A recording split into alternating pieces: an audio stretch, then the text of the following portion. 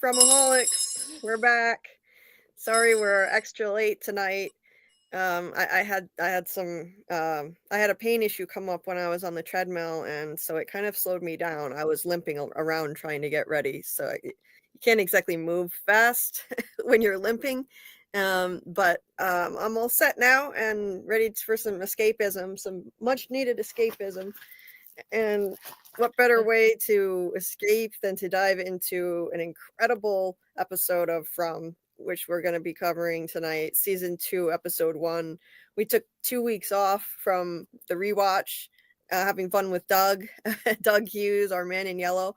But tonight we're going to dive back in, and I've got a whole lot to say on this one. I can tell you that. And I know Scarlet, I'm sure you have a lot to say too. And I love your that looks a lot like that's not the suitcase from the show, is it? It looks a lot like it. It's a suitcase from the show. Do you think I'm gonna get pulled for copyright?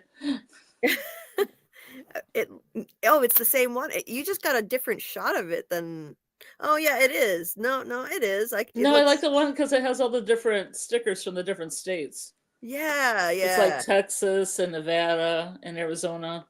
I didn't know if that lined up with the people that were from, or if that was something. Yeah, nah, it could. Yeah, it definitely could. I never really looked that close at the other stickers on it. But it won't get me banned, right?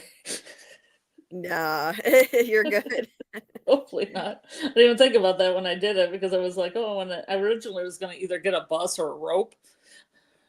Yeah, no, I think that's perfect, and it was also a huge clue to Tabitha's reincarnation. So, it's a good choice. Anyway, good morning, Dieter.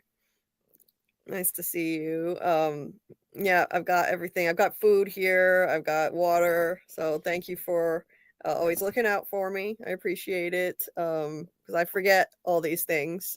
I gotta be reminded to eat and drink. That's pretty bad. Okay. So, hey, Bill Chill. Hey, Fromelia, yeah. Fromelia, Fromaholics, everybody's welcome here. And Fromily, whatever you want to call yourselves. Thanks. Team Sarah in the building. Yeah. Yeah. One of those guys, huh? You think you can fix her? Is that it? Fix her? Because I got news for you. You better sleep with one eye open. She's a fixer-upper. She's one hell of a fixer-upper, yeah. Yeah. In for a wild ride. You're in for a wild ride. Hey, Martin.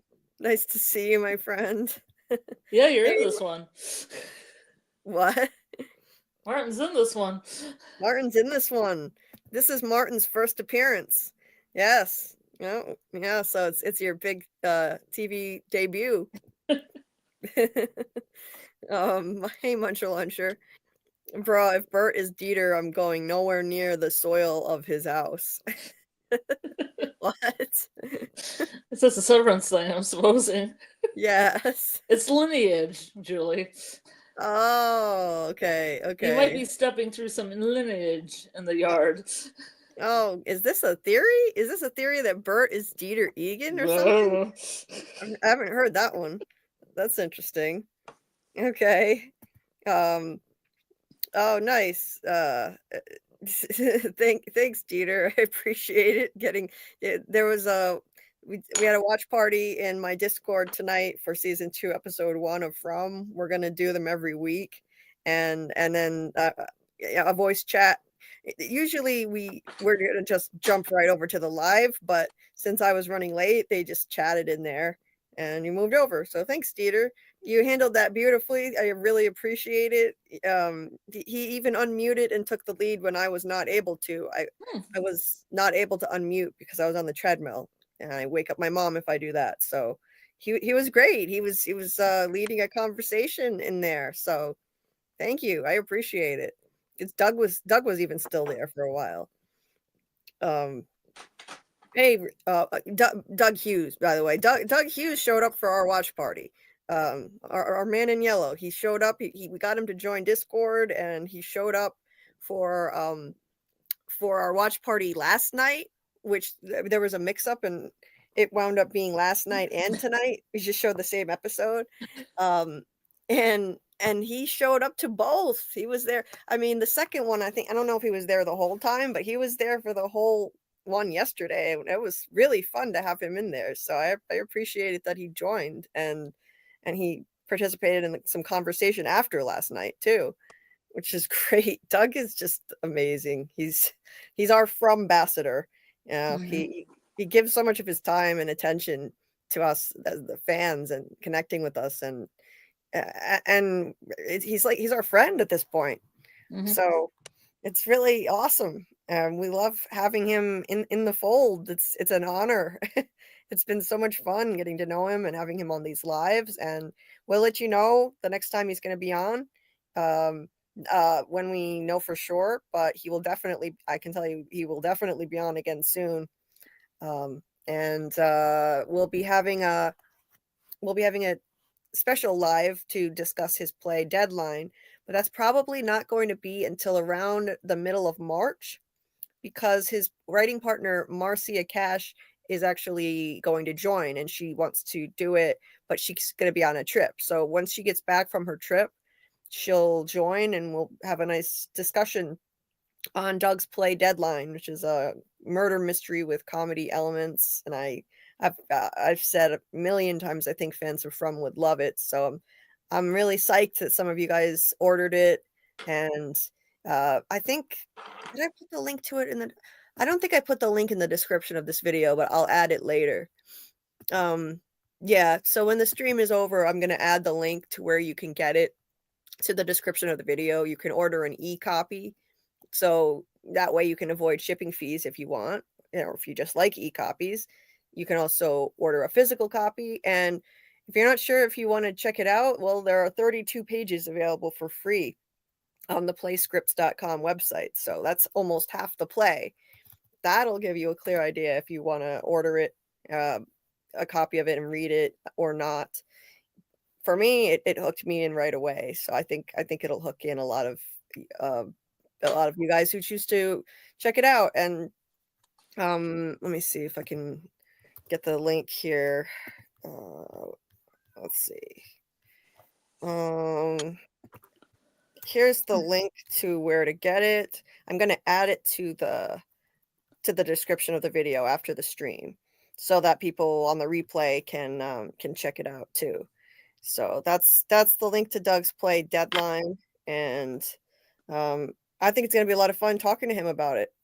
So yeah, it'll be a good time. And I mean, the parallels to From are so strong, you know, two playwrights who get trapped in the murder mystery that they're writing, people dying left and right. It's very From adjacent, you know, that type of concept, and it's also just incredibly witty and clever, just like Doug. So if you enjoy Doug on our live streams and his wit, his cleverness, you'll enjoy the play. Anyway, so what the hell? My mom's cat is howling out there. She's not. She's cats. Jeez. Becoming a werecat. Yeah. Jesus. Is it a full moon? Yeah. I don't know. But they do this weird howling thing all the time for no reason. Sound like a baby? Yes. Yeah. My cat doesn't. My cat does it. My mom's cat does it. He wasn't always like this though. He's getting weird in his old age. He doesn't like using a litter box anymore now. I think he's got I think he's got kitty dementia. Oh no. He peed on every throw blanket and every single throw blanket that we had. My mom's had to get rid of now because he peed them all, and every pet bed he peed all of them. Yeah. Yikes. Yeah. But we figured out a solution. If we put puppy pads down in front of the litter boxes, then he uses those. So now we've got him puppy pad trained. So weird. I don't know, but it's just got to be his old age. Anyway, hey, Real Therapy. So for those who don't know, this is Grow and Thrive. She started her own channel calling it real therapy because she's looking at shows from a psychological standpoint and analyzing them through that lens. And it's so great. It's a great concept for a channel. I watched her first video on Severance, and it's extremely insightful, just like I figured it would be. So Dieter put the link to her channel in the chat already, I see. Thank you, Dieter. So make sure you check out her channel. She's a lovely member of the Frumley here, a lovely member of our community. And so give her channel a view and consider subscribing, and check out her first video if you watch Severance. So, and I'm sure she's going to be coming out with more soon. And we're proud of her. Yeah, that's awesome. I love to see people striking out and starting their own channels and being inspired enough to do it. It's just it's such a cool thing. I love it. So, and there's room for everybody in the community. So, the more the merrier. So, I love it. I love to see it. And you're doing great. Your first video out the gate already was so professional and well edited together too. So, awesome job. Anyway, let's see here. Well, Wolf Spear, nice to see you. Hey, Scott. Scott was in our watch party. He was hanging out in there in the voice chat too. And truly appreciate Scott. He just popped in from one of Zach's raids, and now he's part of our community. So thank you, Zach, because Scott is terrific. He is great. Muncher Ledger says I better report Scarlett's profile picture for copyright. No! I can change it. You want me to change it? No.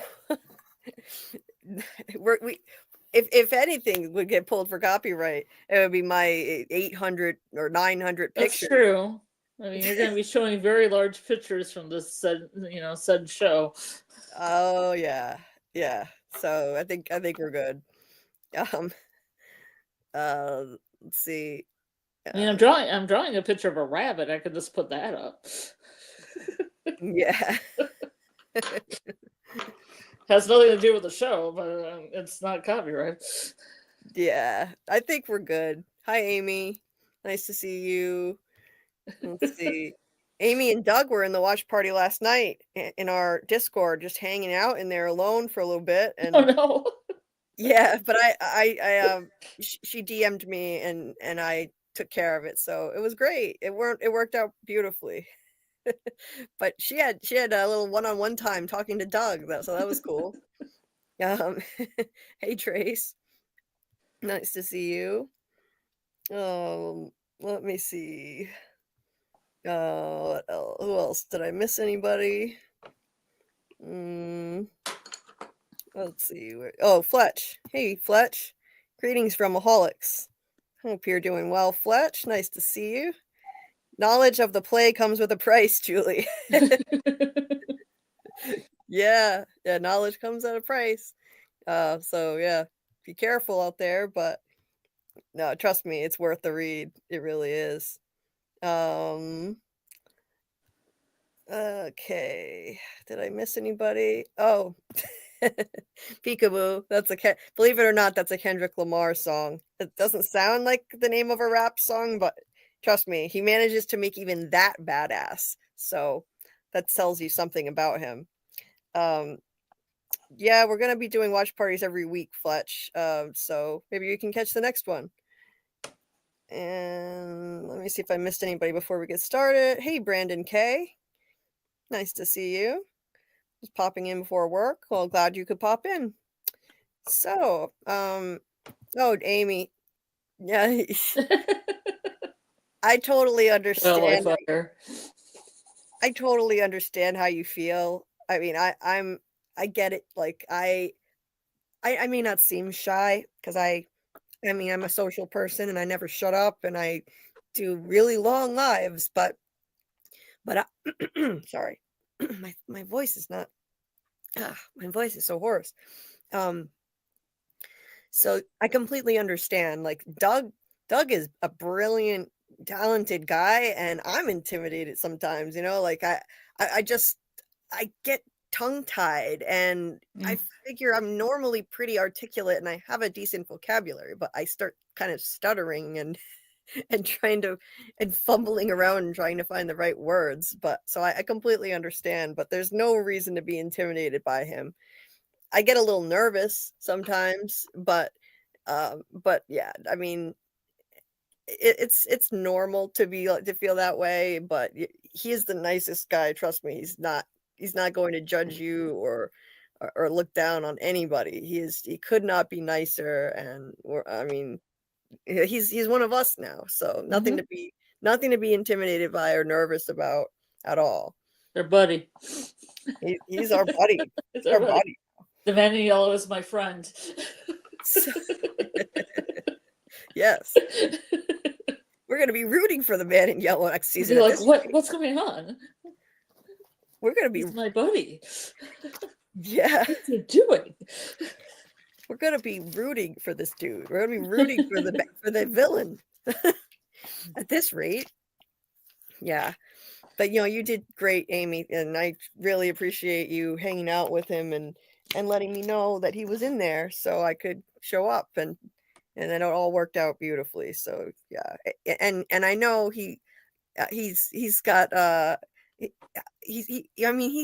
actually treats you like a friend every time he's on here. He always shouts Amy out, says hi Amy, ever since he played Happy Birthday to her on his saxophone.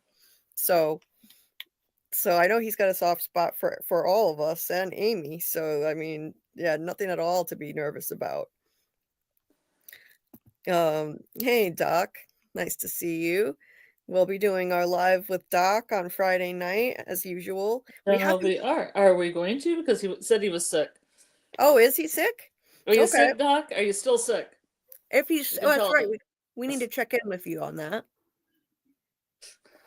So we'll check in with Doc and see if he's still sick or if he's feeling better. We'll play it by ear. I mean, so yeah, if not, there may be another reason to go live Friday night. So stay tuned on that.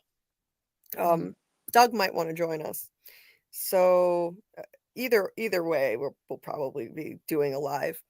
But yeah, we'll keep you posted on whether we're doing a From Academy topic or not this week, and we will announce that after. Thank you, Fletch, for reminding people to please hit the like button. Yes, please do. Please hit the like button. That helps people find the stream. It helps with the algorithm, and I appreciate it. Let's see. Hey, Faith. Nice to see you, Faith and Repentance. Doug is one of us. Yes, he is one of us. We've claimed him now. He's ours. We've claimed him. We've got our hooks in him. He's one of us. I was gonna say something about our lineage, but I was like, no, that's too far. Yeah. Yeah. He's just one of the gang, and I have to pinch myself sometimes. He's been on like at least 6 lives now, and it's so kind of him to do. I just love that he wants to be here with us. It makes me so happy. It's always a good time.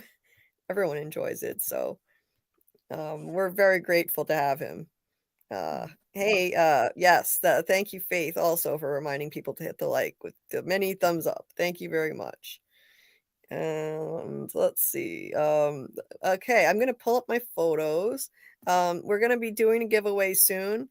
And also, if you want to order one of Alexis's awesome crochet dolls that she does of the From characters, you can go to that link that Dieter put in the chat, and she does them via her Instagram account. You can see pictures, and pretty soon we're going to be doing a giveaway of a jade doll, so stay tuned on that. She's going to let us know when she's ready to start working on it and come on and officially do the giveaway. So that's awesome of her to do that. So yeah, check out her stuff. She does beautiful work. Still recovering. Yeah, okay. Well, I hope you keep recovering, Doc, and feel better soon. Yeah, being sick is no fun. Yeah. So if we do a live, it'll be because Doug wants to join. So stay tuned on that, because he said that he probably wanted to. So we'll see if Doug is free, then we'll probably pop up and do a live Friday. Not a long one though. And I know I always say that, but there's something going on with me where my pain has been getting a lot worse lately, so I probably should take better care of myself Friday night. And if we do one, it'll be a normal length live and then get off. So anyway, feel better, Doc. Yes. Hey, Kelly. Nice to see you. Doug is a regular guy. Yeah, he's, he doesn't understand why people get all excited and freaking out when he shows up. It's amazing how he joined Discord. It's amazing, but he just considers himself a regular guy, so he probably wouldn't get why we're amazed, but we are. Hey, Miss J's Reviews. Nice to see you. And yeah, Miss J's Reviews has a channel. So Dieter put her link in the chat. Thanks, Dieter. Check out Miss J's Reviews channel. This is the better half of our friend Mr. Grant Gregory, who joins us sometimes. And yeah, so yeah, so there's a PayPal. I do have that. Dieter helped me out with setting up a PayPal account, so now I have that in addition to the Cashapp and Venmo, which I know are not accessible in other countries. So, I mean, people freak out when they see Doug because look at what he did to Jim, right? Yeah, yeah, look at what he did to Jim. I mean, yeah, if you're on the show and you see him coming, yeah, you're in trouble. Like anybody who has scenes with him, you may not be making out. You're probably not making it out of that episode, unless you're future Julie. And apparently he has. Oh, Scarlet dropped off. Scarlet probably has she was probably trying to Google something, and when that happens, it kicks her off. Anyway,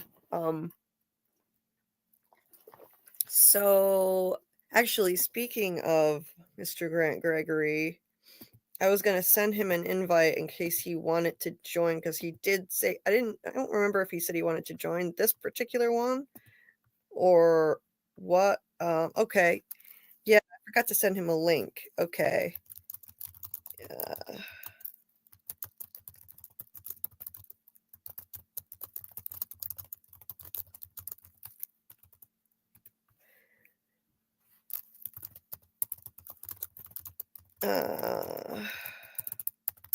Sorry about that, guys, for the long pause. Here we go. Here's Scarlet. Scarlet is back.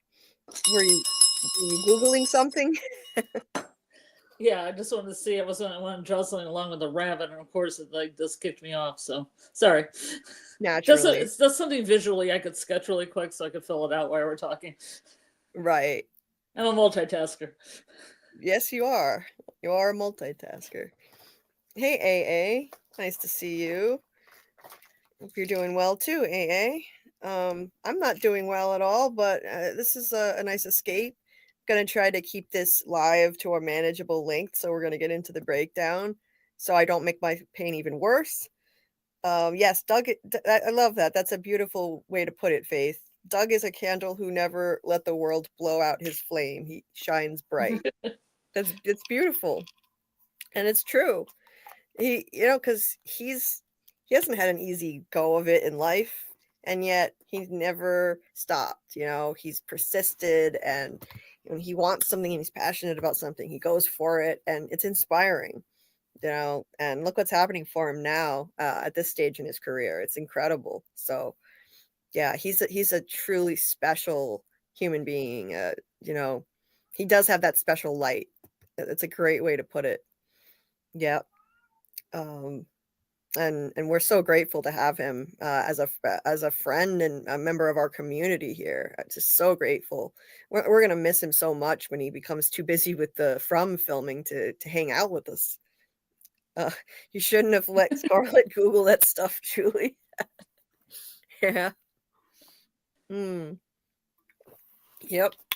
Shouldn't have let her do that.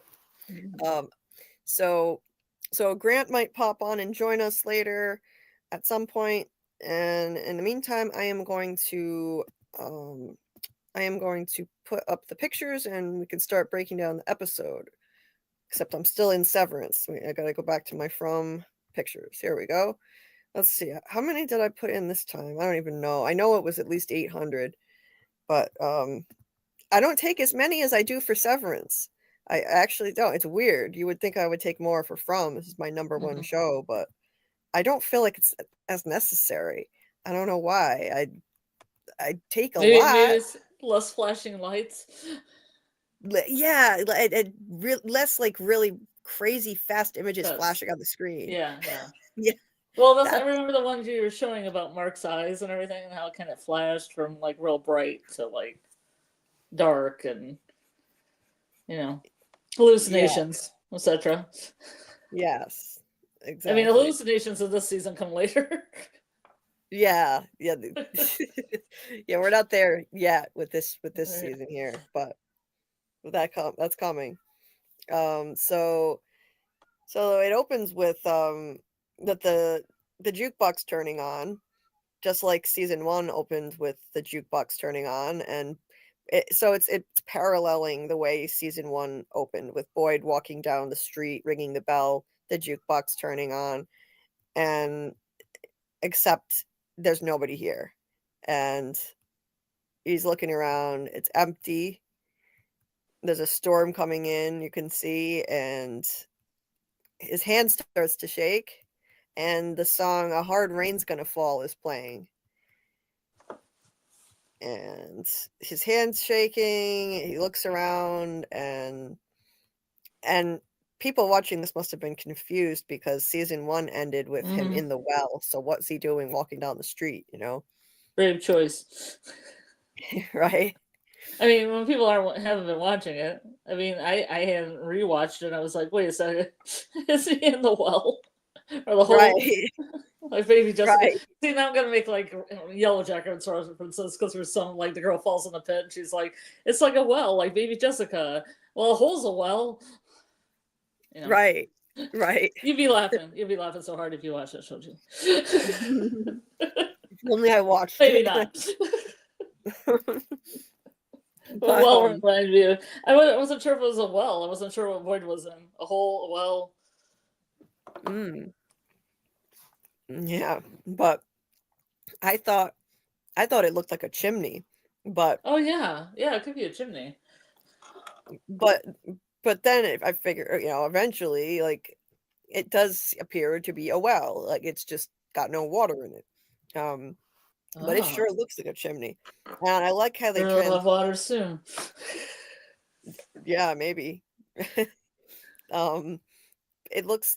I love how they did this transition where you've got the overhead shot of his face as he dropped to the bell, and the rain is falling on him, and then it transitions to him in the chimney from the overhead shot. So that was cool. That was a good transition. And so there, yeah, it's like, okay, he's dreaming. He's dreaming within a dream state. So it's a dream state where he's in a waking dream, but he was asleep within the waking dream. So just to make it even more trippy. So some people were confused by that and didn't understand that this is a dream state, and because he's not literally asleep. It's a waking dream. It's a waking dream. And we don't this did not become clear to me until the end of the season, when he re-entered it to see Julie, Randall, and Marielle chained up in there. That's when you know it's a dream state, because their real bodies were back in town. So then, ergo, this is also a dream state. It's the same location. Martin is part of it. So yeah, he's actually having a waking dream. He's in a vision. I think the entire time he's in here, he's just his actual body is probably like in the ruins of the dungeon, and maybe he's laying there having a seizure or something. We just didn't see that side of it. But at any rate, I can only imagine that's what was happening, but because he's not physically, I don't. The only other explanation I can think of is it some people have thought maybe it's a physical place that. Well, no. It's a dream state, but he physically had the power to enter it. But I don't know about that. But we'll just have to wonder about that forever, because we're never gonna know. We're never gonna actually see where he was, like if he was actually laying in the ruins this entire time, having a seizure or passed out or something. but you know, this place is not really there in present day Fromville. It's not there. Mhm. It's ruined. It's just nothing but ruins. So, you know, it just makes you wonder where the hell, like, what was he actually doing when he felt like he was in this situation? I I I would have to say he was having a seizure, laying in the Yeah. ruins. It seems how, like, when Julie's there, that's what happens. Exactly. Yeah. That's how Julie got there. She was laying in the ruins having a seizure. So, Or it could just be a special faraway tree that takes you to the fairy realm. yeah, maybe. You know, they have fairy realms, and you can be standing there, and it's there. But I mean, I watched True Blood. The fairy realm was like that. It was there, but not there. Yeah, exactly. So yeah, it could be something like that. He tries to climb, like putting his feet up on the sides, and he can't. And then there's this really cool, like, unsettling shot where the camera is going up while he's screaming. Camera's going up and showing just how deep that thing is. And and I love this transition. So like you get this jarring shot showing just how deep of a well he's trapped in here, screaming, and then it transitions to Elgin's ear. It's like it almost for a second it's like you think, oh, he's in Elgin's ear. Hmm. That was a funny transition. That's very, very David Lynchian. Like Blue Velvet, like goes through an ear, like into an ear. Oh, really?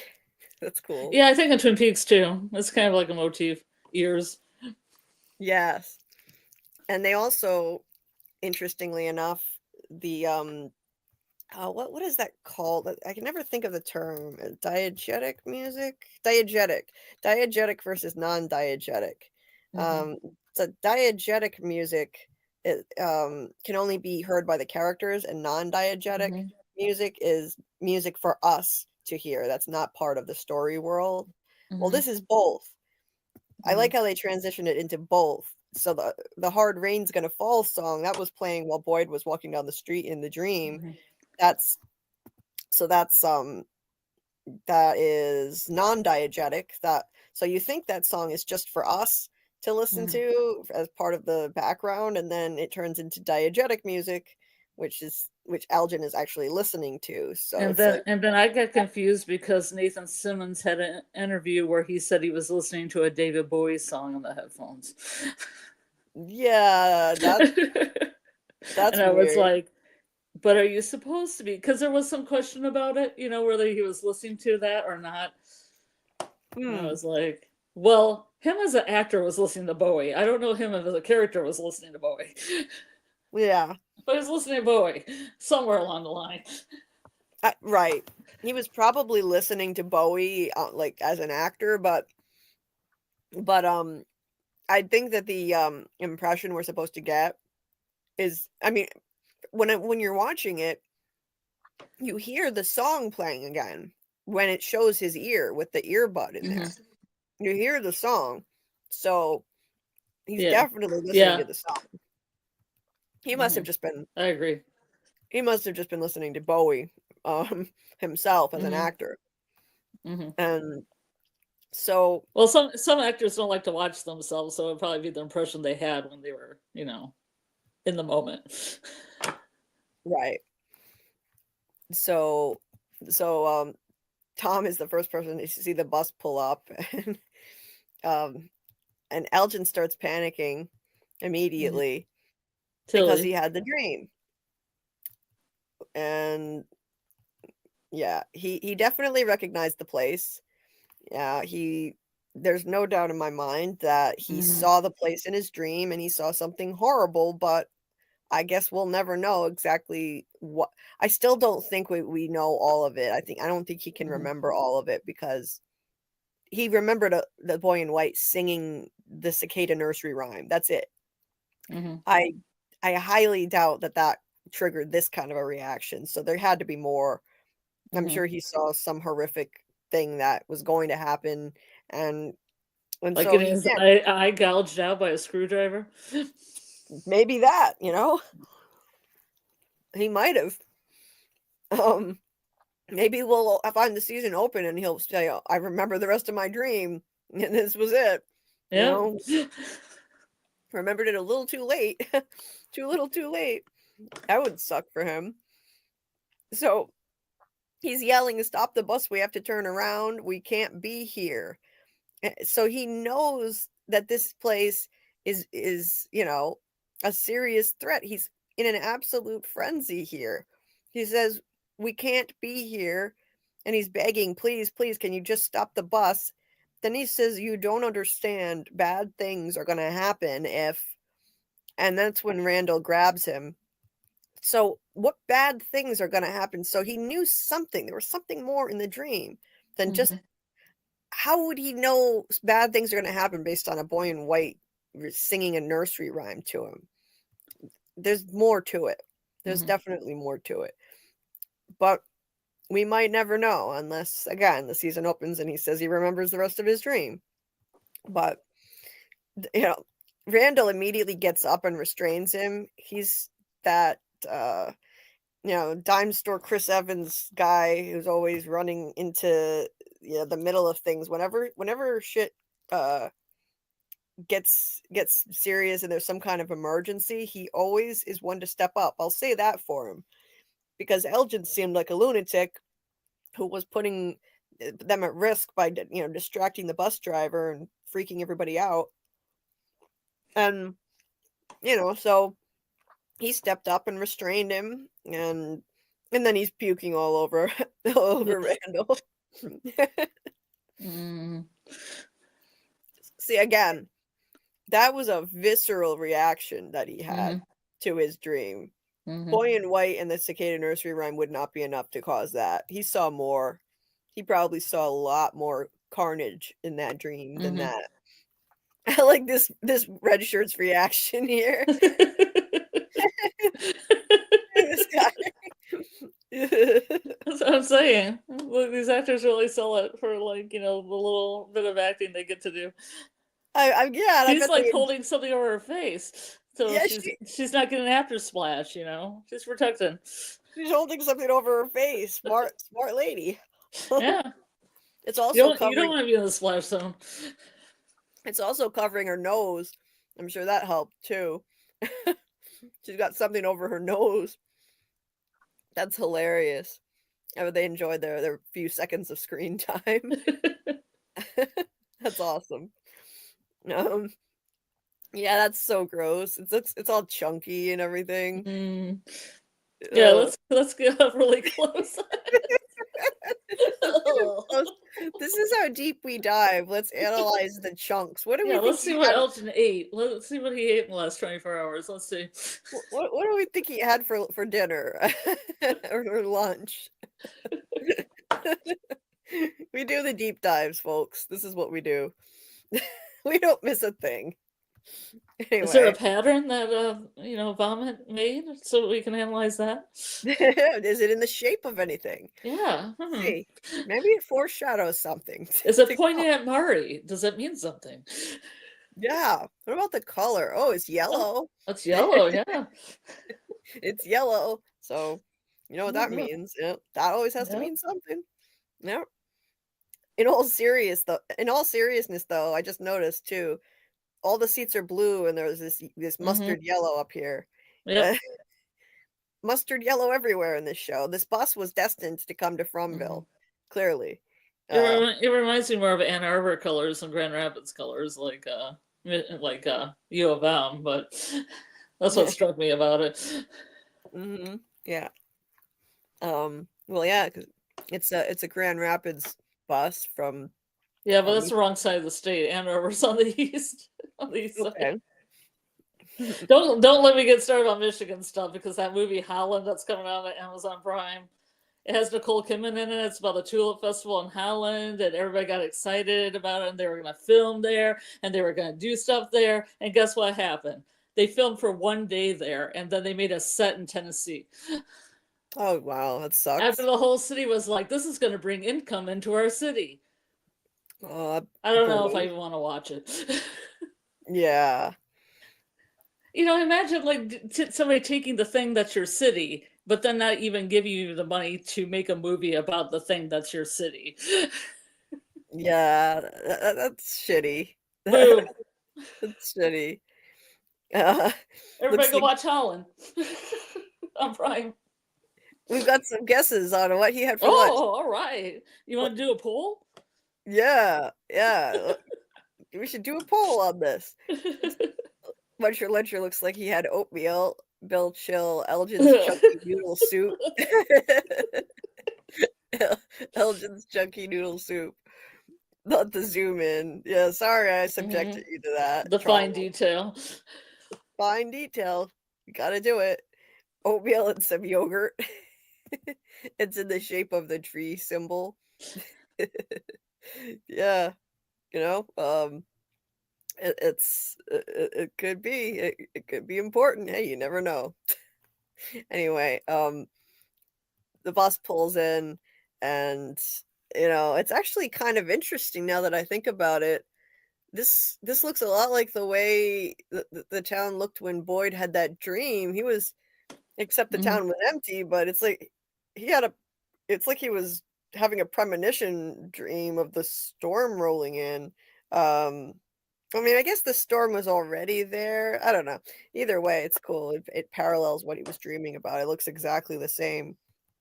And and Boyd is the second one to have a dream of being in the town and it's empty. Tabitha also had that vision in season 1 with the premonition dream. There were the shots of her in an empty town. So it's interesting. She and Boyd both did that. So I don't think in Boyd's case that it's a premonition of anything.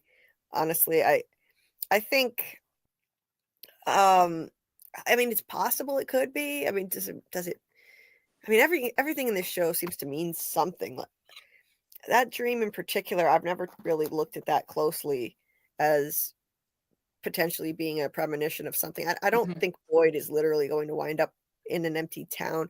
Maybe it just represents his fear that he's not going to be able to protect everyone. Like his hands start shaking and the storm rolls in and like he can't find anyone. So he's maybe he's worried about them. He needs to be getting everyone inside and there's no one around. And then his hand shakes, the storm is coming. I think it's kind of basically just foreshadowing the battle that he has ahead of him. How isolated he's going to be. He's very isolated this season. In season 2, he's very isolated by his visions of the ballerina and the experience that he had in the dungeon dream state that he doesn't tell anybody about, because even though people live in a town where monsters come out at night, they're incredulous about such wild things. So I think it's kind of just there to foreshadow his sense of isolation and set the tone for what the season is going to be like for him, just really going through it. That's my interpretation of it.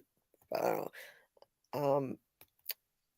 So yeah, the bus is in front of the diner, and up at Colony House, all hell is breaking loose. They're trying to save as much of the equipment from the radio tower as possible. All the lamps, all the bulbs just burst. The glass flew everywhere. Clara got some in her eye, and just damn near almost went directly in her eye. It was close too. She could have lost an eye herself. So Christy takes a look at her. They're trying to get the radio equipment in, save as much of it as they can. And as Jade is picking something up off of the ground that he dropped, he looks down and there's a goddamn bus in town. Like, what the fuck? Seriously? Yeah. This is a cool shot too. They're really on high ground. Over the tree line and everything. He's the first one to spot the bus, and I love his reaction to it, his facial expression, like, what the actual fuck? A busload of people? This is absolute nightmare. All hell's breaking loose, and now we've got a busload of strangers showing up to town near the end of the day. That's one of his best Jade faces for me. That's one of the most iconic shots of him, I think. Him on the porch spotting the bus. I love it. his reaction is so good. And then him trying to get everyone's attention, yelling, Donna, Donna, Donna. Yeah. No one's listening to him. It's complete pandemonium. And right here, we've got another near-death experience for Ethan to report. A very near-death, yeah, that's right. close call. Could it be because he has a future that's set in stone and you can't kill this kid? I'm starting to think so. This kid was sitting right here. Just watch this. He's sitting here on this little, I don't know what you call this thing. It's not a couch, but whatever it is. He's sitting there and Donna says, get the kids upstairs. And Fatima goes to get Ethan.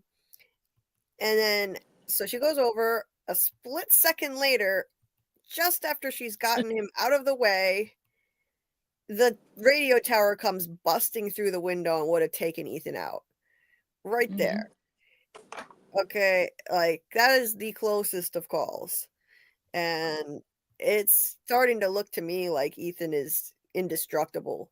Now, and now he has a vendetta against the radio tower. Yeah, that's a good point. The radio tower tried to kill him. Yeah, it almost did. So, he has good reason. If he one day becomes the man in yellow, he'd have good reason to be pissed about people building it. Yep. At the very least, I would say that Ethan is under protection of this place, just like Victor. At the very least, the very minimum, because he has survived way too many brushes with death in this show. From season 1 to season 3. He almost died in the RV. His leg was impaled. Then somehow this place magically healed his leg really quickly. Not everyone gets that kind of fast healing. Jim didn't get that. He spent the whole of season 2 limping around after being under that house. And yes, Ellis got fast healing too, but anyway, the point is that Ethan survived that brush with death with the RV. And then Sarah tried to unalive him, and he barely got away from Sarah. That was number 2. This one is number 3. The tower almost took him out. Then you had in season 3 2 more attempts on his life. One of them was some entity trying to lure him outside, saying, Mom's coming back on an ambulance. You have to be brave. But I'm going out of order. The 4th attempt on his life was when Alma the goat just strolled on past his window at night, and some entity must know that's Ethan's favorite goat. I swear to God, because that was trying to lure him outside, and it worked. He ran outside, and he didn't run outside. He opened the door to Granny Monster, who then chased them, and yeah, another brush with death. That was number 4. Number 5 was when evil fake Thomas called and said, Mom's coming back on the ambulance. You have to be brave. The ambulance showed up. Ethan ran outside at night and was narrowly saved again. So that's 5 attempts on his life since the beginning of the show that I can remember. 5 brushes with death. And so I would have to conclude, I'm starting to think he's either protected the way Victor has been protected, I believe, by some force, and that's how he's survived 40 years in this place, especially alone as a child. There's just no way he could have survived without some kind of supernatural protection. So I think Ethan he's either under that same protection, or he can't be killed because he's gonna become the man in yellow. This is the way time travel rules work. In the bootstrap paradox version of time travel, you cannot go back and unalive someone who already has a future. It won't work. No matter what you try, it won't work. You try to shoot them, the gun will jam every time. So if this is a bootstrap paradox, which I think it is, because that was what happened with Julie throwing the rope to Boyd. Boyd goes on to save Julie later. Then Julie throws the rope to Boyd. That's a bootstrap paradox. It's an endless circle. So if we're working on that model, that happens in this episode, because I tried to count the number of seconds to see how much dialogue could be in between Julie and Martin before that rope's dropped. yeah, good idea. Julie throwing the rope to Boyd happens in this episode. We just don't know that yet, that it's Julie. So it looks like this show is using bootstrap paradoxes. And if that's the case, it is not possible to go back in time and unalive someone who already has a future. Under that model of time travel, you can't do that. So if Ethan is destined to, at the very least, I'd say Ethan is destined to have a future, so you can't kill him. And he has a special role in the place, so he may be under some kind of protection where you just can't. He's like the new Victor. He's been chosen by the boy in white, according to Victor. So you could put it down to that. Either way, yeah, I don't think you could do anything to this kid. I think he's pretty much got as much plot armor as Boyd at this point. And the only thing that could happen, if he grows too much, they might send him through a faraway tree and just say, "Oh, yeah, look, he's been gone. Looks like he's been gone 2 years, but it's only been a short time." Explain it like that. Time travel. But yeah, it's just too uncanny. This kid keeps surviving over and over again. And yeah, they're all just gawking at the tower that just busted through the window. And by the way, Donna predicted that the tower was going to come down too. So I wonder if she manifested it by saying it, because she said in the season finale of season 1, and we've got about 10 minutes before that tower comes crashing down. And she was pretty much right. So yeah. Mole. Yeah. Oh yeah. Maybe the Donna mole theory isn't so out there after all. But anyway, yeah, bottom line on Ethan, if he is destined to become the man in yellow, then he already has a future, so nothing anybody could do would work in trying to kill him. You wouldn't be able to do it. So either that or he's under protection, as far as I'm concerned. It's one of the two. Look at Jade's face. I love Jade's facial expression in this scene. He's desperately trying to get somebody to just listen to him, and there's a goddamn bus down the street. His faces are the best. I love it. Oh my god. And then he finally is like, "Dada!" And she's like, "What?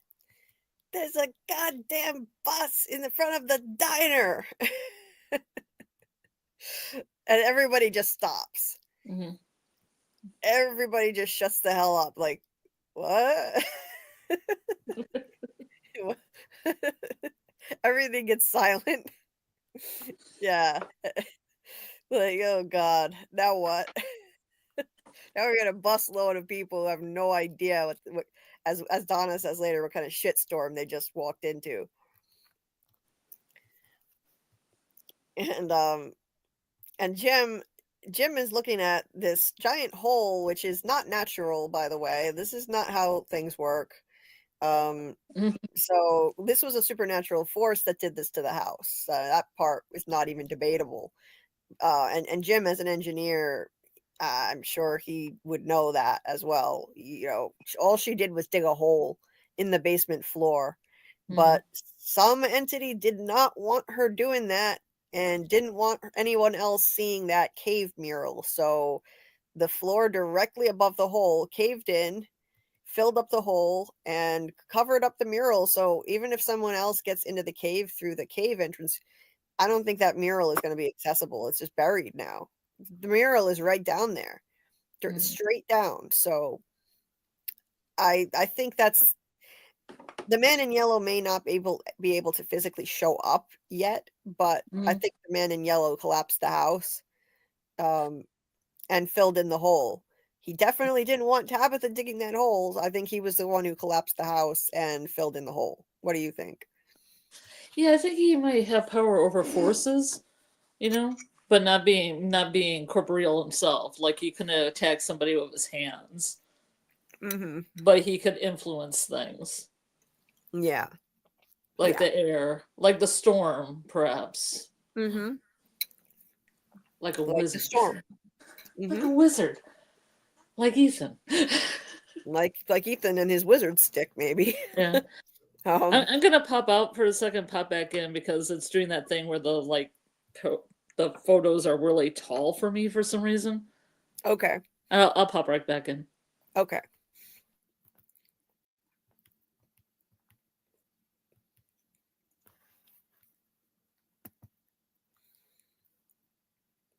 It was daytime. Doug did this. That's great. It was Doug. Yeah. Yeah, Doug is responsible. Definitely. Yep. Yeah. All the main characters have had interactions with Ethan by now, no? I think so.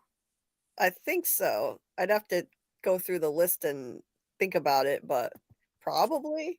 Yeah. Um, from Ethan's mind. Yeah. Maybe Ethan manifested all of it. I know that's a theory. Hey, who knows? Uh, Faith says, I think somehow the man in yellow and maybe main entities can hear and see more than we know. How else would they know the hole was being dug by Tabby? Well, I have always thought that it was some kind of omniscient power, whatever whatever I think whatever made that, like, said that to her. I always thought, okay, this entity knew that she was digging the hole because it must be all seeing and all knowing. And I say that because, yeah, there could be cameras in there or something, but it's not just that it knew Tabitha was digging the hole. Like later on, I mean, you find out that much later, we find out that some entity heard Boyd yelling in the middle of the woods, "You don't break me," in daylight. And the monsters then threw it in his face later. And yeah, you could say, well, the monsters could have been underground underneath him and heard him, but I don't believe that. They're asleep during the day. I think that there's an entity that knows what's going to happen before it happens. And another thing too, the boy in white. The boy in white in this episode, Victor says the boy in white told him to wait in the tunnel for Tabitha, that she would be coming. How'd the boy in white know? He knew something that was going to happen before it happened. The voices in Sarah's head knew that 2 cars were going to come.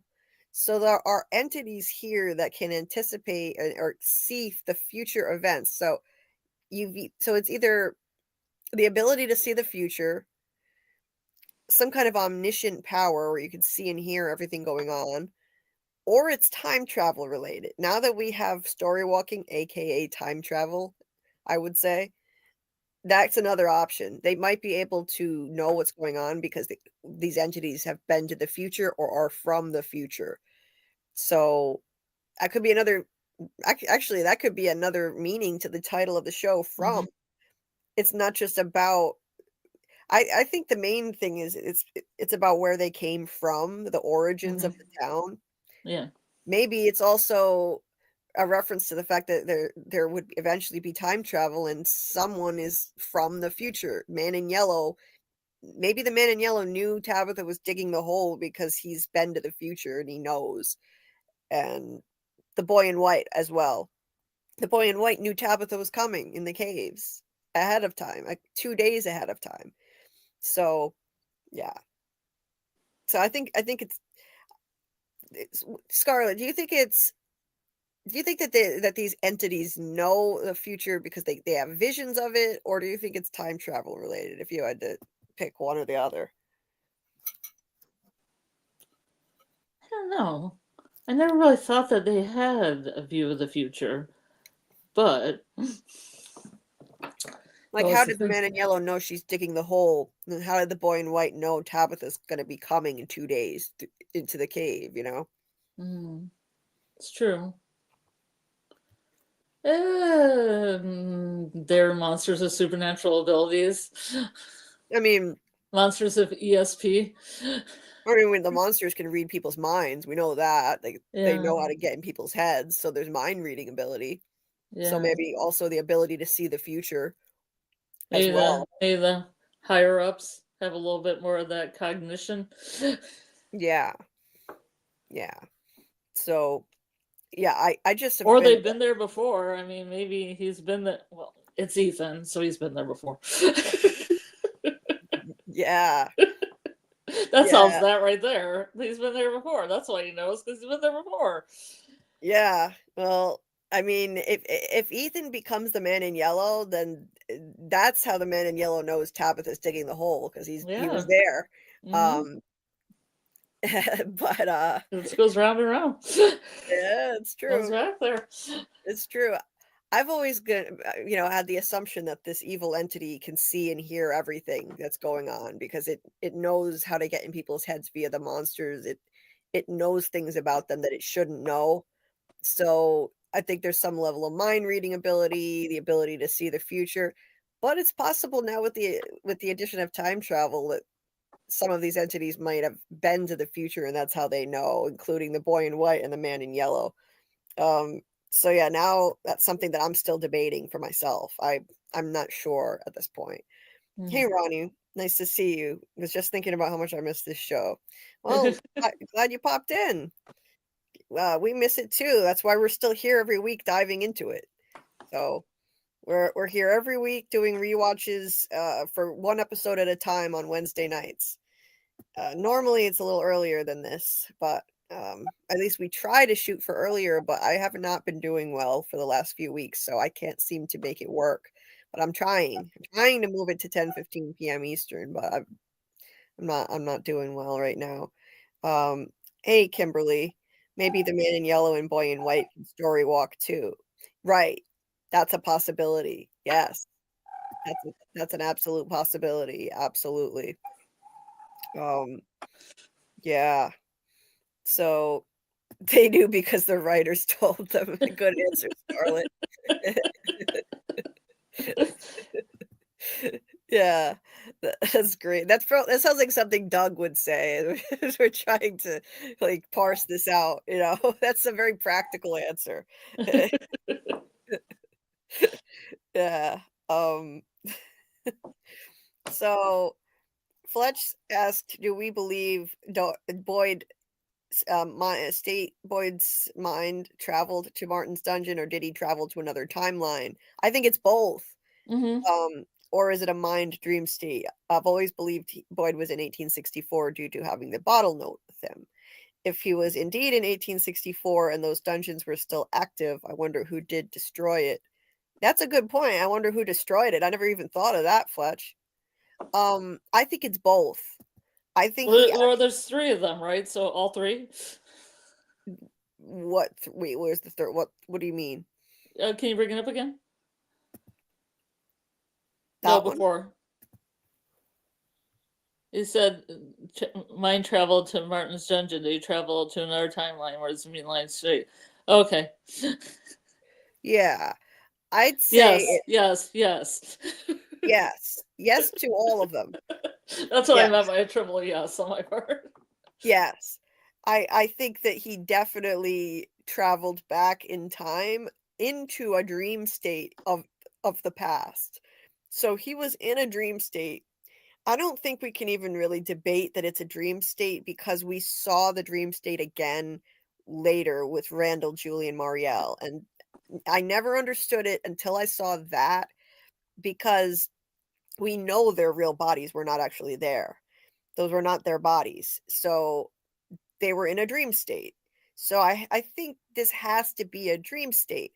However, that doesn't mean it can't be a dream Yeah. state from the past. People think it has to be one or the other. It can be both. Mm-hmm. I think it's both, and I agree with Fletch that he went there because he had that 1864 note in his pocket. Yeah. What Yep. what do you think? You think it's both? Mm-hmm. Yeah. I've always believed it was both. Yeah, because I think that 1864 note, Mm-hmm. we did find out later that the numbers in the bottle trees correspond to musical notes. However, Mm-hmm. there was only one of those numbers also corresponded to a number in Tabitha's premonition dream, and that was 1864. Mm-hmm. In her dream, I think those were all years. And because none of those other numbers showed up in the bottle trees, by the way. We saw the list of the numbers. None of them were there except one, 1864. So in that case, I think that one was corresponding to a year, and it took him there as a result. Each of those years in Tabby's dream was probably, we've talked about this, a year that she was reincarnated, that she died and was reincarnated again. So that, yeah, that's what I think anyway. But yeah, he could easily have traveled back in time into a dream state from the past for sure. Yeah. Yeah, they needed the torch. Boyd went there awake. He went there awake, into a waking dream. So it's like he's awake. It's a dream state that he's entering awake. And he's the only person who's been able to do that up until Julie. No one else was able to actually like enter a dream state by, controlling it when he wanted to. For everyone else, waking dreams just kind of happened to them. So that was a cool moment that they were able to do that. Anyway, getting back into this, Jim is trying to dig Tabitha out of the hole. And Victor and Tabitha are making their way through the cave, and this is where Tabby starts getting super annoying. No. Oh my god, Victor, what are we doing? Where are we going? Victor, oh my god, no. Shut up, Tabby, the monsters are sleeping. Jesus Christ.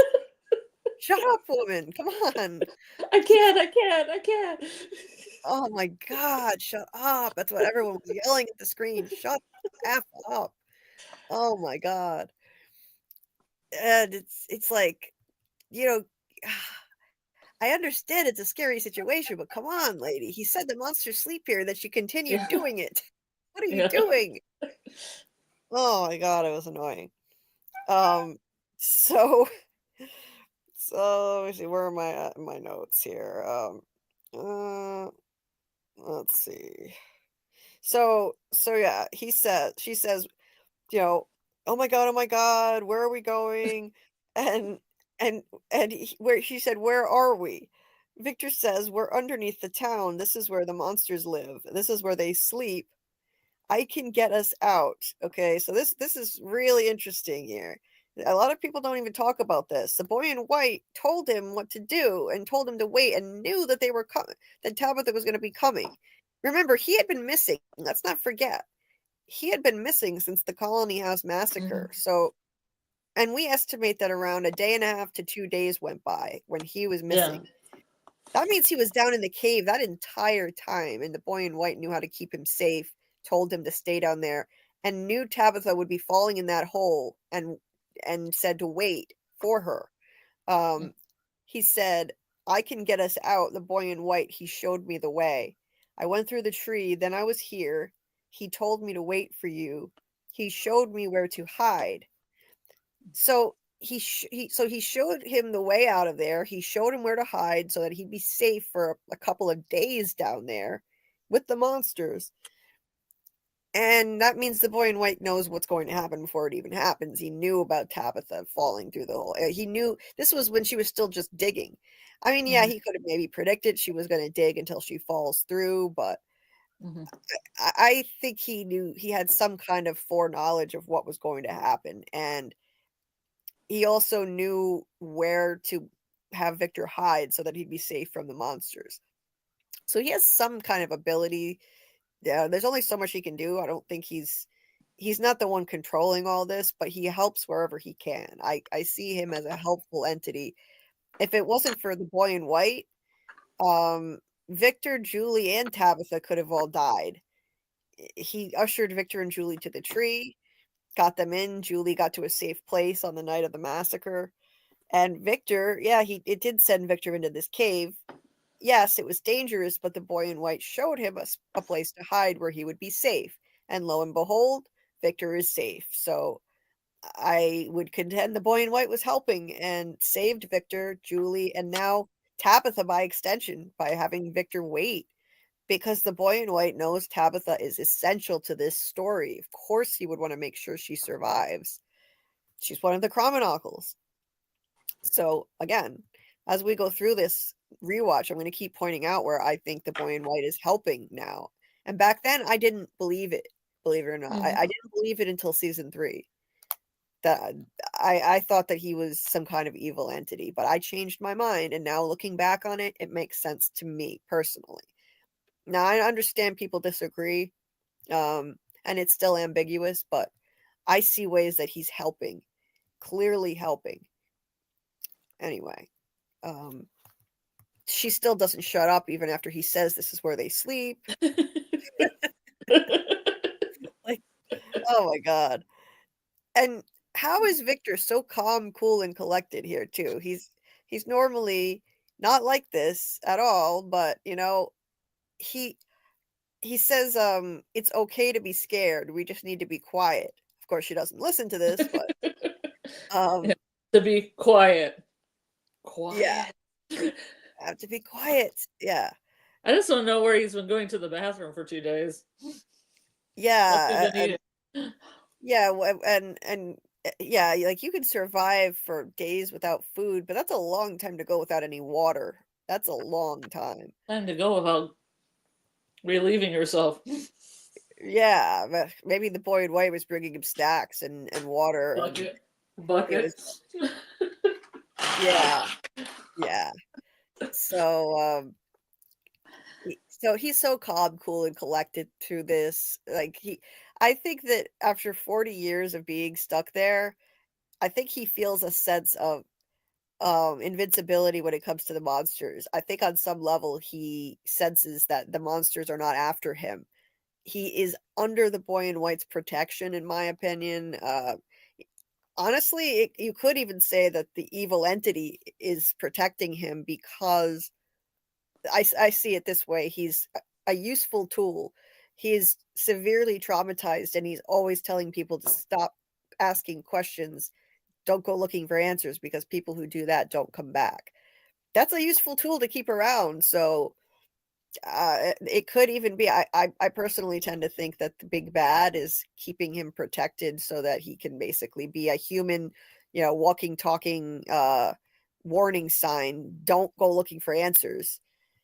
That's the objective. But now I think he may be in danger because in season 3 he's starting to dig for answers in his memories that he lost. So I hate to say it, but once he remembers everything, we could lose him off the show. It could happen.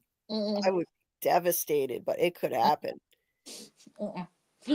But he feels some measure of invincibility here, and you can tell. And I mean, like that monster said in season 3, Victor, if you keep coming down here, one of these days we might make you stay. How often does he come down there? So they just hang out with Jasper. Yeah. Play some cards. Yeah. I don't think he feels like. I don't think it feels threatened by the monsters at all. The only thing that triggers him down here is Jasper. That's it.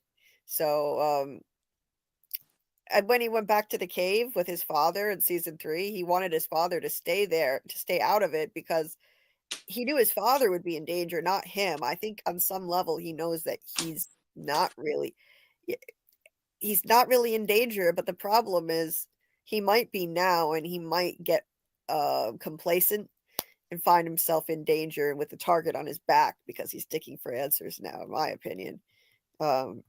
So they go by the suitcase, and Tabitha stops and checks it out, and it's very old.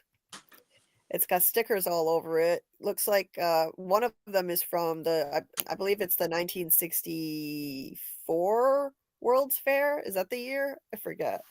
Yeah. 1964. That's it right there. World's Fair sticker. So this is old, clearly very old. And look, it's the Hawaiian lady too. It's the Hawaiian lady from the billboard. So yeah, that's a weird connection. I think this was Tabitha's suitcase in a previous life, and I think that this is another clue that she was reincarnated that was right in front of us the whole time, because trying trying to zoom back out and it won't let me, damn it. She opens the thing and she pulls out, I swear to God, I still think this looks like lingerie. I will forever say this looks like lingerie. Look at this. It's not even thick like a wedding dress. It's like slippery and silky, and it's The like silky wedding dress. It looks like satin. But well, okay, wedding dresses are made of satin. They're also very thick and full. I don't know. We'll call it a wedding dress. Go sexy. If you want to go full on sexy for. Yeah. So she picks it up and says, "What the fuck?" And that moment was never. We never returned to it again. It was never brought up again. I think it has more significance if it's a wedding dress, and it was her wedding dress. Oh, absolutely. I mean, it was either her wedding dress or it was her bridal lingerie, because she says, "What the fuck?" as if she recognizes it. And she just stops in her tracks. Then Victor says, we have to keep moving. And so then she gets up and leaves, and they never revisit this topic again. But I definitely, and we're never going to get a definitive answer, but I guarantee you that was hers. Mm-hmm. I think that was, we already had our first clue that she was reincarnated when she found the bracelet in season 1. That was the first clue. This is the second one. So they were laying a trail of breadcrumbs from the beginning. Actually, I mean, if you really want to go back, I mean, it's not technically an overt clue, but the fact that she was passed out unconscious in the RV when they got there, that was foreshadowing that she was reincarnated, that she died and came back there over and over again because she looked dead. Anyway, so the clues were there from the beginning. The trail of breadcrumbs, they were there. Which is so cool. I love how they did that. But they kind of leave it us to figure that out for ourselves, because I don't think they're ever going to revisit that suitcase again. But it's just like, why did she have that reaction to it? I mean, yeah. So I love how they did that. That is nasty. Yeah. That glass narrowly missed her eyeball. Mm-hmm. Christy takes it out, and Clara gets a bit more of a speaking role this season. She's got a scene with some lines with Jay that are quite interesting that we'll get to. Donna and Kenny are getting ready to go down and meet the bus, and Donna is saying, to Matthias, go get the shotguns. Kenny doesn't think that's necessary, and Donna is like, oh yeah, really? There's a fucking bus down there. God knows how many people with zero idea of what kind of shitstorm they just rolled into. How do you think they're going to react when we tell them they can't leave? She says, we have a long night ahead of us. Boyd picked a hell of a time to go on safari. If she goes sideways, you need to be ready to step up. I love Donna. I just love Donna. Those are great lines. Boyd's on safari, yeah. And so she's telling Kenny, man up. You got to be ready to man up, be the sheriff, and yeah, shit could go sideways. And she was right when she said that they have a long night ahead of them. Boy, do they! The next episode is one hell of a night. So they get going, and then we have the beginning of the Tilly is a mole theory. This is where it was born. This is the genesis of the Fanny Pack Granny is sus theory, right here. Tilly dancing in the rain. How dare she dance in the rain? How dare she dance in the rain? Look at it. Look at her. Look at her. Just the joy of this. Look at that. Just joyous. Now, I have my own pet theory on this. Now my theory, that I don't believe that she was ever a witch or a mole or anything like that at all. Now she's spinning around dancing and saying, come join me, and but notice the pose that she's in right here.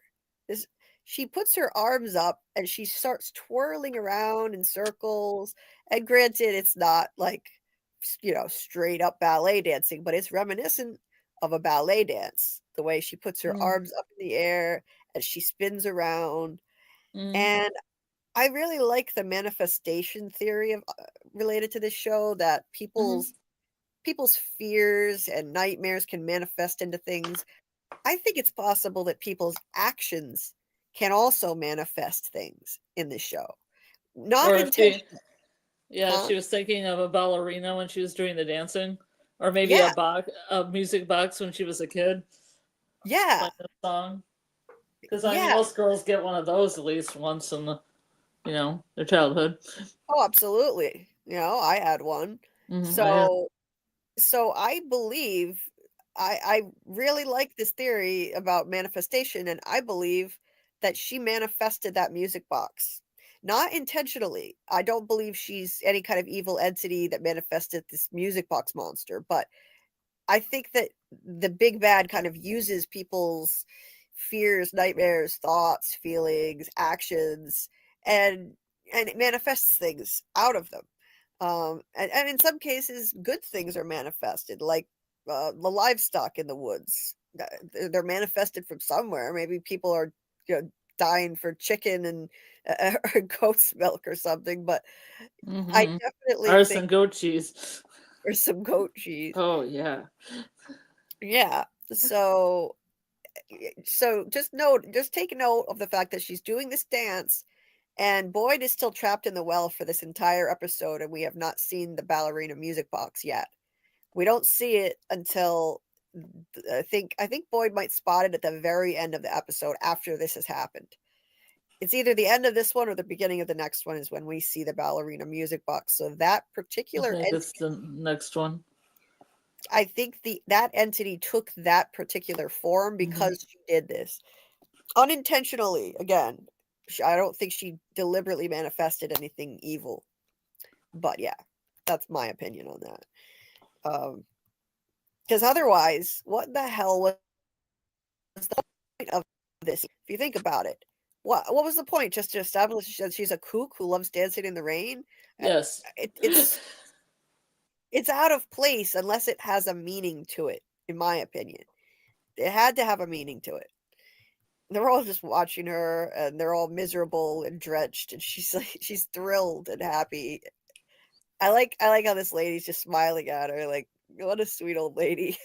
Yeah, I mean, she's causing some happiness in some people, so that's a plus. Look, it's Kelly.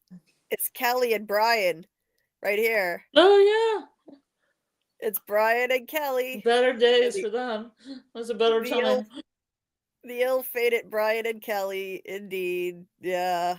The good old days. Yeah, they got a little bit of enjoyment The out good of old day.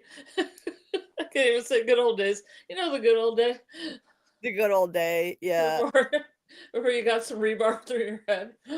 Before, yeah, the rebar through Kelly's head, and yeah, poor Brian tortured to death in front of her.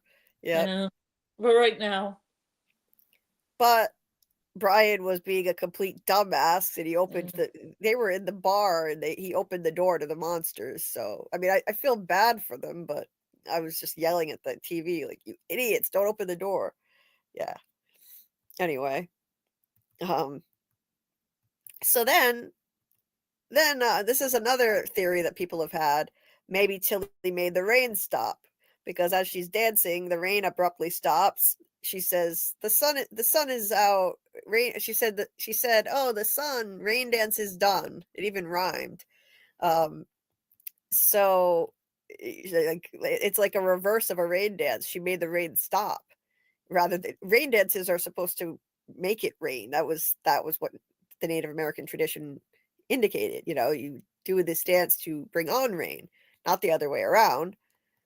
But I don't think that she made the rain stop. I think that was just a coincidence. I just know that's a theory that people have had, but yeah. It is interesting though how the timing of it happened like that. Elgin is completely out of it in the aftermath of his meltdown, and he's barely talking, and this is the beginning of a long season of him mostly staring into space with this like far off look, like he's just somewhere else, completely haunted the entire season. He spends most of the season keeping to himself, staring off into space like this. And Marielle examines him, and the most interesting line, the most interesting lines, as he's looking out the window and he clearly recognizes this place and is terrified. She asks him, "Do you know where you are?" And he says, "Do you?" So he senses something. I think at this point he still remembers his dream. It's not until he has the seizure that I think he forgets it. So at this point, when he says, "Do you?" I think he still remembers whatever horrible things were in that dream. And whatever it was horrific. So he had some kind of premonition dream. And I would add, in season 3, Elgin mentioned that he had that dream on the way into town, not when they were already there. So personally, I think that's evidence that Fromville entities can actually communicate with people outside of the place. We've had other evidence of it too, but that's just one example. Because the boy in white was in his dream and he had it before he got to town, I think, on the way in there. So a premonition dream on the way in. He was definitely handpicked to be here. He was handpicked and, to play some kind of a special role, and now we know what that is. He was brought there to be duped and manipulated into kidnapping Fatima and bringing on the rebirth of Smiley. It was all orchestrated like a game of chess ahead of time.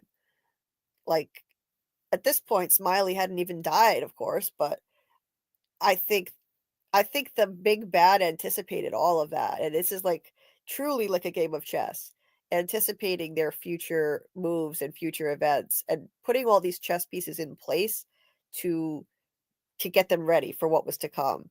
So Elgin was like a chess piece who was brought to town to be there in place so that he could help bring on the rebirth of Smiley when the time came.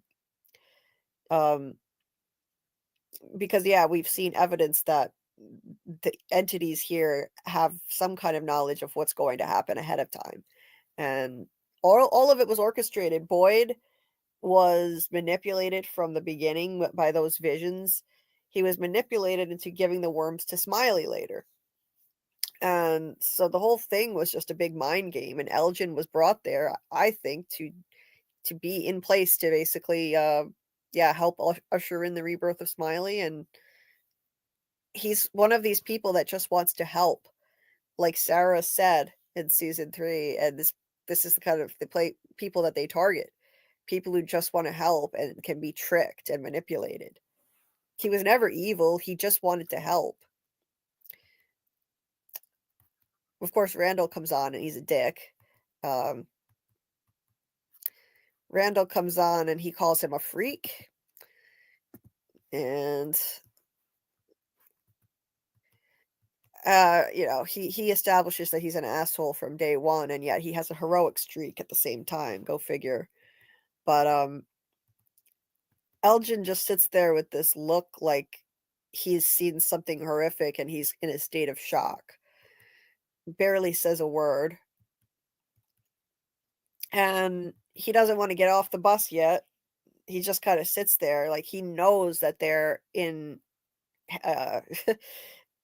nightmare town. He doesn't know how to express it, and so he just kind of sits there and stares at her. But he definitely knows that something horrible is going to happen in this place, and he just he forgets once he has the seizure in a little bit. But he, at that point, I think he remembers his dream. Then Julie comes running, and Julie and Ellis and Ellis, he tries to get everybody to go into the diner without any luck. No one listens to him. Bacta is kind of nasty. She's not very likable in the beginning, Bacta.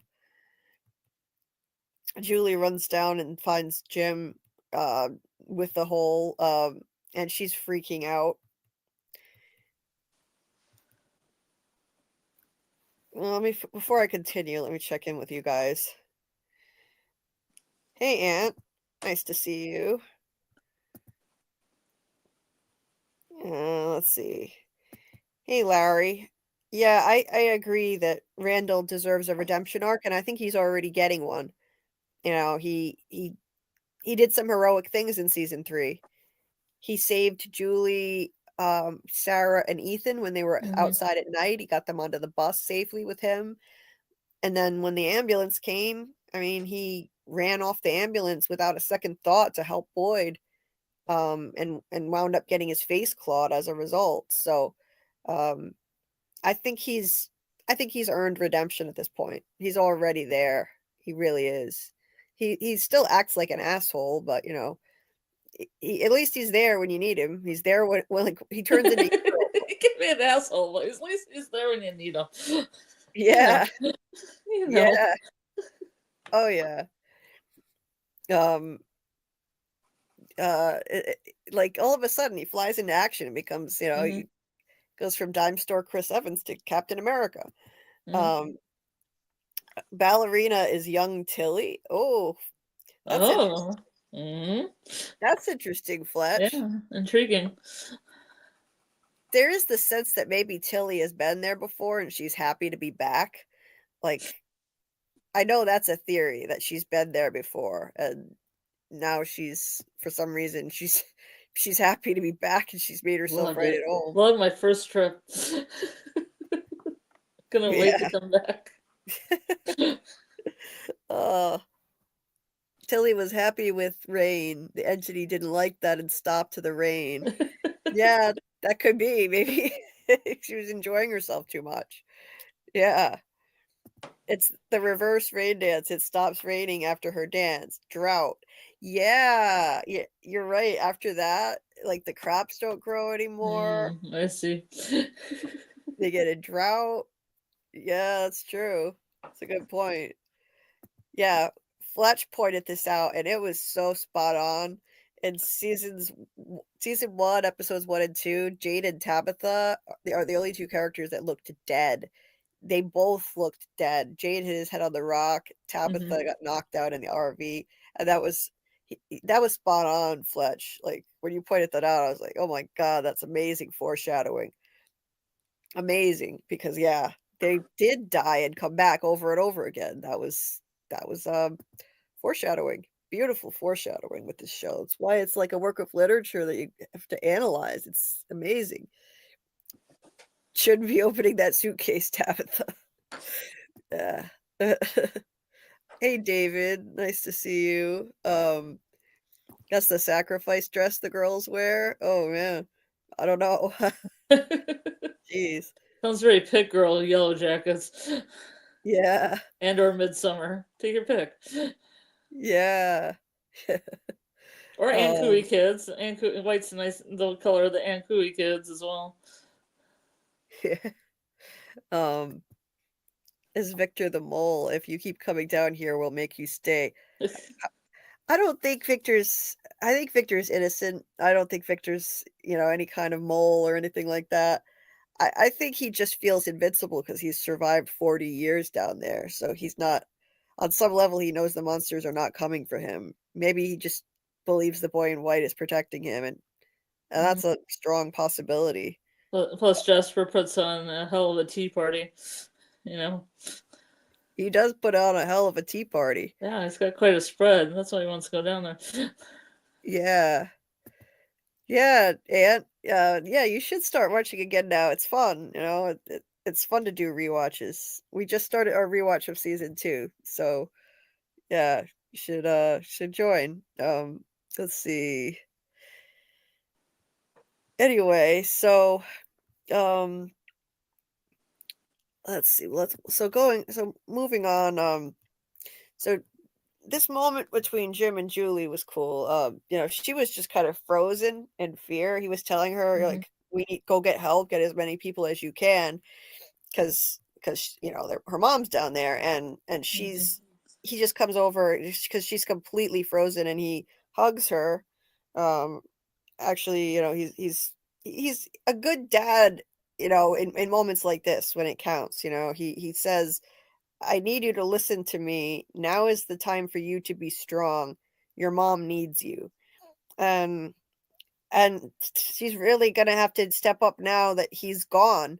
It just made me think of that. Mm-hmm. She's gonna have to be strong. Her mom is gonna need her. And so those are the kind of words that are gonna stick with her now that he's gone after season 3, So he sends her off, and then she runs she runs for help, and Tom volunteers to get to speak to the crowd, and he says like there's a lady who's trapped under that house, they need help. And interestingly, the first person who volunteers is Randall. So Randall is not a bad guy at heart. I think he's got a chip on his shoulder. People must have screwed him over a lot in his life. There must be a reason why he has a chip on his shoulder. But when it really counts and someone needs help, he's the first one to run to the rescue every time. I got to give it to him for that. I really do. I have to give him credit for that. And it's easy to forget moments like this when he spends the rest of the time. Almost every other moment, he acts like an asshole. But in these moments of crisis, hey, he steps up. I have to hand it to him. He didn't know those people. He has no there's nothing in it for him, but he volunteered to help, and he could have gotten killed when the house collapsed. So he steps up, and then the red shirt who dies, I don't remember his name. Brick. Of course you know his name. I knew you would know his name. Because Brick is a weird name. Brick. This guy. Brick volunteers. Brick volunteers. And then Tilly, Fanny Pat Granny, she tries to volunteer, sweet old lady. And she's like, immediately, she rolls up her sleeves and she's ready to help. Tom is just like, no, you stay here. What a sweet old lady. She's dying of cancer. She's old, and she was gonna go in there and try to help dig somebody out of the basement. And I think this is just more proof that Tilly has always just been there wanting to help. She's somebody that this place kind of targets people who just want to help. And unfortunately, my theory on her, I don't think that she was ever a mole. I think that she was brought there because she is such a helpful and nosy person, and she's not afraid of dying. So that ultimately, when Fatima, got pregnant with this pod and became dangerous, the big bad needed some helpful person like Tilly, who's not afraid of dying, who would be getting in Fatima's face all the time, and eventually Fatima was going to be triggered to kill anybody who got that close, because that thing in her was craving blood, and she was depriving it of blood. And I really believe that's why Tilly was brought there, to just be yet another person who was used. It was her natural inclination to just want to help people and not have any concern for herself whatsoever. And she saw Fatima struggling. She wouldn't leave her alone. She followed her around nonstop. I know people were annoyed and thinking, well, they were just leading us on. They were trolling us with her acting sus and following her around like that. I don't think they were trolling us. I think that she was doing that out of her natural inclination to help. And the whole point was so that she would be in Fatima's orbit and, an easy victim. Because then what happened? Well, Fatima, because she killed Tilly, she was isolated enough for Elgin to be able to whisk her off and, kidnap her. If she hadn't killed Tilly, Elgin wouldn't have been in any position to get her down there to the root cellar to deliver this pod. It all was orchestrated. I'm telling you, this show is like a chess game. The pieces were all put in place. Elgin's part to play was all set in stone. Tilly's part to play was set in stone. We even had a pediatric nurse on the bus. And look what happens. Fatima winds up pregnant in this season with the next Smiley. So I think that all of that was orchestrated. It's the whole point of chess is you're always several moves ahead. Yeah. You need to be thinking in your head several moves ahead. These are chess pieces. Tilly is a chess piece who was just an easy victim for Fatima. You know, somebody for her to kill so that she could, be isolated enough for Elgin to get his hands on her, kidnap her, and get her down to the root cellar. Otherwise, why would she have gone with Elgin? She wouldn't have. So, yeah, Tilly was just another victim at the end of the day. I don't think she was a mole or anything like that. She was just another person who wanted to help. Sarah and Elgin also wanted to help, and they were used like chess pieces by probably the men in yellow or whatever other evil entities controlling things. So yeah, that's my opinion on that. Looking back on it now, I can see the chess pieces being put into place with what we know now after season 3. These rewatches are so insightful. I mean, they're so fruitful to look at this stuff now. And you could argue that, okay, maybe they didn't have all those plans in place, but I mean, it's a little uncanny, don't you think? I mean, the 3 people happened to be on this bus who played a key role in that Fatima pregnancy storyline. Elgin, Tilly, and Marielle, the pediatric nurse. So all of that, I think, was orchestrated. And Boyd was manipulated into bringing the cicada entity to town. And that wound up, leading to the death of Smiley, which meant that, yeah, Fatima needed to be pregnant and bring him back. All of it was orchestrated, it anticipated. It's like a game. So so then Donna and Kenny show up, and Donna's telling Kenny the most important thing. He's like, I know, to keep people calm. Yeah, well, keep people calm. You did a bang up job of that, you two. Bang up job of that. Literally, with the guns firing. This will keep people calm. This'll do it. Yeah, great job. Great job, guys. Really kept people calm. Yeah. Should I fire another shot? Did the first one scare him, or the second one calm him down? Yeah, maybe we should fire a few more gunshots. That'll calm him down. But for now, they're able to do it. Kenny got them all to go in the diner. Like, sorry about the inconvenience, folks. Come in and we'll get you warmed up and get you some tea. So it works for the time being. Gets them in there. And Donna goes to handle Bacta, which we'll see later does not go very well. Tom shows up to help Jim, and Jim's like, who the hell are you? Some new guy. And he's like, I came on the bus. He's like, a bus? He has the same reaction as everyone else. Like, oh, what the fuck? We have a busload of people here. And Tom points out, he says, like, if she was digging down here, then what the hell caused that hole in the ceiling? Which is an excellent question. This is not how it's supposed to work. You don't dig a hole in the basement and cause the whole house to collapse. This was clearly the evil entity collapsing the house and wanting to fill in that hole so no one else could get down there and see the mural. I mean, right above the whole floor collapsed just to fill it in. And then later, of course, the whole house collapses from the top down, which again is not how it works. That crack forms in the top of the house and it just collapses in on itself, like some invisible hand is smashing it. The invisible hand of the man in yellow himself, I'm sure. And I gotta say, again, Randall steps up here. He's talking like he's a first responder. He goes up to Jim and pulls the whole hey buddy, we're gonna get your lady out of there. He really steps up in a crisis, I gotta say. So yeah, Jim warns them just to be careful though, because don't pull anything out that could be holding something else up.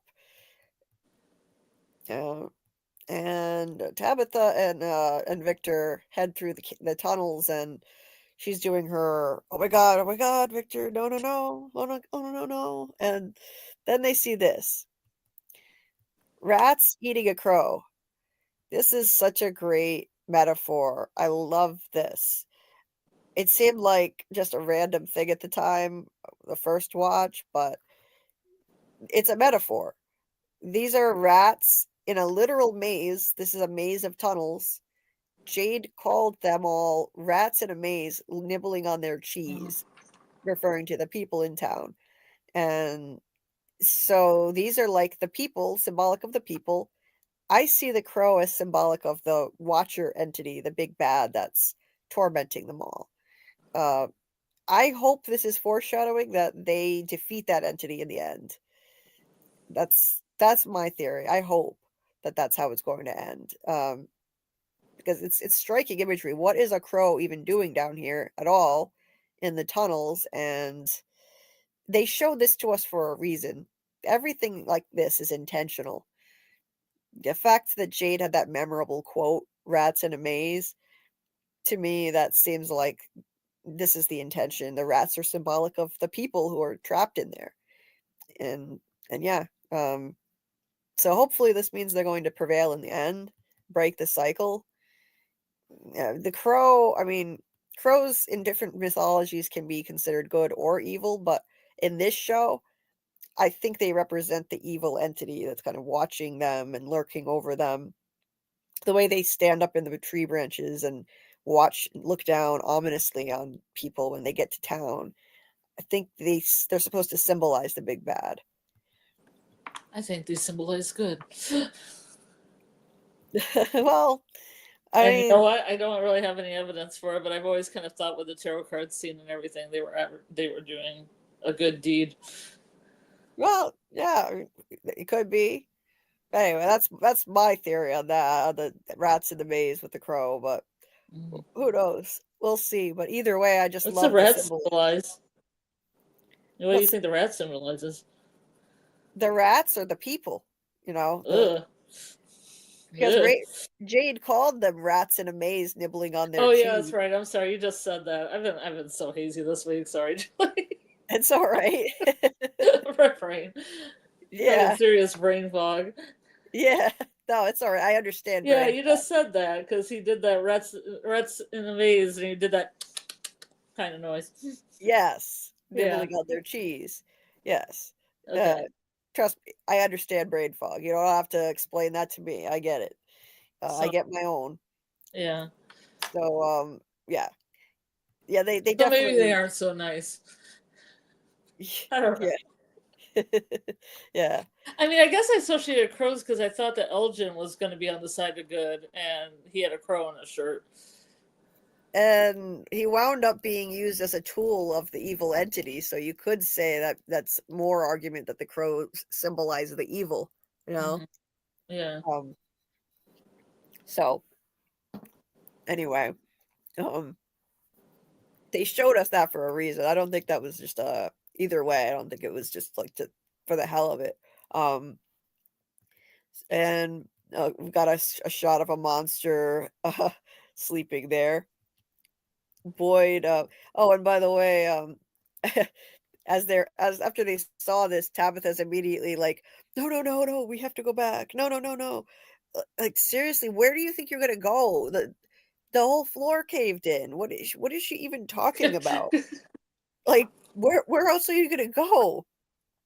She's like, "No, no, no, we have to go back."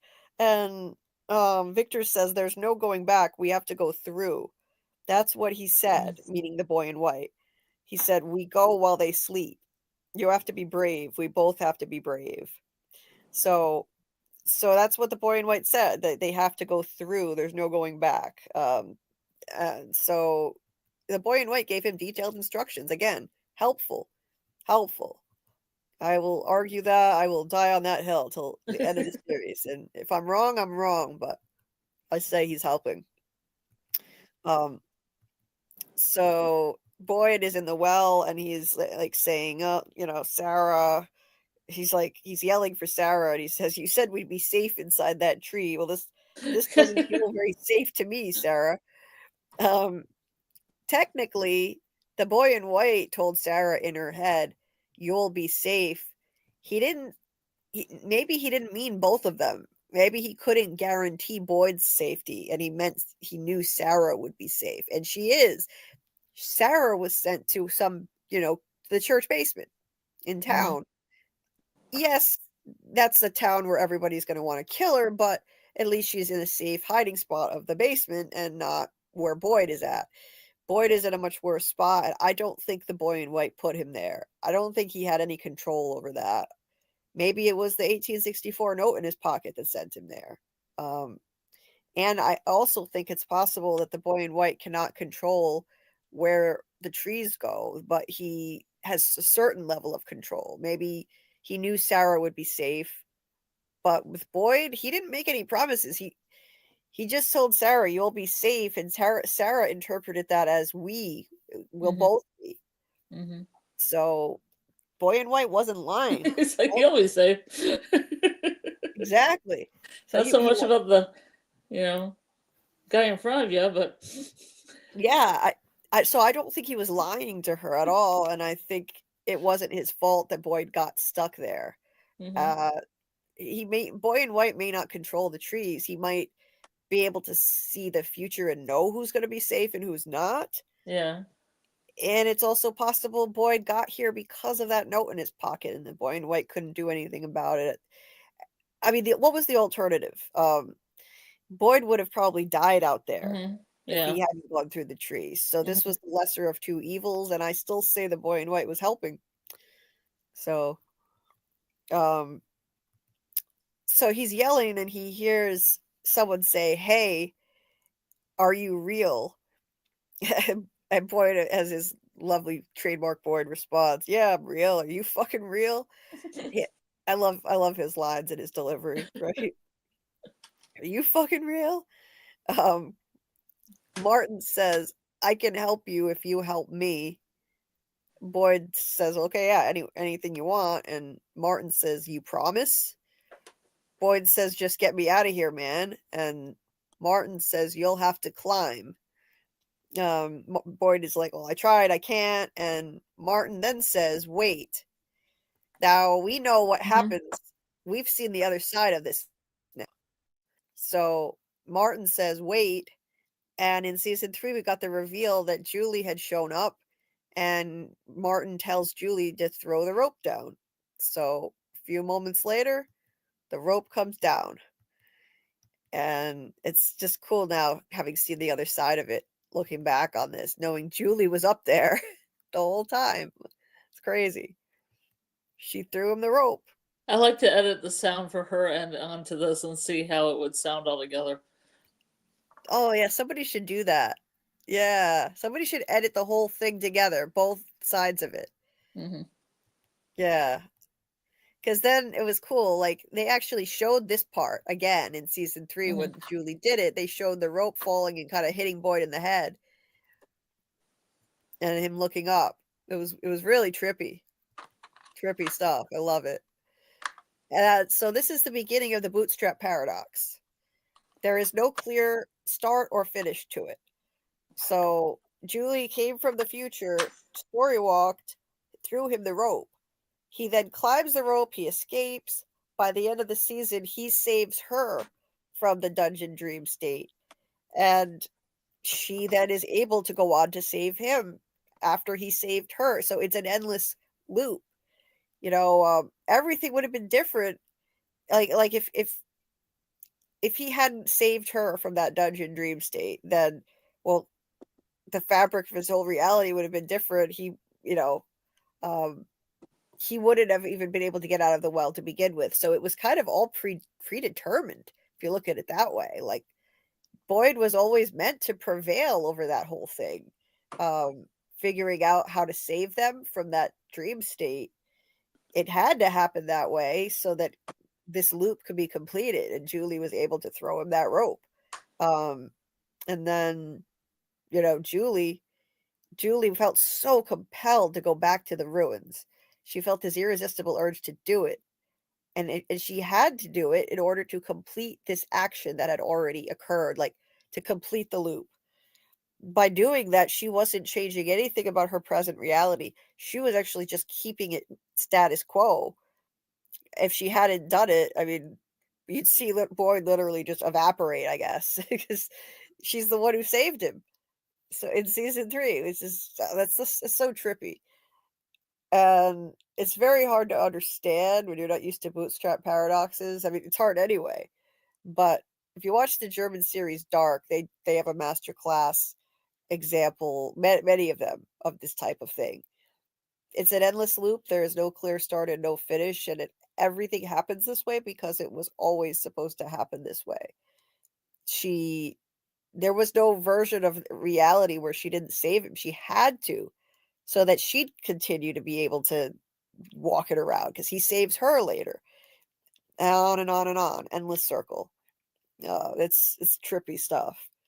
So this is a model of time travel that I think they're going to stick with. If they pick more than one, it would be too messy. So yeah, that means I don't think Julie can save anybody else who died. If they already died, then there's nothing she can do about it. Boyd never died. Boyd got out. She was just completing that loop by saving him, if that makes sense. I try to explain that. It's like it's difficult to wrap your head around, but I gotta run upstairs for a sec. I'll be back in a minute. Okay, I'll check in with the chat because this is a fun scene with Jade and Great Clara. idea. So I'll wait for keep you. it there. I'll wait for you. So let's see. Let's see what you guys are saying. If you guys haven't hit the like, please hit the like button. I would really appreciate it. And let's see what you guys are talking about. Let me super chat for crying out loud. I know, Larry, I need to get the channel monetized. I hit the threshold for it a while ago. I need to do it. I'm working on it. Yeah. I only have, in the meantime, all I have are just my Cashapp and Venmo, and Dieter has this PayPal thing that he set up too. But I'm working on the monetization.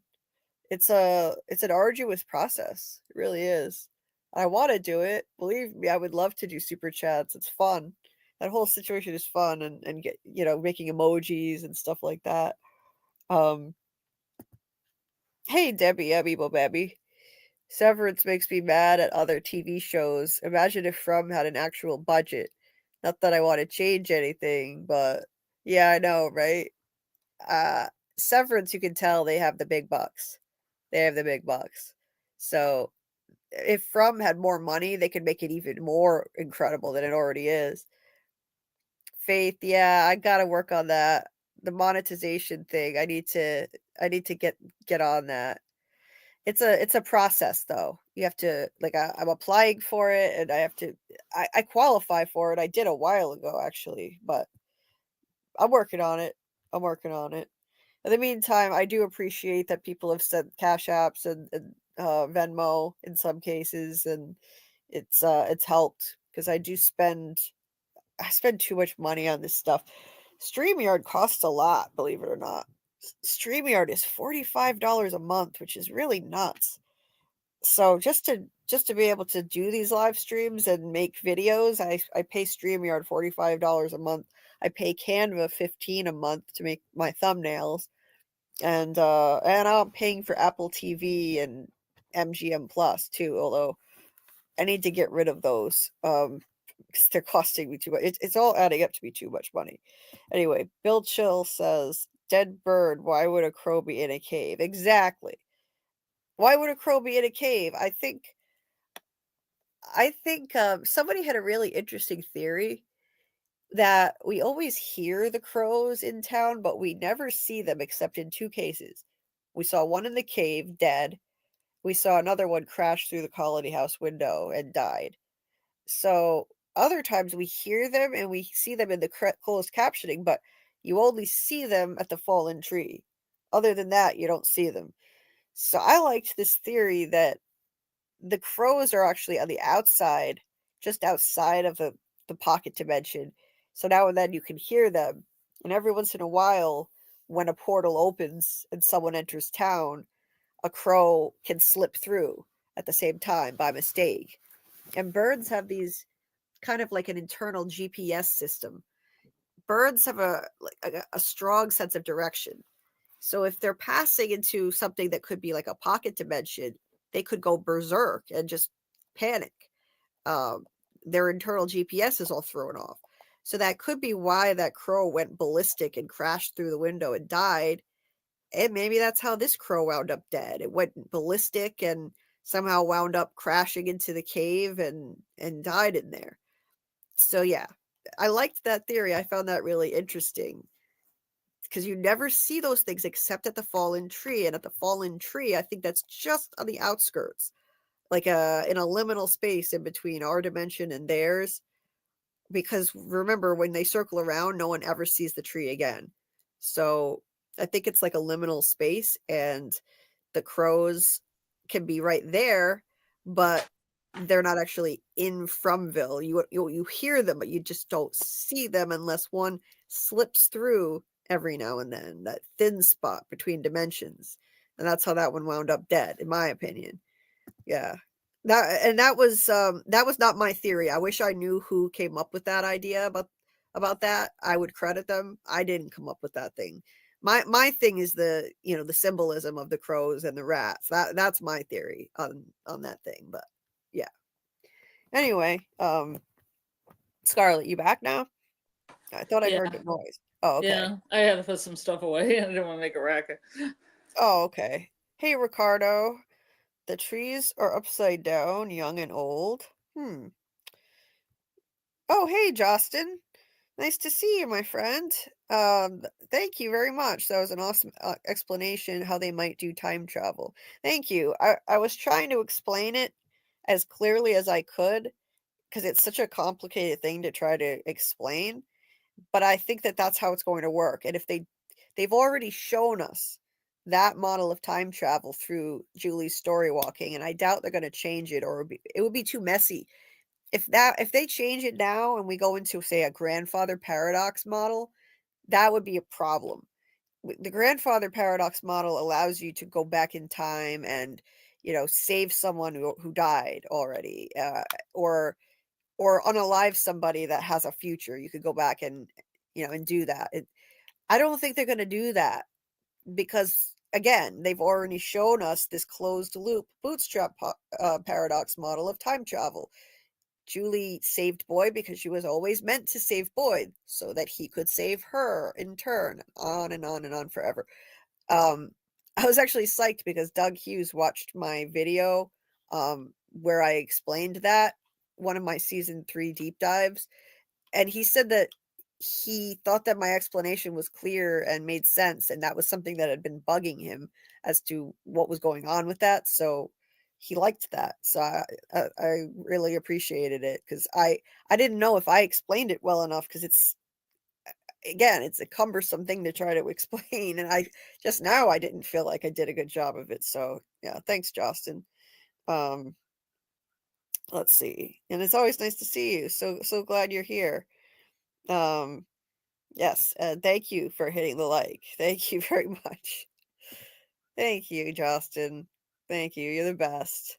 You should come hang with us sometime when Doug Hughes is on. You would love him, Justin. He's a riot. He's become a pretty frequent guest because he just likes hanging out and talking and sharing hilarious stories. I think you would enjoy it. It's a lot of fun. He'll probably be back on again soon. I could almost guarantee it. Possibly Friday night. We'll see. If not, then I mean, even if he is coming Friday, he'll be on other times. He said he's not going anywhere. So anyway, let's get back into good night, Faith and Repentance. Nice to see you. Glad you could be here. So now we get into one of my favorite scenes ever in the history of the show is coming up with Jade and his vision. But first, it's Jade talking to Clara. And she says they gave her some interesting lines for someone who was just a red shirt to start with in the beginning. She said, "Hey, do you think we made it angry?" He says, "What are you talking about?" And she says, "Well, that storm, it came out of nowhere, and the way the lights exploded, it's almost like we made something angry. Mm-hmm. What do we do now?"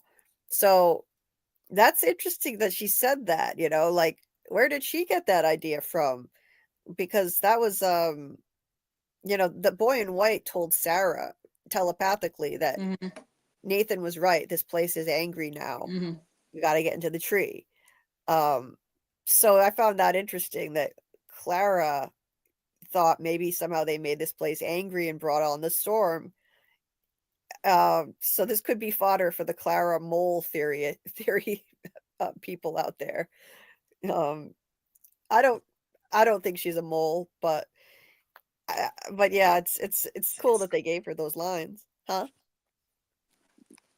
Oh, sorry, I was trying to get my cord. It reminds me of Yellow Jackets when they say that wilderness is it.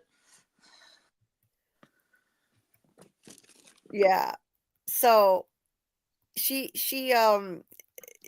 I mean, I think she's right, and I think, yeah, like, the forest is kind of like a sentient place. It's it the place, you can make it angry. If you push too hard, it's gonna push back, just like Nathan told Sarah, and the forest is almost a character unto itself. It got angry. This place got angry, brought in the storm.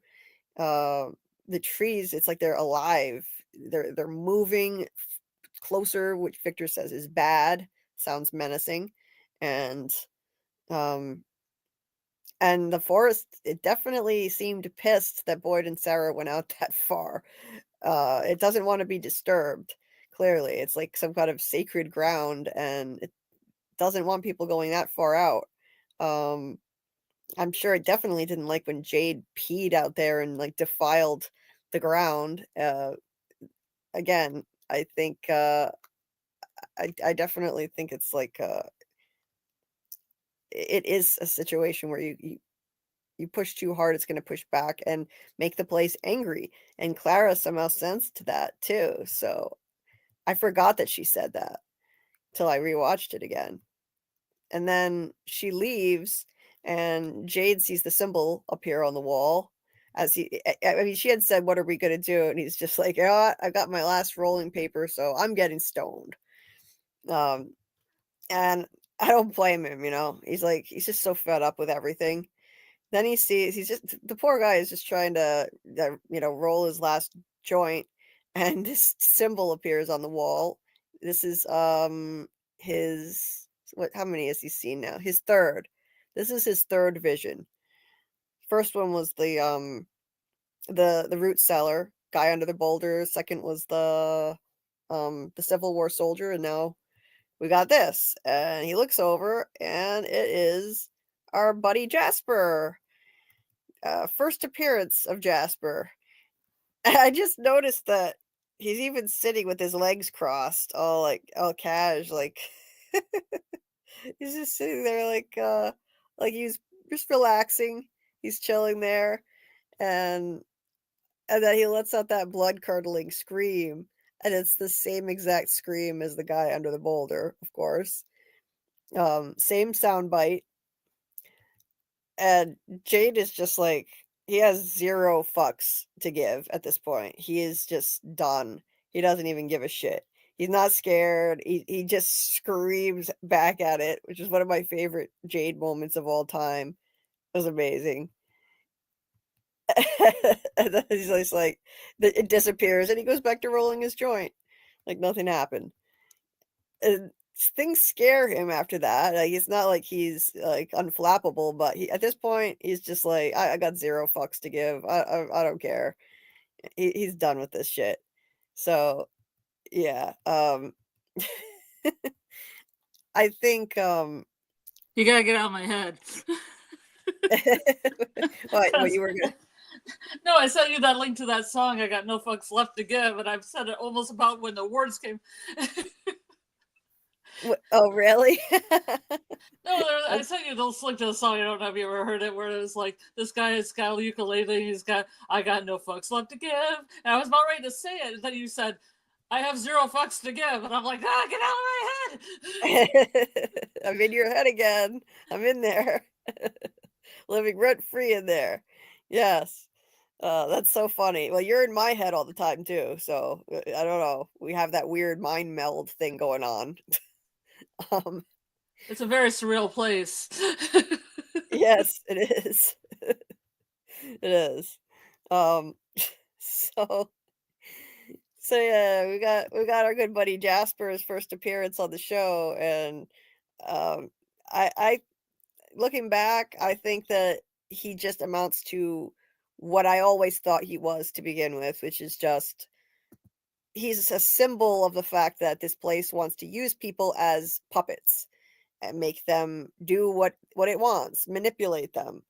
The evil entity, whether you call it the man in yellow or whoever the big bad is trying to use them as puppets and manipulate them like chess pieces, make them, you know, do whatever actions it wants them to, and including Jade. It wants to make Jade his puppet.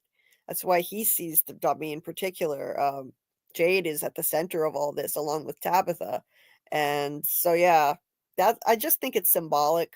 And in season 3, they had some fun with us, trolling us with Jasper, like he was going to talk and whatnot. But at the end of the day, I think it was just a matter of symbolism, which I was fine with, by the way. I think it was creepy, and I enjoy symbolism. So Is I this don't. his first appearance? This is his first appearance. Yeah, yeah. This is the first one. Later in the episode, Tabitha and Victor see him in the cave, so he I gets don't 2 think that. I scenes. don't think that's a coincidence. No, I don't. So, yeah, if you think about it, that makes total sense. That in the same episode, both Jade and Tabitha see this puppet, see this dummy, and Jade and 2 Tabitha. Carbonacles in the cave. 2 Carbonacles for you. 2 Yes. Carbonacles for Jasper. Yeah. Yes. They're the 2 Chromonocles, so they both saw the dummy in the same episode. The big bad wants to use them as puppets and make sure that they fail at their mission again. That's the whole point. So it's symbolism. That's why Jasper is there. It's just that's all it is. It's if you Occam's razor this, I mean, he doesn't need to serve any larger purpose than that. I like the symbolism. It's cool. Maybe I'm just a literary geek, but I enjoy that. And it makes sense. So he's seeing this in a vision. Tabitha sees the real thing down in the cave. And yeah, you're right. I don't think it's a coincidence that they both see him in the same episode. It's a hint, it's a clue that they're both the big bad wants to use them both as puppets and make sure that they don't complete their quest and keep this cycle going. So it's kind of taunting them in their faces. So yeah, and and then Jay goes back to rolling his joint and it disappears. But he's just like, oh god, he's been through it. Poor Jade. He really needs that joint now. I hope it's a good one. And so Ethan shows up to try and help Tian Shen. He brings her like a dustpan or something. And he says he starts asking a bunch of questions. He says there's a lot of broken glass. Recurring theme right there, broken glass. All the time we've got the theme of broken glass. He says, "How do you think they broke?" So he's just asking a bunch of questions as Ethan does, and then he says, "That was scary. Do you think the others will be back soon?" So he's wondering like how they broke and stuff. Other people should be wondering the same thing. Ethan is one of the smartest people here. Like he and Jade are the 2 smartest people here. How come nobody else is asking why all the lamps exploded like that? That made no sense. Storms don't cause light bulbs to just explode like that. I mean, it'll knock the power out, but it doesn't make light bulbs explode. So he's asking the right questions. And she says, "You don't be afraid, I protect you." And then Ethan says, "I'm not afraid. Well, maybe a little afraid. Sometimes a quest can be scary, and when it gets close to the end, that's when it gets really scary." So, once again, Ethan is dropping some knowledge on us here. Ethan is like he's a he's at the absolute minimum. From the very beginning, I've always recognized that he is a storytelling narrative device to give us insight as the audience to how this thing works. That this is a quest, and anytime he says anything related to the quest or the Chromonocle, I've always written it down. And hashtag trust Ethan, listen to Ethan. I always have said that from the beginning. He's right about how this works. It is a quest for the two Chromonocles to complete, Tabitha and Jade. If they complete it and they figure out what to do, then they can break the cycle. So he's been right all along. Now, whether this has a deeper meaning and he's a special, figure in it all, like maybe he becomes the man in yellow, or maybe he's manifesting things through his stories. Or he could just have a very special role to play in the quest in the end. And that's why he's so central to all of this, and featured in the way that he is. I mean, it could be any of those things, but at any rate, we should always be paying attention to him. I always got that sense from day one. Listen to what he says. And people don't do that enough. They brush him off because he's just a kid, which essentially, I mean, that's why this is such an effective narrative device. I was actually just talking about this with Doug earlier. Because he's a kid and everyone just kind of brushes him off, and we as the audience would be inclined to just brush him off. That's all the more reason why it's so clever the writers gave him all this dialogue, because like this is the one we should be listening to. He's got the answers. He knows how this stuff works. And so they give these lines to a character that we'd be inclined to kind of just, most people would think, oh, this is just a kid talking about little kiddie stories. I never got that sense. I always felt like his lines had to be important to the show. And like Doug said once, I mean, you have to expect Ethan at some point to just break the fourth wall, look at the camera and say, okay, guys, this is how it works. Yeah, exactly. I was going to say he's more like a 50-year-old in a kid's body, like a wise man. He is. He's like the wink at the camera. Yes. He's like the reverse Victor. He's a grown man in a little kid's body. In real life, too. Simon Webster comes off that way, too. Probably why they picked him. So he has that sage quite a, sageness inside that radiates out. It probably is why they picked him, because I interviewed this kid and he blew me away with his insight and his knowledge and his vocabulary. He is so mature.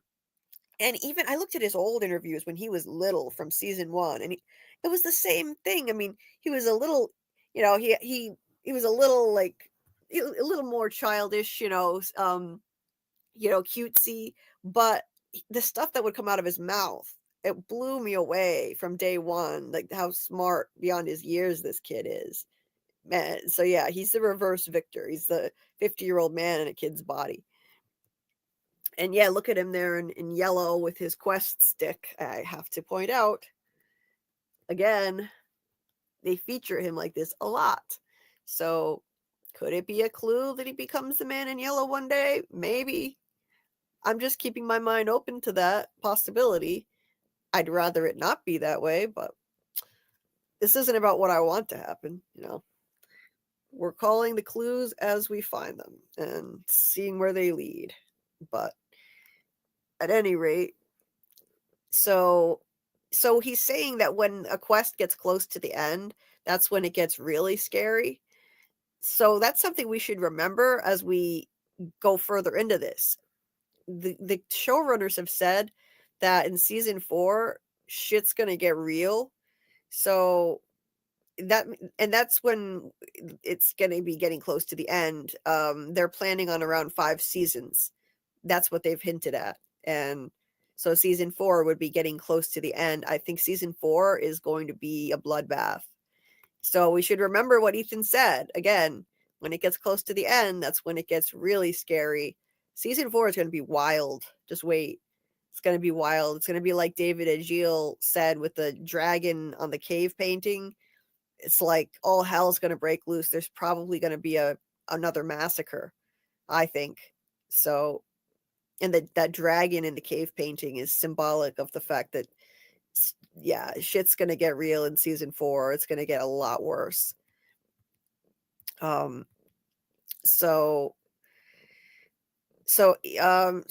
he said, he says, she says, like, don't be scared, I'll protect you. And he says, I'm not scared.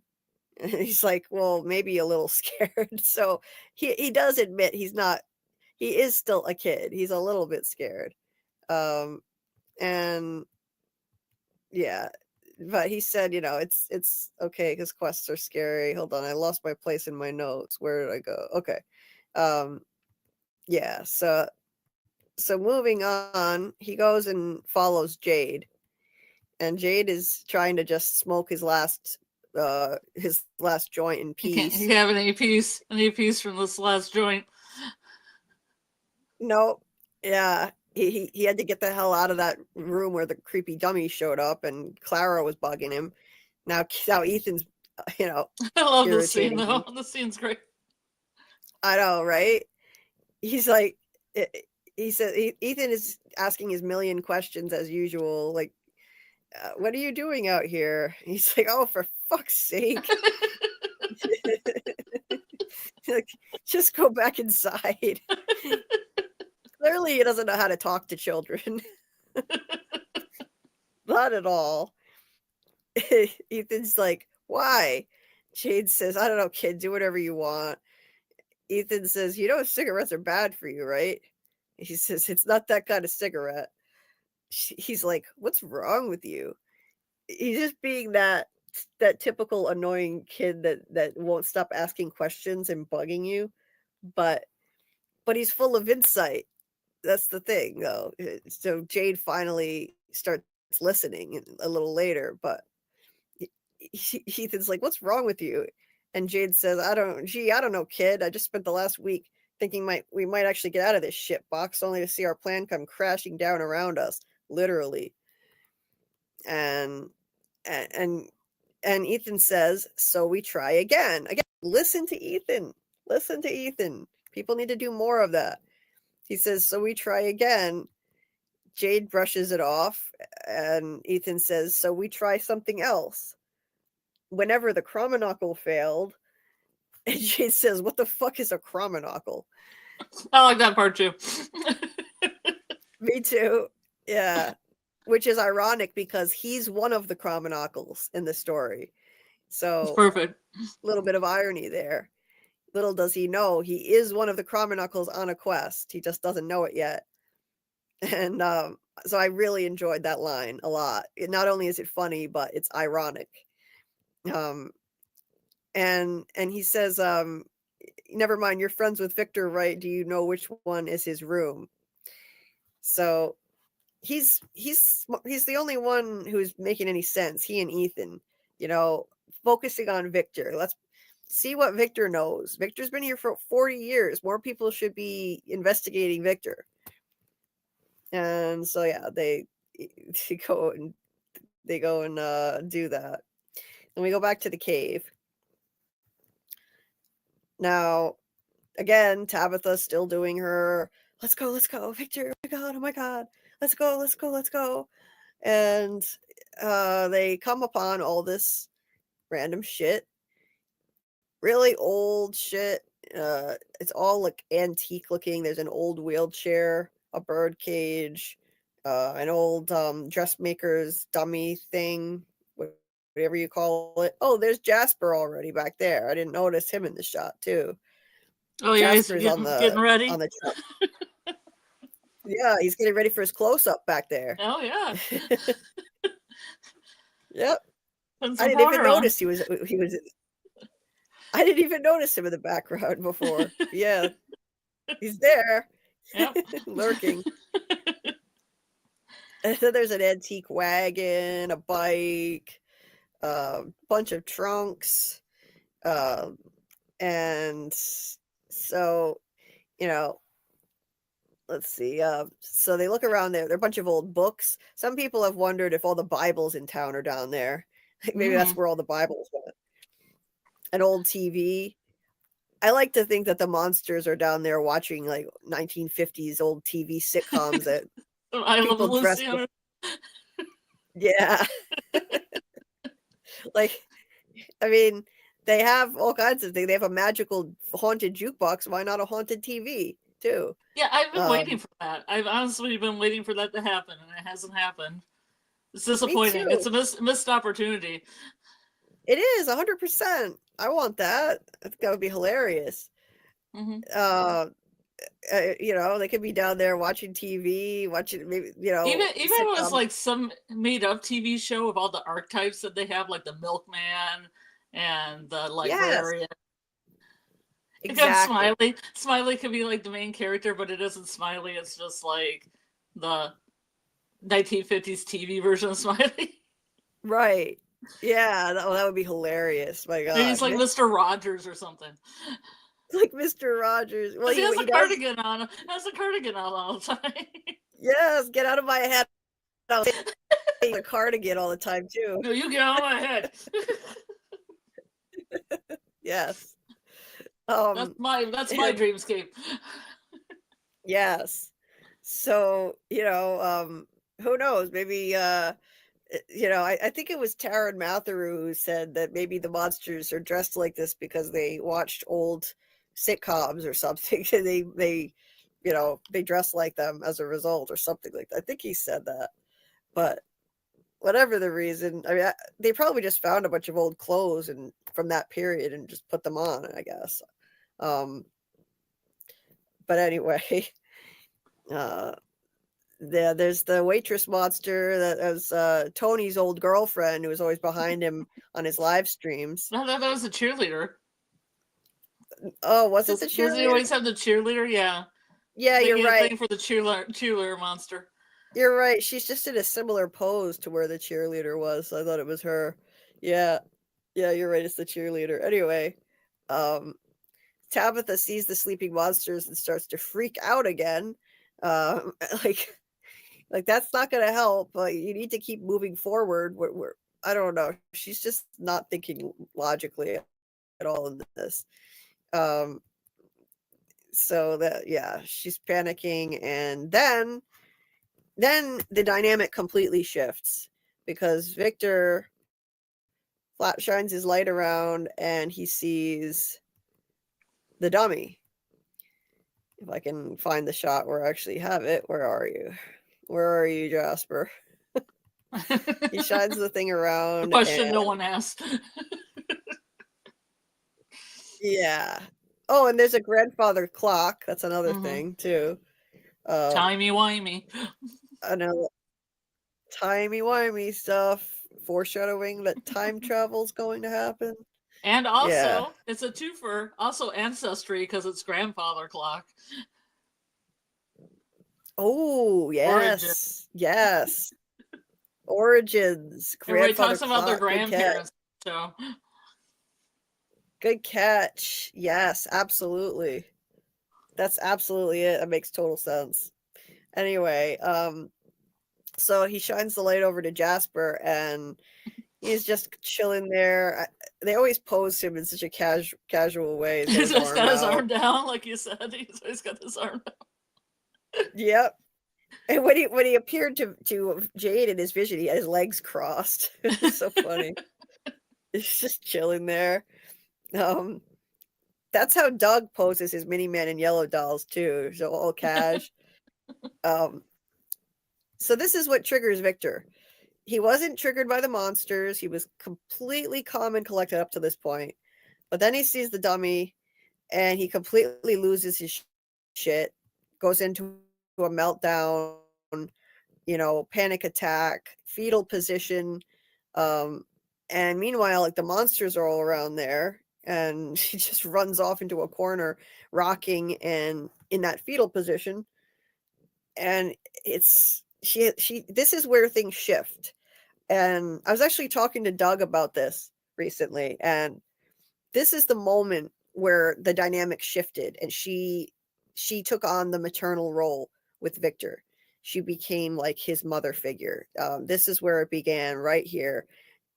Up until this point, he was leading her through the cave and she was freaking out, but she had to step up. And this is the first time she successfully was able to calm him down. She's able to reach him in a way that no one else has been able to on the show. Until season 3, Sarah was able to connect with him, but not as much as her. Ultimately, Victor needed Tabitha. Sarah had to go get Tabitha for help in season 3 to help him, to help her, calm Victor down and help him dredge up those lost memories. And it's because she was his mother in a past life. Now that we know, it all makes sense. She always was maternal with Victor, and this was the beginning. She calms him down. She's reassuring him. He says, he says, I got scared. This isn't the way he told me to go. He strayed from the path that the boy in white said to go on. He ran off into a corner, and because he's terrified and he's triggered by that dummy. And now we know the context for it. Just like a lot of people theorized, Jasper belonged to Christopher. And apparently Christopher went dark. We don't know what he did or why he was such a threat yet. I think it was because he was planning on trying to sacrifice Victor and Eloise as child sacrifices. But whatever the reason, we know he was a threat. Since Jasper belonged to Christopher, it triggered Victor.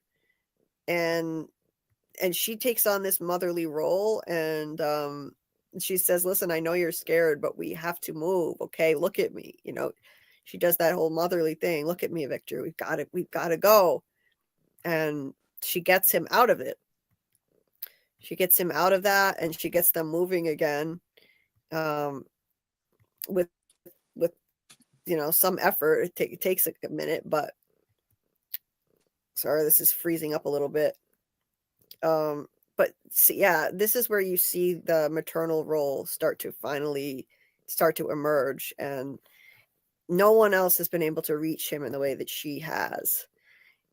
As I was watching season 3 and I saw this developing even more and the clues to her reincarnation, I was just convinced that this is why.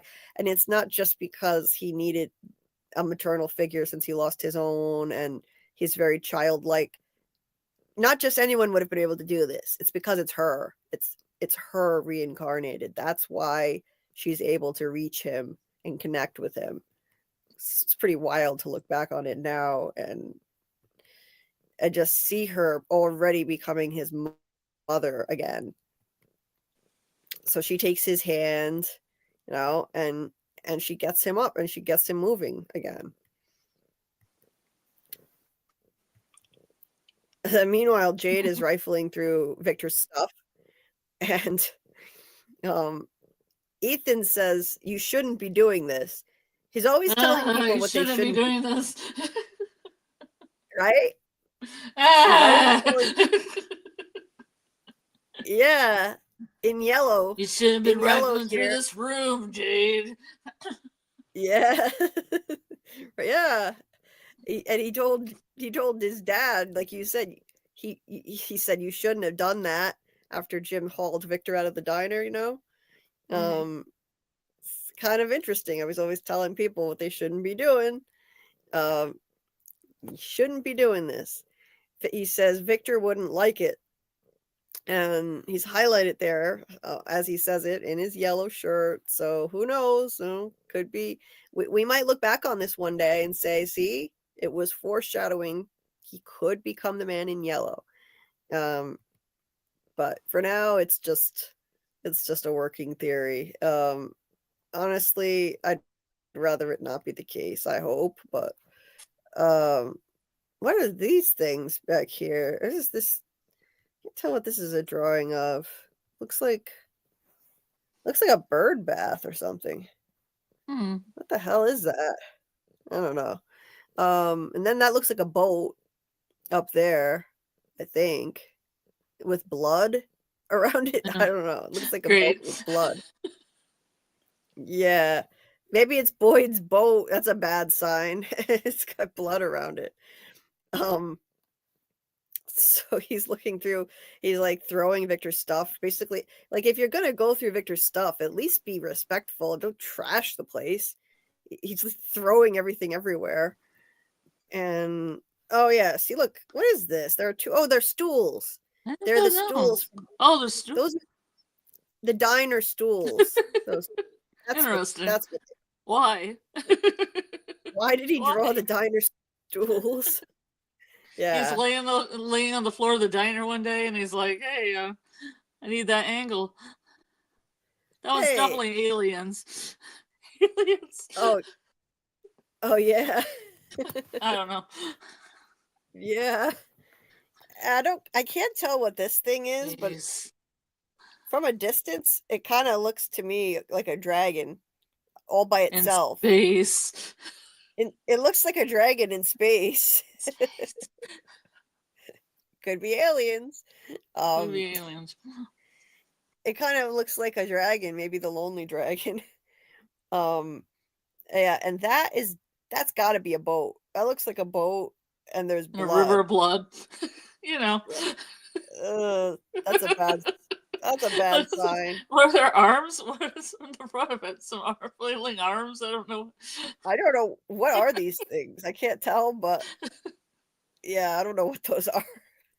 Hopefully that's a sunset. It looks like we're at a sunset in a river of blood. I'm going to say it's a sunset. I'm going to say Boyd is, sailing his boat into the sunset.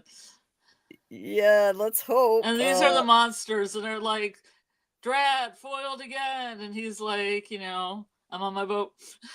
Yeah, let's hope. Or otherwise, I don't know. Maybe Boyd's boat is not such a good idea after all as a way out. I don't know. And as far as this, I have no clue what the hell this picture is. I can't see it. I can't tell what it is, but it's fun to try to get a better look at these things regardless. Mm-hmm. He's got a bunch of toy cars and there's an ambulance back there too, isn't there? Isn't there like a little RV or ambulance or something around in one of these? Around somewhere. It's around somewhere. I don't know where, but yeah. We get a lot of shots of Ethan standing alone here with his glaringly yellow shirt and a yellow light above his head. Yellow light. With an almost looking yellow wall behind it. Yeah. I gotta point out things as they jump out at me. I can't help it. So yeah, he's rifling through everything and just trashing the place. And I don't know what is this thing he's holding. I was trying to get a better look at it. It looks like a puzzle or blocks. It looks like a box that slides open. It has like some kind of blocks in it, I think. I don't know. Oh, there's a toy truck. There's more trucks. I don't see the ambulance though. But so that's not a school bus. I'm just looking around. My cat's trying to get my food. Okay, so he asks what Jade is doing, and he says Victor wouldn't like it, and Jade's like, I got news for you, kid. He's probably dead. I know, that's like my favorite line in the whole episode. That's why I DM'd you. It was like, Jade says Victor's probably dead. Yeah. A little blunt there, Jade. You really don't know how to talk to kids. Like how you use blunt. Nice. Oh yeah. A little blunt. A little blunt, yeah. Yeah. Yeah, maybe. Yeah, they kind of looked like the Loch Ness monster, maybe. Yeah, like they look, those things in that drawing in front of the boat. AA said they look more like dragons or dinosaurs in front of the boat with the blood. Yeah. Puff the magic dragon lived by the sea. So Maybe it's Puff the Magic Dragon. um, hey, 49 people watching. Cool. Thanks for watching, everyone. I appreciate it. Hit the like button if you haven't already, please. We would appreciate it. Helps everybody find the stream. Thank you very much, Scott. I appreciate it. Yeah. 51 watching right now. Yeah, please hit the like if you haven't already. And hey, Mr. Grant Gregory, where are you? Here. Hey, Mr. Grant Gregory, nice to see you. Oh, did Zach's? Oh, that's how we got all these people. Hey, Zax. Hey, Zax. This is from like 20 minutes ago or something, but thank you. I think we got rated again. Mm-hmm. We definitely got rated again. Yes. Thank you. Thank you so much for that. Truly appreciate it. Belated thank you, because I was away from the chat looking at the images. When I have the images tab open, I can't see the chat, guys. So I apologize if I'm not trying to ignore you. If you're ever trying to get my attention, if I'm going through the images, I just can't see the chat. That's all. But I check in. That's why I keep coming back and checking in. So yeah, Zach's Raiders, amazing. Thank you. Thank you so much. And those of you who decided to stay from Zax's chat, I appreciate it. Thank you. That's how that's how Scott found us. Actually, Scott was in the raid last week, and now look at him modding like crazy in there. Thank you very much. You're amazing. Yeah, I appreciate it. Anyway, where was Clara when Colony House was attacked? Nowhere to be seen. I don't remember where Clara was during the attack. Do you remember seeing her? Because I don't. Scarlet. I don't know. I mean, obviously she was around. She got hit by glass eventually. Right. Golden Child was saying earlier, Clara is definitely suspect. She's snitching because Jade took her favorite bicycle. Yeah. That's right. I forgot when they were having that interaction that he took her bike. Yeah. He kept it. He never returned it. He just kept it. He kept it. And she didn't even come ask for it back. She just was having a chat with him. Like, you think we made the place angry? What do we do next? I would be like, give me my bike back. What do we do next? Need my bike back. Yeah, seriously. Let's see. Hey there, Law. Hold up. Could kill the boy. Yes, Law. This is what we've been saying. Could kill the boy have been a message to kill Ethan so he didn't kill Jim in the future. Yes. Okay. Or become evil. Just a general evilness. Becoming evil in the future. It's possible. It's just something that we should consider. That's all we're saying. Like, Scarlet pointed that out when we rewatched that episode several weeks ago, and it just blew my mind because it really would make so much sense if that message was to try and kill Ethan so that he doesn't become the man in yellow and cause all this havoc. But because he was almost cocooned in yellow in that big sweatshirt. Yeah, because he was sitting there in a yellow zip-up sweatshirt, and Sarah's looking at him, and she looks down at her arm, and it says, kill the boy. And in that same episode, Ethan says to Jim, you shouldn't have done that, after he had, shoved Victor out of the diner. We're just noticing clues like this. No, we're noticing. And the sweatshirt, somebody in the production has put down the lapels on the sweatshirt so they look like a little suit coat, like in just about every scene. Yes. When he wore his zip-up yellow sweatshirt, it looked very much like a lapel, like the man in yellow's jacket with lapels, because the edges were folded over. So that was another good catch, Scarlet. It's a good point. Yes. So we're just noticing things like this. I'm not married to the theory or anything, but I think that it's a viable theory based on what we've seen, and we have seen evidence that other stuff, plot points that come later, have been foreshadowed. So like Tabitha and Jade, they were reincarnated, and that was foreshadowed in the early episodes. And I won't go into the long explanation as to why, but they were foreshadowed as being the two Chromonockles.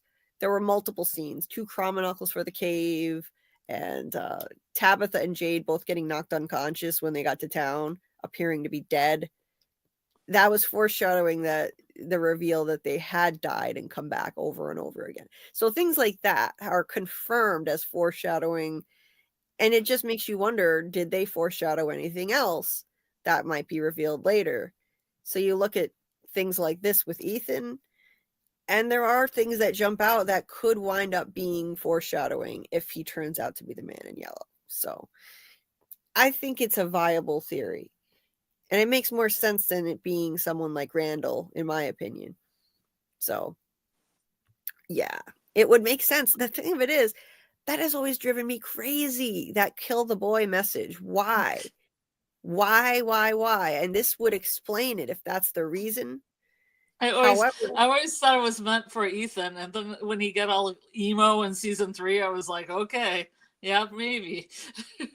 Right. But I think if there is some force that left that message on her arm, whoever sent that message to her, I don't think it knows how things actually work, because like I said earlier, Ethan survived multiple near-death experiences. If he does become the man in yellow, if that's his destiny, then I don't think it's possible to kill him. Anybody that tries is going to fail. That's how it works with time travel models like this, where things are predestined. You can't just kill someone and prevent. You can't like go back in time and unalive baby, German leader of I can't say his name on here. I could get in trouble with the stream, but there's that classic example of going back in time and killing the baby German.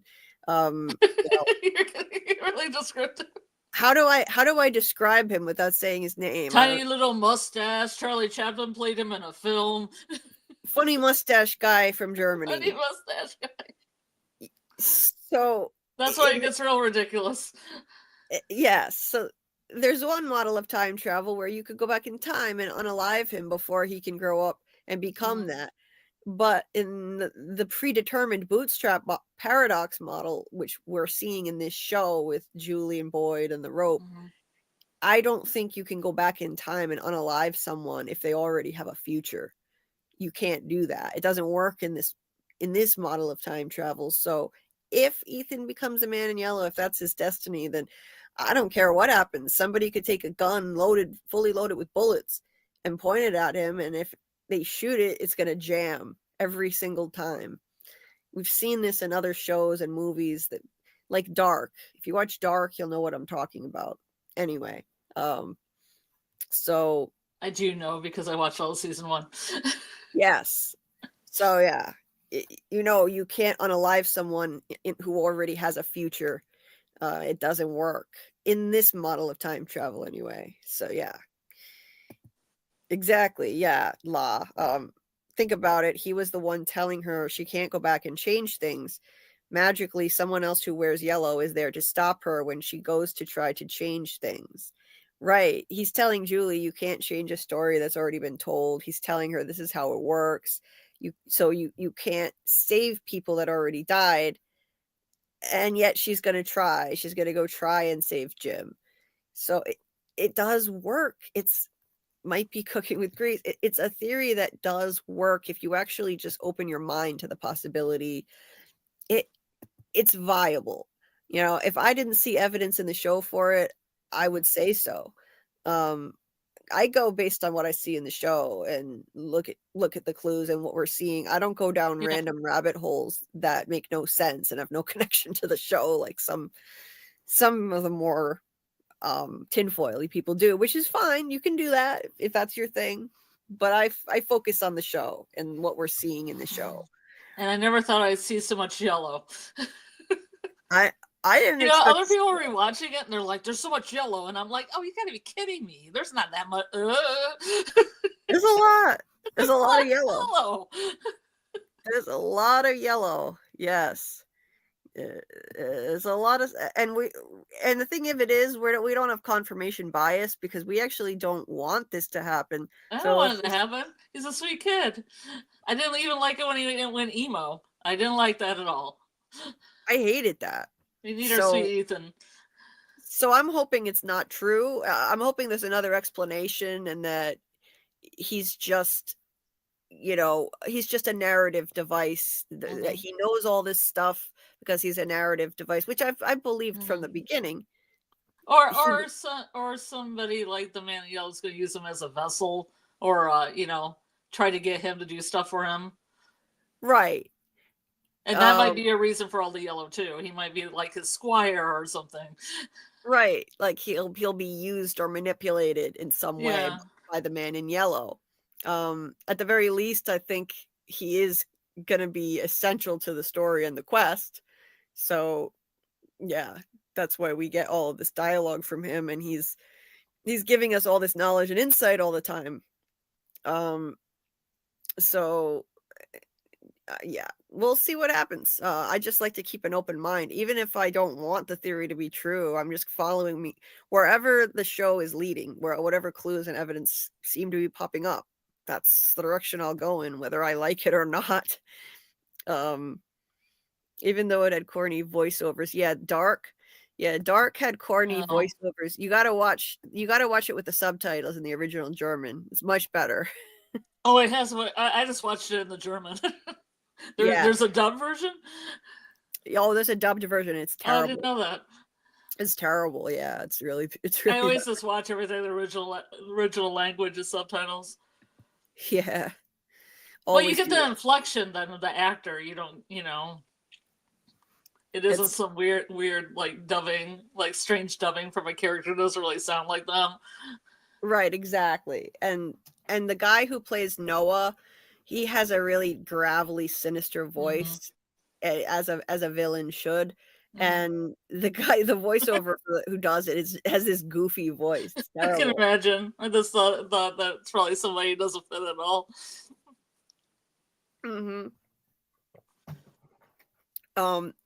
Martin says, "Oh, hey there, Christine Jellybean. I love your handle. I love that. It's so cute." Martin says, "But killing Bing Chen and Toby, because Bing Chen had the knowledge of universal languages and he always wins the chess game or something." And maybe, he I don't know why Toby needed to die, but I think he must have had some kind of knowledge that would have helped them too much, and he needed to die immediately. He knew too much. It's the only explanation I've come up with. And Bing Chen, well, yeah, he always won the chess game, and he was tapped into the place in a special way. I think he was able to hear the voices that Sarah could hear. So I don't know.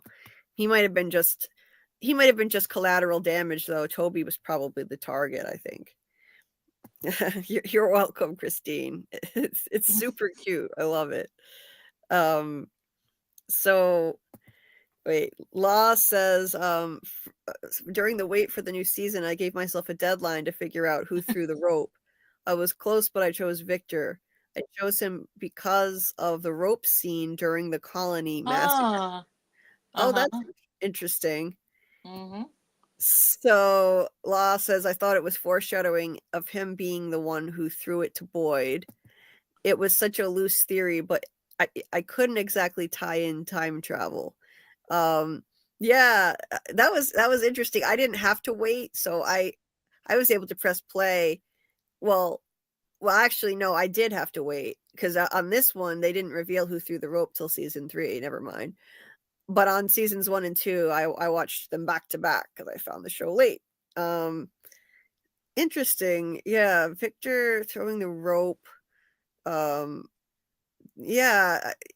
Who would have ever thought time travel? I don't know if anybody could have predicted that. I wouldn't have predicted that. That came out of nowhere for me.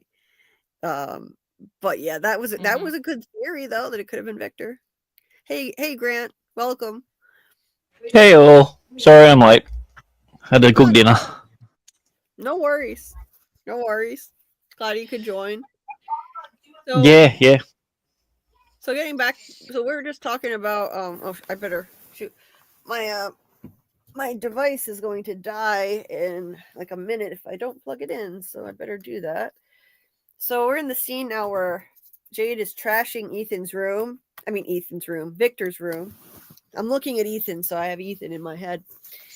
It's all right. It's his wife's son's room. You can just say it. Yeah. So Jade explains why he's doing it. First he says, "I got news for you, kid. He's probably dead." and then Ethan says, then he's like, "Sorry." Ethan says, "It's okay because you're wrong."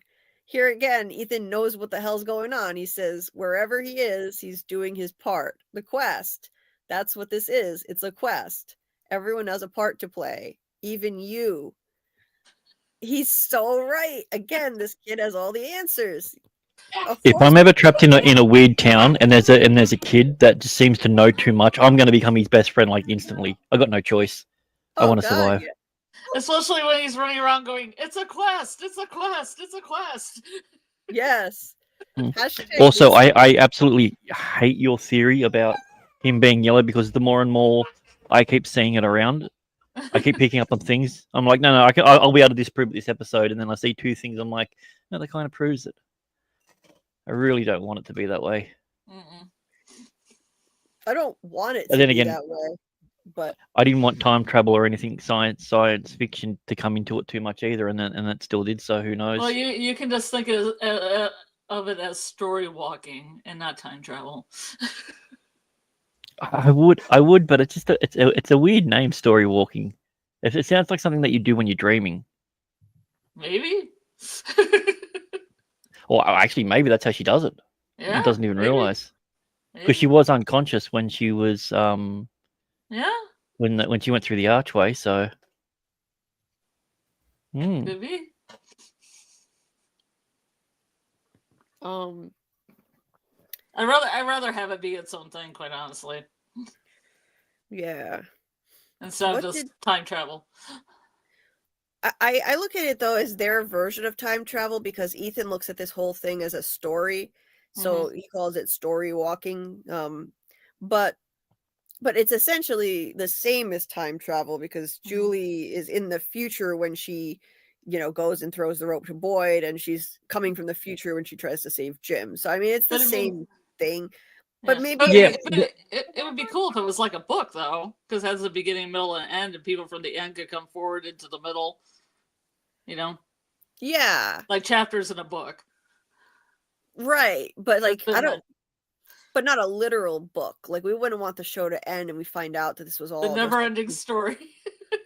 That would suck. Never-ending story. Yeah. Because what's the word he said? You can't go back to a story that's already been told. Yeah, you can't change a story that's already been told. So I'm wondering if she can change something that she had nothing to do with or wasn't around for. Like, because with the rope and the Boyd, she was still in the town and she was still there at that time. I'm wondering if she was to walk back to happen to something before they arrived, if she'd be able to change something. Maybe. Because then her story's not told. It could be a way of getting around it without saying, I never said that you couldn't change, like things couldn't change. You can't change a story that was already told. You're already a part of the story because you were here at the time. That's a good point. It maybe. Because that would be able to get them to do, the common theory that they go back and they stop the sacrifices from happening originally. Right. That would give them a way of doing that. It's possible. The sacrifice itself, I don't think you can change because that already happened. That was part of the story, in my opinion. But who knows? True, because all the monsters are there still, so their story's still a part of it. Yeah. Right. So I don't think you can change the sacrifice unless they're going to do two different versions, two different time travel models in the same show. And that would be too messy. They've already shown us a closed loop bootstrap paradox, Julie and the rope, Boyd. So yeah, but who knows? Yeah, that could be a loophole if she changes something from before the story started. Maybe I could see it. Christine, what did Julie think of Martin? Julie as in Julie on the show, because Julie, yeah, I'm You? wondering what you mean. I'm wondering what you mean there by What that. do you think of Martin? Yeah, probably Julie on the show. I don't know what she thought, honestly. Like, yeah, she needs to talk to somebody about that experience. Yeah. They need to Maybe they're You asking, think what do you that think would of be Martin in the chat? Yeah, maybe, yeah. We've got a Martin here in the chat too. You would What's think that would be Scarlet? something that's brought up. A lot of these things, like cicadas and everything, I think would bring people to talk about it because it's so weird. Yeah. But no one talks about it. Yeah. I think I have my answer. Yeah, definitely. Yeah, when she threw the rope. Yeah, what did she think of Martin? She needs to talk to people about this, seriously. Scott, no, interdimensional travel is still not ruled out. No, that's still something that's possible. Yeah. You know, Julie never has, she never hardly has any scenes of Boyd, so they can't share that information back and forth. That's true. Yeah. You'd think she would tell somebody though about that part. Well, she told Tabitha most of it. She did tell Tabitha most of it, and I was like, finally, God, she finally told somebody. She told her pretty much the whole thing. So at least Tabitha knows. Yeah, that's possible that, Ethan had a lot of hope, so the town would enjoy breaking him, make him turn dark. Absolutely, yeah. Anyway, but getting back to the scene, so yeah, he knows Victor has his part to play in the quest, and he's right. He says this like he's completely sure. He said the same thing to Jim in the finale of season 1. He was saying, I'm sure Victor's just off somewhere doing his part in the quest. Like he and this is our part. So he's once again, he's saying it again. He's completely sure. He's not even worried at all. He says, you're wrong. Wherever he is, Victor's doing his part. This is a quest. Everyone has a part to play, even you. And he's right. Again, Jade damn well has a part to play. He's at the center of it all. So he knows how this works. # listen to Ethan. He has always known. That's why when he says you can't change a story that's already been told, I believe him. I don't think Julie can go back and save anybody.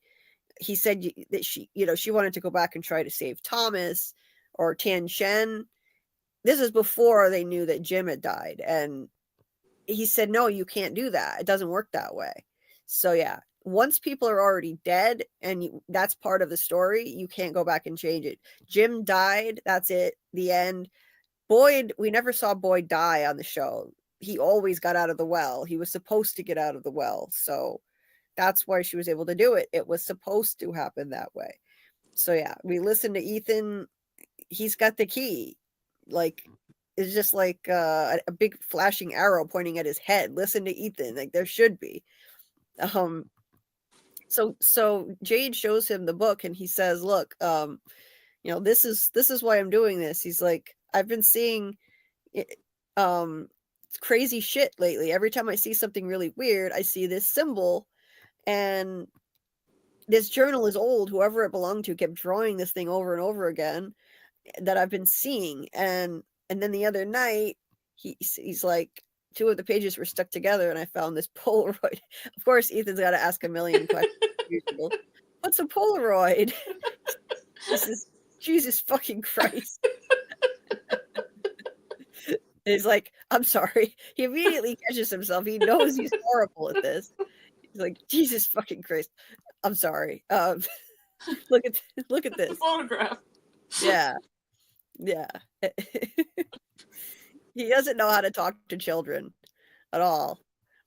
So he pulls out the Polaroid. As usual, I took too many pictures. Bear with me. He pulls out the Polaroid and it says, look at this. What do you see? And Ethan notices it's Victor's lunchbox in the background. No, he knows this is his journal first. He says the journal. Yeah, first he says the journal. He's like, yeah, the journal. And then he says, yeah, that's Victor's lunchbox. Jade's like, oh yeah, that's not just his lunchbox, it's Victor. And if he was here back when that guy was here, And now Ethan's caught on. He says he might know what this symbol means. And that's why Jade is in his room. I mean, I like the fact that Jade's using logical clues and steps and everything. I just wish, like everyone else did. Right. He's the smartest person there, but he's not doing a lot to be the smartest person there. No. I mean, he's talking to people. He's letting people know about stuff. He's talking to the one person he should be talking to, which is Ethan. It's like and he looking knew. for Victor. Yeah. And looking for Victor. Yeah. Yeah.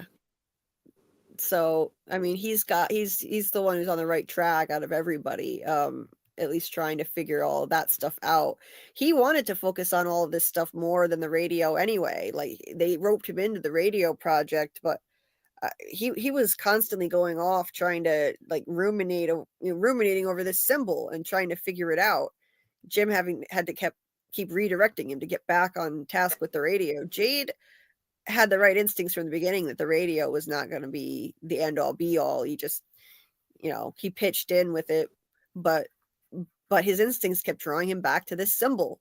And anyway, so that's when Ethan comes out with this line: symbols are important, especially on a quest. But I love this line. I typed this line out loud if you didn't have it, because it's very men in yellow. It is, and it's extremely important no matter what, whether he becomes a man in yellow or not. This is important to remember. He says symbols are important, especially on a quest, but you have to figure out if they're good symbols or bad symbols. Jade asks, why is that? He says, sometimes they make you do bad things. To which Jade replies, you're a creepy little kid. You mean creepy little man in yellow? Maybe. I mean, like, that's an ominous line. And that's something we should remember. And I don't think people pay enough attention to that line. What do you think he means by that, in a more like specific versus a general sense? Do you think that they're foreshadowing someone having to do something bad based on a belief in a symbol? Because I would have thought for sure that would have been Jade, but Jade eventually gets what the symbol is revealed to him. Yeah, because Jade is finally able to be the one to make progress and figure this out. But I think in past cycles, the past incarnations of him, like Christopher, I think they were driven insane by those visions, including the symbol, and it drove them to do something bad that triggered the total massacre. Well, didn't the boy in yellow say that last time he gave them all the clues, they had to figure it out? That's the difference between this time and last time. Maybe it's... Yeah. The boy in white told Christopher that he should go to the tree, go through the tree, and Christopher freaked out. Mm-hmm. I think he told Christopher a whole lot more than that. We just didn't see the whole scene. And I think that amount of knowledge being dumped on him made him snap. But ultimately, I think it was the symbol that drove him insane, because Victor said that he was spending more and more time alone and he didn't make people laugh anymore. He was drawing that symbol he had that book drawing that symbol over and over again. So I think it's implied heavily that symbol and the visions that he was having ultimately made him snap. The boy in white was the final straw, like dumping all that knowledge on him. I think it just made him snap. He said, everything here lies. He didn't believe what the boy in white said. And that was it. He snapped. So I think that symbol, that's what's implied by it. And it drove him to, I think he was planning on trying to sacrifice Victor and Eloise and any other kids in town, if there were any, which I think there were. Yeah, I think that's the implication. And that's what that made me worry for Jade ever since Ethan said that. Like, is Jade going to be driven insane and turn into a monster? But I think we're out of the danger of that now. I think Jade is going to be the exception. He's going to figure it out. He won't be driven insane by it, because that doesn't mean that other symbols might show up in season 4. Oh yeah, I mean, yeah, could be, but yeah, that's an important line. and yeah, so I think if Tabitha and Jade had not figured out what the numbers mean and had that epiphany about their past lives, eventually Jade may have snapped, just like Christopher. But now that that's happened, I don't think it's gonna come to that. Now they figured it out. They figured out their origins. So yeah, I feel better about it. I was worried though that Jade was gonna wind up like Christopher and lose his mind and become a villain in the end because of the symbol, because I trust everything Ethan says. And yeah. And when he says you're a creepy little kid, it just made me think, well, yeah, one day we may look back on this and say, like, this was foreshadowing what he was going to become. Maybe the man in yellow, who knows? I was just, when we were first talking about this and I was going to make a theory video about it, I was looking for more scenes, and I looked at this one and I was like, oh my God, this is perfect. This is amazing. But I wound up not making the video because I got too busy with Severance. I will eventually. And since it's the off season, hopefully most people won't even be paying attention to come attack me for the video because most people hate the theory. So put it down a real low time on the down low. I'll slip it in on the down low, and then Doug will probably boycott our lives and never come on here again. Doug will think we're a bunch of kooks, but if I lay out all the evidence, all of the clues that we've pointed out, and I say it's just a theory, I mean, I don't see anything wrong with it. I think that there's enough to go on to make it a viable theory. We're not saying it's set on storm. We're not even saying that's what we want. Exactly.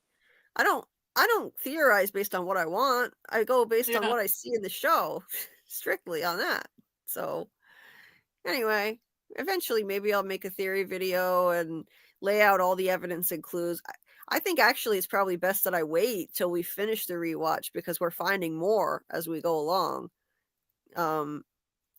Not looking for it specifically, it just jumps out at you once you have that idea. It really jumps out at you, like it's crazy. But anyway, the scene cuts to Marielle helping Elgin off of the bus, and Donna's trying to convince Bacta that there are monsters that are gonna be coming out at night to rip everyone apart, and it's not going well. Clearly, Bacta had a very different energy in the beginning. She seemed very harsh, very gruff. She's on a schedule. She's on a schedule. No nonsense. Get the bus in on time. She's on a bus schedule. She's extremely serious about her bus schedule. Yeah, takes it very serious. She's professional.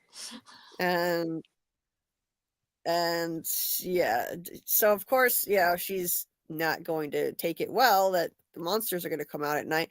I still think that they should have at least, it doesn't look like it's getting dark anytime soon.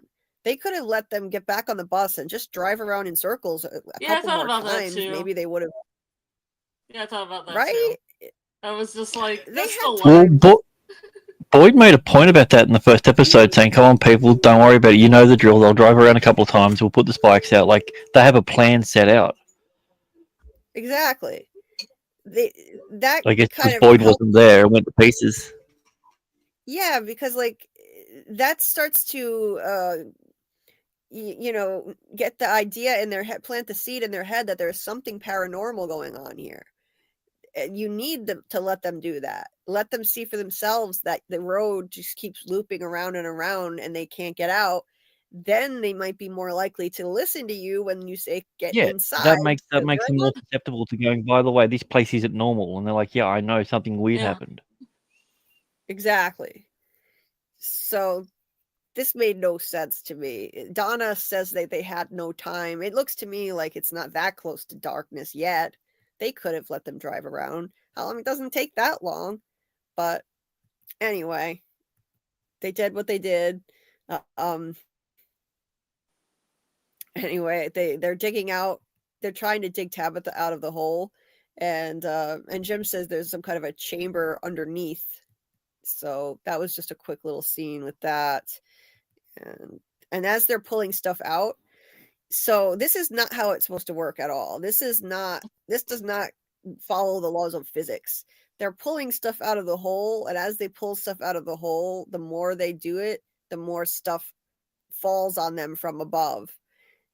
That's a supernatural force that's trying to keep that hole filled up and buried. It doesn't want anyone else seeing that cave mural, clearly. So that's not how things work. Like, you don't have the floor above you collapse because you're digging a hole in the basement.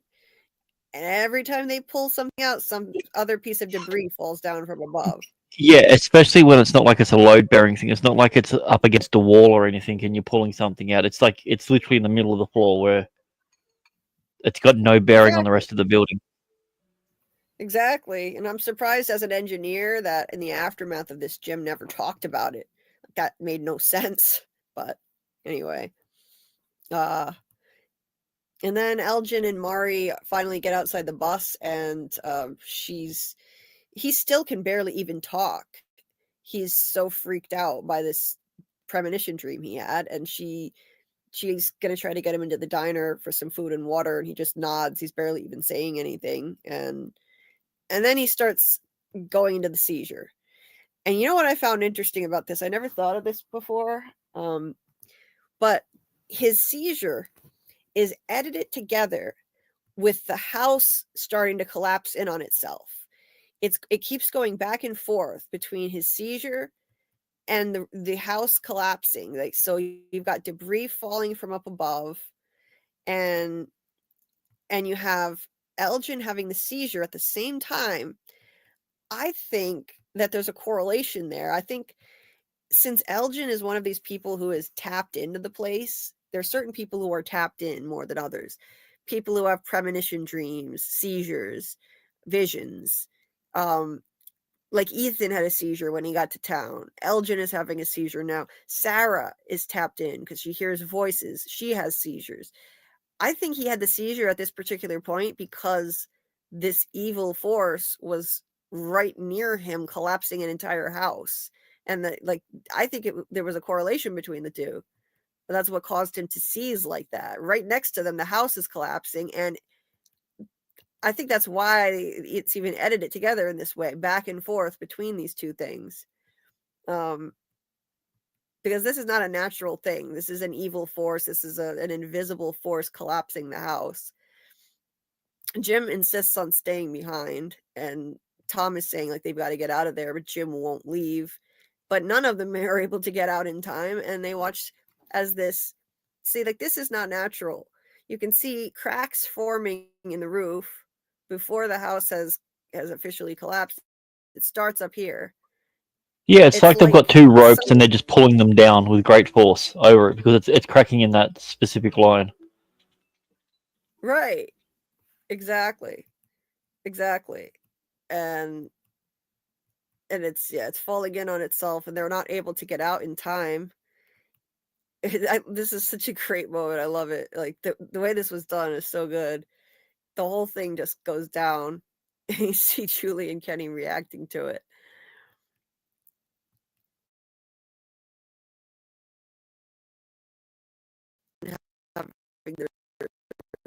It's like, I think it was because he was in proximity to whatever force was doing this, and he reacted in that visceral way. There was another example of that. Sarah went into a seizure when she started hearing the voices in her head at the bottle tree in the woods. It's like it overwhelms their bodies. Certain people that are tapped into the place are overwhelmed by it physically, and it causes the seizure. There's another example of it too. Yeah, I can't remember now, but Sarah having the one at the bottle tree for sure. Yeah, I think that's why that happened that way. And yeah, so that escalated quickly. All they were doing was just trying to pull a few things out of the hole, and then the entire thing just fell down on them. Jim just can't win. He was never destined to get out of there. He was always going to die there. There was just no other way around it. Once again, he's pinned down under something, like he was pinned in the RV, and I think it's another example of his helplessness. Like no matter what he did, there was nothing he could do to get them out of there. Tabitha was destined to come and unfortunately bring him along for the ride, and she was always going to be just out of his reach because this was his role in the story. He was going to be fated to die there and not be able to do anything other than solve the music note thing. He did that, at least. So he helped with the quest in that way. He figured out that the bottle numbers were music notes, but other than that, he couldn't get them out of there, and he couldn't, save his family. Once again, he's rendered helpless laying under the house. And just like that, he was pinned up against the RV when he was killed as well. Yes. Yeah, exactly. So in retrospect, I have a lot of empathy and sympathy really for Jim, because he all along, he just wanted to protect his family. He lost a baby not long before, and he tried his best. I mean, he just could not save his family and get them out of there. Everything he did, he wound up being helpless. Like in this moment, he was pinned in the RV. Now he's pinned under a house. And everything he tried failed. The radio tower and, trying the drone thing in season 2. Yeah. So there was just nothing he could have done. This was always Tabitha and Jade's battle to fight. They're the two at the center of it all. So he was just shit out of luck that he happened to marry Tabitha, honestly. And then you've got the three of these guys pinned under the house: Brick, Jim, and Tom, and everyone ran over and checked on them, talking to them. And Jim was the best dad that he could be under the circumstances. I'm looking back on him, with a different perspective now. He tells Jim he tells Julie to stay with Donna, do whatever she says, and don't leave her side. And he's comforting her even as he's literally pinned under a house, and he just stays perfectly calm, and he does the best that he can, really. He's not perfect. He makes a lot of mistakes, but he lost a child, and not that long before. Now he finds himself in this nightmarish place and unable to protect his family. It's not exactly a place where there's grief counseling or anger management therapy either. So, I feel for the guy. This sucks. The man in yellow said, I tried to warn you, your wife shouldn't have dug that hole. And it's like, what the hell was he supposed to do? How was he supposed to know that digging the hole would actually have a ripple effect like this and set her off on this quest that would lead to that moment? He couldn't have known or stopped her either. There was no stopping her. She was hell-bent. Also, he found out after the fact. Right. It was too late. He found out when she had fallen in already. He couldn't have stopped her. By the time he was warned by the man in yellow, it was too late. So the game was always rigged against him. It is very much like a game, as they always keep saying in the show. It's rigged. They get Randall out. He's the only one. Thank God they got him out. He's my favorite. Oh, really? Oh yeah. He's always the first person. People think that he's this jerk or anything, but he's always the first person to offer help when anyone ever needs anything. He was left. It was abandoned, and he didn't turn on anyone. Like other people would have. Like he did tie down into a tree, though. He tied down into a tree. We all thought Donna was a spy. Every single one of us thought of it. So, and also what happened? His point was proven right. They didn't come and attack. They just stood there and stared outside of the RV. But he put Donna at risk. He's a stand-up guy. He is. He was just assisting the tree. Donna's got the strongest shoulder, and he was counteract it with something horrible he's done. Scarlet. He's a great guy. I would go somewhere between the two of you. I would take the middle ground. I would argue that it's a wicked coin toss. Yeah. You get like helpful on one side, you get crazy, flip it. See what you get. Yeah. See, I would say that he's a seriously flawed individual who has done messed up things like kicking the shit out of a guy just for touching his stuff in Colony House. Someone was trying to steal his property. He was unaware of the rules. You don't resort to kicking the man, beating the shit out of him by kicking him. There's no justification for that. No. Like that's not. For all he knows, these people, the woman who owns the house, shot out the tires. There's these creatures that are trying to go. How is he supposed to know? He's on edge. I don't care that everything's calm. I mean, he didn't kill anyone like Costa did. They're hanging out at Colony House, and there's no danger at the time. And somebody touches his stuff. All he has to do is warn them not to do that. And by the way, Colony House has rules where they do share everything, and he's a guest there. So yeah, he wasn't abiding by the rules. So, if you want to live there, you have to deal with the fact that people are going to touch your stuff. It's either that or go outside and die with the monsters. Like everyone else follows the rules. And regardless, he could have warned the guy. I'm sorry, but there's just no justification for kicking the shit out of him. No, like he could have broken his ribs. Looked like he probably did. I mean, I didn't see him getting treatment, but I think that has a good heart underneath all of his issues. I would argue that he's not a bad person. He needs some serious anger management treatment, therapy. He's got paranoid, I actually don't blame him for being paranoid and asking all the questions he did in season 2. They were smart questions to ask. I would be questioning everything too. He didn't see anything supernatural, so hey, you're just going to trust everything these people say? No, I think he made sense to question everything, but the extremes he went to are what I don't agree with. Kidnapping Donna, kicking the shit out of a guy. I don't like that. Like, I don't think that was justifiable. But the questions he was asking, yeah, absolutely. And I think he has a past that we just don't know about. Whatever his backstory is, gave him a chip on his shoulder and anger management issues. So that's why he acts like an asshole. But underneath it, he has a good heart because he was the first person to volunteer to go help dig Tabitha out of the basement. He always runs to the rescue in any emergency. All of a sudden, he just turns into a hero. But there's so much balance. It's a balance to that because he calls Elgin a freak and treats him like garbage, but then goes helps Jim. It's just like this coin toss he has. I'm kind of crazy, but I mean, at least he didn't stab anyone. Yeah, that's one positive. So at least he didn't stab anyone. Yeah, like good old Dale. Yeah, like Dale. I miss Dale.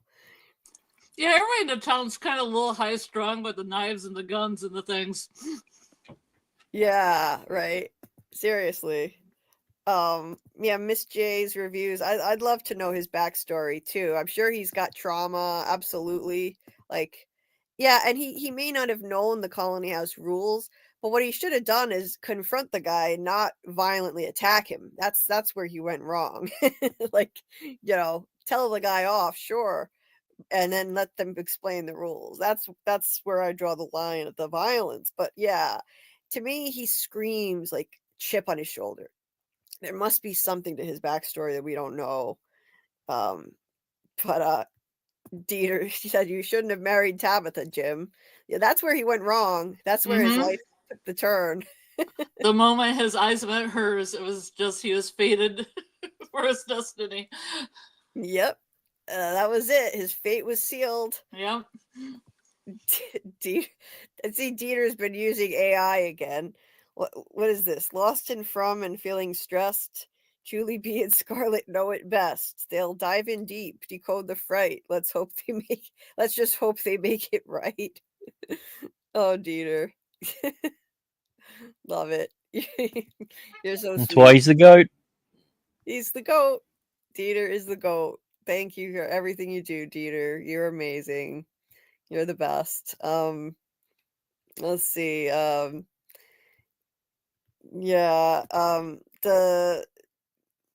Dieter set up a PayPal thing that he put in the chat. That was kind of you, Dieter. I appreciate it. I'm working on the whole super chat thing and memberships. That would be cool. Hopefully I can make that happen. I qualify for it, but there are some issues I need to iron out before I can do it. Anyway, so getting back into it, and by the way, thank you for watching. 52 people. That's awesome. I appreciate it. We do these every Wednesday night. It's supposed to be at 10:15 p.m. Eastern. I've had a lot going on in my life, so I've had trouble sticking to that lately. So ideally, we're shooting for 10:15 p.m. Eastern Wednesday nights, doing these rewatch lives, one episode per week. And Friday night, if we do a live, Doug Hughes will be back again, the man in yellow. If he's able to make it, then we'll do a live and he'll join us. He's a frequent guest, so it's a lot of fun. And let's see, technically tonight now, I guess, but Thursday night we've got our watch party for Severance. Don't forget that already. 9 p.m. Eastern tonight, we're doing our Discord watch party for the new episode of Severance. So that'll be fun. 9 p.m. Eastern. Me and the missus might actually be able to make that one in the Discord. Oh, nice. Hope you can. If we get to watch it in time, that is, hopefully. Yeah. Well, yeah, hopefully that would be great. I'm going to stream it as usual at 9 p.m. Eastern, and then again at 10 p.m. Eastern, because Scarlet can't make it till 10, and we also do a voice chat too. So yeah, well, we'll be definitely be there for the voice chat, that's for sure. So if anybody listening on the replay, or if you're not in the Discord, the link to it is in the description of this video, so you can join that, and we have a lot of fun with it. So looking forward to that. I am still not caught up on my Severance videos, but I at least managed to get a video out today on what I think is going to happen with Mark. I won't go off on a tangent with that because we need to focus on this so we can get the breakdown done. But if you are a Severance fan and you haven't checked it out, I do have a new Severance video that I put out yesterday on what I think is happening with Mark in episode 6 and what I predict could happen next in episode 7. So it's kind of a just deep dive into him, his situation, and predictions and theories on that. I appreciate everybody that's watched it already. There's also a deep dive, which is part 2 of my episode 5 breakdown. If you haven't checked that out, that's on my channel as well. And here's my Discord link. If anybody wants to join the Severance watch party tonight at 9 p.m. Eastern Thursday. But getting back into the breakdown here. So Tabitha and Victor are making their way through the cave, and they find the Ankui kid cages. And the first appearance of I always have trouble saying this, Anuksuk, I think. Bless you. It sounds kind of like, yeah, it's all gonna like a sneeze. So now we have Tabitha leading the way. Victor is still helping them navigate, but he's still triggered after seeing Jasper the dummy. And whenever he's triggered, he puts his hands over his ears. That's always his mannerism there. And she's taken on the motherly role now. She's leading him, and she looks around, and yeah, again, the hand over the ears. That's such a classic traumatic response. You know, he's still in panic mode. And so then So one of the Ankhui kids in the cage must have rolled that rock because it comes flying out of the cage, knocks over the Anuk-suk. The thing falls, and Tabitha goes over to one of the cages, and Victor just stands there like, still with the hand over the ear, turns away. I wonder if he's seen these things down there before. I don't know. I don't think he sees them. I'm pretty sure it's only her. He's just looking at the monsters. Because they could be starting to wake up at any time, and she's dawdling around investigating this cage. Oh, there's Tony Teflon's girlfriend there, the cheerleader monster. There she is. That's his old girlfriend. His new one is Acosta. Yeah. Yeah. That's his new girl. This is his ex. He dropped That's his ex. the zero and got with the hero. Yeah. That's his lovely ex back there. Yeah. Now he's got both hands over his ears here. He's really triggered. She goes over and sees the Ankhui girl, the very first Ankhui kid. This is the clearest image that I could possibly get. It happens so quickly that you can't get a really clear one. But that's not creepy at all. Oh, not at all. No. Yeah. My God. Nightmare fuel. Looks like a lady golem. Yeah. Right? My process, yeah. Yeah. It looks like it. And she's like, what is the word I'm looking for? Like the face she's making.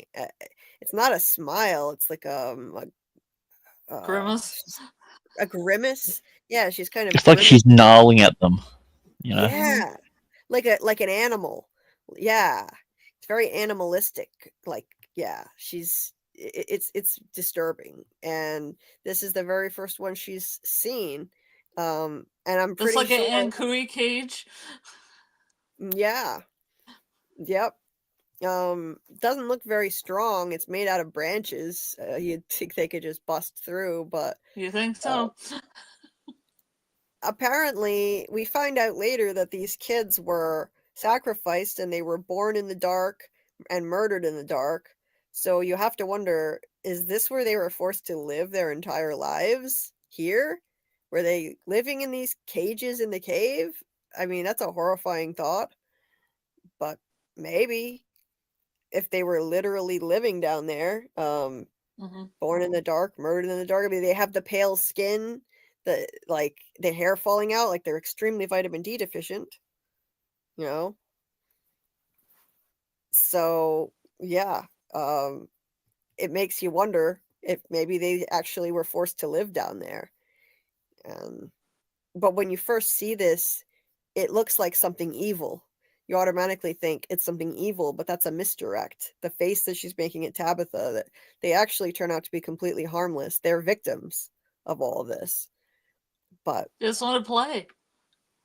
Come play with us. Yeah. Here's a ball. Yeah. Come play with us forever and ever, Tabitha. Yeah, forever and ever. And ever. Yeah. I liked Michael's, I never know how to say his last name, but that guy Michael, who has that theory about the Anuk-suks and the shaman. It makes sense. I like his theory about how it starts with her rolling the ball and knocking over that Anuk-suk to get Tabitha's attention. And I don't remember exactly the way he explained it, but that was like the start. That was to get her attention and to kind of make her associate. For me, in my head, okay, this makes her associate them with these things. So then later, when she's with Ethan in like a next episode, that maybe 2 episodes from now or something, Ethan is building his own. He found his own version of one. She helps him with it and then looks up and sees 2 more of these kids. So then it's like a gate. It's like a gate because it's like used like metaphorically as a gate. Right. So then she realizes maybe this thing is what could summon them. And she sets it up in front of the cave entrance, trying to make them show up, and then panics and freaks out when they do. Like, get away from me, don't touch me. Well, what did you know, want? it's weird. Hey, you guys, come here. No. Like, no, go away. I didn't mean it. Go away. Yeah. Yeah. And the way that he explains it is that you don't need to do that every time to summon them. Mhm. That basically, like, the first step was this part. They got her attention with this, with rolling the ball and having it, go over. And then the next time, yeah, she realizes, okay, maybe this summons them when Ethan is building it, and she sets it up with him. They show up, and it's like them They just wanted someone to play a game with. That's all. Mhm. yeah, Kids get bored. they just want someone to It's play boring with. here in this prison. And then, like, so the two of them show up at that moment to kind of send her the message, like, hey, like, this is, they wanted her, they wanted to get her attention. Then she sets it up herself in front of the cave, and all 7 of them show up from all different directions. And that Michael explains it as like that this is basically them choosing her at that point. All 7 of them show up, and they've kind of chosen her as their shaman figure. Like, this is who's going to save them. And after that point, you don't need that anymore to summon them. They just start appearing. So it makes sense to me. I like that. I like that way of thinking of it. And it makes sense they'd appear to her because she was the mother of one of them, and she's the Chromonocle who needed to remember who she was. This was the beginning of it. This started to set her on her journey once she started seeing these kids. This was the start. Eventually, she sees more and more of them. She tells Victor, he tells her about the tower and all of that. The entire thing, her journey to figuring out her origins. When she gets out of the tower, she gets to, the house of her husband from a past life, and that lays the groundwork for her remembering and connecting to her origins and getting some insight into her past life. So it all started here. Like, this was the beginning of it, and I love how they set this in motion. Like, that whole journey, it's a quest. It's like the Chromonocle quest. And Ethan said once, in order to go home, maybe we have to save someone. In a quest, you usually have to save someone, and he's right. Again, Ethan is right. They have to somehow save the children and figure out what that even means, because they're clearly dead. So it must mean something else, metaphorical. Maybe save their souls if they're trapped there by defeating the big bad. But regardless, that much is clear. And so she's so distracted by that. And I find it kind of interesting. Victor says you shouldn't have done that. I'm not sure why. Like, how does he know? Because he didn't see the kid. She's the only one who was able to see those kids. No one else can see them except her and Jade. No one else on the show has ever seen one of those kids. And it's because of who Tabitha and Jade are. They were reincarnated from the origin story. And one of the kids was theirs. But for some reason, I don't know, Victor just instinctively knows she shouldn't have done that. Maybe just because it's waking the monsters up, I guess. I suppose. But he says they're waking up. He says you shouldn't have done that. And then she notices water. And she says, wait, where's the water coming from? Which is something people point to sometimes as a hint that maybe a flood is coming in the future. Like in one of Victor's drawings, there's a flood. Could be foreshadowing a future flood. I do think we're going to probably get a flood maybe in the final season. But yeah, she points out where's the water coming from. It's an odd line to randomly throw in there, so it could mean something. And the monsters start to wake up. These with their beautiful, lovely faces. Look at that. What a handsome devil. Look at that. Look at that mug on that guy. The face only a mother could love. Indeed. Yeah. So I think maybe Victor said you shouldn't have done that because it made noise, I guess. Yeah, you keep on making me think of the man in yellow, but I know Victor's not the man in yellow. Right. Yeah, we're on the same wavelength because every time I say that, I think of the man in yellow, but that's not Victor. We know that's not Victor. So, And yet, and yet, Hmm. could there be a connection? I don't know. Nah, that's taking it too far. He went into Tony's the monster den one too many times. seriously, yeah. Came back One out the too many. manual. Yeah, he hangs out in here sometimes, apparently. Yeah. Just chills, play some cards. Has a tea party. Yeah. Yeah, it's a tea party. Jasper Maybe play some hosting. violin. Have one of them play the violin. You know? Yep. So Tony's girlfriend's waking up here. His ex Tony's ex is waking up. And, Bet you she has terrible morning breath. oh, I can imagine. Yeah. So Victor is triggered and says they're waking up. So he starts covering his ears again, and Tabitha does her usual, oh my god, oh my god, oh my god, but she takes the lead, and she's showing Victor the way now, even though he's the one who's been leading her. The boy in white showed him the way out, but he's still been triggered ever since seeing Jasper. So now she's like, okay, I see a tunnel, let's go. She leads him, and the monsters start to follow. At least they're slow. They can at least, we know now that they can run when they want to, but apparently they chose not to. They were feeling lazy. Why bother? I guess they were maybe just groggy because they just woke up. Yeah. I don't think they want to kill Victor, though. Victor seems to be like under protection. So as far as Tabitha, I don't know. Tabitha they could have gotten. I mean, I don't know why. Like the man in yellow, why not just kill Tabitha? I think maybe that might be against the rules. I don't know.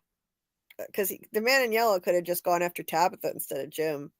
She's the one who dug the damn hole. Jim gets the blame. So anyway, I don't know. Maybe you just saw Jim first. Good enough. Yeah. I mean, you don't know if he's gonna go kill other people. I mean, that was just like it ended halfway. That's true. Yeah, he could be. Technically, the season ended with Julie still in danger. Future Julie's on the ground screaming. But I don't suspect. I don't even consider that a cliffhanger, because there's no way anything is happening to Julie, and we know Jim is dead. So he's gonna be dead. Till the body hits the floor, Julie. He is dead. Schrodinger's Jim. He's Schrodinger's Jim. Not dead, not alive. In the middle. Yeah, I guess technically he's in that. Like I talked about in my video about Mark from Severance, about like the next episode of Severance is actually called Chikai Bardo, which is a Buddhist term for like a stage where you're in a transitional state between life and death, a liminal space. I guess you could say Jim is there right now. Jim's there right now, yeah. Jim is there, yeah. Anyway. Wondering why you married Tabby. That's where it all went wrong, Why did I ever marry her? That's where it all went wrong for him. I wish her parents would have liked me. If I just went over there and they didn't like me, I wouldn't be in this situation. He should have been thinking of that and regretting it, instead of reminiscing about their lovely RV ride into town. Like, that's the thing you're going to reminisce about when you're devastated. And well, they didn't have enough time to shoot some other footage. Yeah, I guess they didn't have time to shoot any happy scenes. Like that was the closest they had to their good old days that he could remember. So so back at the diner, Elgin is still completely out of it, and I still say there was more to his dream that we have not yet learned, and he hasn't remembered, because you don't go through something like that and have that kind of a reaction over a little boy in white in the nursery rhyme. But I think after the seizure, he doesn't remember the dream anymore. That's where he forgets it after that point. He doesn't remember part of it till the end of the season after finally waiting the entire season. I wanted more than what we got. I was really frustrated with that. Like, okay, the boy in white reciting a nursery rhyme, we already know. That was really helpful. That was worth waiting all season to find out what the hell he saw in this dream. But I digress. Christy looks up and sees Marielle, and that was orchestrated. So the big bad is a pretty amazing chess player, because somehow the big bad managed to orchestrate it so that multiple handpicked people wound up on the same bus getting there. Marielle was clearly supposed to be there. Elgin, Tilly, who's the other one? Randall. Yeah. Mm-hmm. I think the big bad has a thing. He's like, maybe he's a bit racist towards Asians, because like he ruined Kenny's relationship. My boy Kenny was about to, he was finally going to be happy, have a little bit of happiness in his life. But yeah, he's had literally everything taken away from him. He has. Yeah. Yeah. The creator of the show, John Griffin, was asked about like why do you hate Kenny? Why do you hate Kenny so much? Why are you doing this to him? And he said, well, Kenny did such an amazing job with his scenes when they killed off his dad. He was so good that they kept throwing more horrible things at him because he's too good at this at doing this. So it's his own fault. He brought it on himself. He's like, you're so good when you're depressed and angry. Let's just keep doing that. Yeah, he's like, what about a character arc? And he went, no, we're not doing that. No, this is the Everybody Hates Kenny show. This is Kenny torture porn show. Yeah, the moment that he seemed to be happy with anything, it'll be like that. It's over for you, Kenny. You're done. Yeah. And then he turns into the man in yellow. Oh wait, no, that doesn't work. Look at his face. Look at his poor sad Kenny face. It's just awful. I felt so bad for Kenny. He and Christy were so close to getting together. Now they're having this joyous reunion, and she's forgotten all about Kenny in just an instant. And Kenny is just crestfallen. And let's be clear about one thing. Marielle, she's the worst. Like, she was at first, yeah. She was. She grew on me in season 3. She was helpful in season 3, but I still don't like her because she screwed everything up for Christy and Kenny. Yeah. In season 3, she actually started to do some useful things, but I feel like Kenny and Christy have more chemistry. They did. It always seems like Marielle and Christy are always fighting with each other all the time. Like they don't have like. Yeah. It's a toxic relationship. Toxic, yeah, perfect, yeah.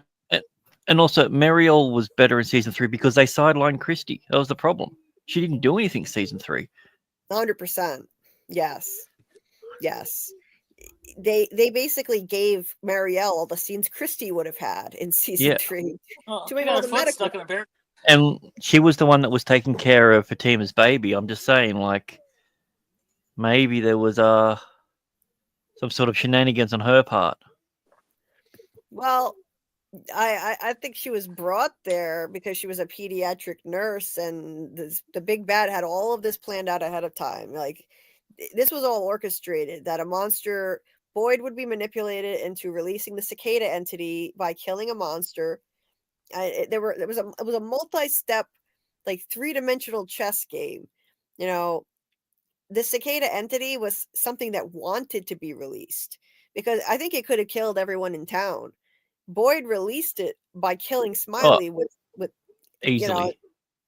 It easily would have killed everybody. If Boyd hadn't smashed the music box at the end, I think everybody would have died. Well, I think the cicadas needed a few blood sacrifices to be able to bring what's his name, Smiley, back. Yeah, maybe. But I think that all of this was orchestrated, and the cicada entity needed to be set loose And, but that means that, like, a monster would have to die. It needed a monster host in order to be unleashed. A human host wouldn't do it. It had to be a monster. So all those ballerina visions Boyd gets, they're giving him hints to give the worms to a monster, which he does. He gives it to Smiley. The cicada entity's unleashed. And now what happens? Well, Smiley has to be reborn because these things are supposed to be immortal. So the entity had all of that anticipated. It had Elgin brought in on the bus already ahead of time, like a chess piece in place. Elgin was there ready to, do his part with Fatima and make sure she got to where she needed to be to birth this thing. And I think Marielle was probably there because she's a pediatric nurse and to fuck with Kenny. Just to fuck with Kenny. She's a pediatric nurse. She could help with that. Tilly was there to be basically cannon fodder, somebody for Fatima to kill so that she'd end up isolated. Tilly was just someone who wanted to help. So that's what I think. I think all this was orchestrated. And the question is, how the hell, like, whether or not you agree with that, it definitely seems like several of these people on the bus were handpicked to be there for some reason or other, like 100% Elgin and Marielle. So how did they Randall was there to save everyone because he's the hero. And how did they all get on the same bus? Like, how did the man in yellow or the big bad or whoever get them all on the same bus? That's the amazing thing to me. It's crazy. How did it orchestrate that? Because there's no way it's a coincidence Marielle is there with her fiance. Elgin has a special connection to the place with his premonition dream and his seizure and the role that he was, I think, handpicked to play with Fatima. So yeah, that's some amazing three-dimensional chess going on here. Meanwhile, Boyd literally spends the entire episode in the well, except for the last scene. Uh-oh.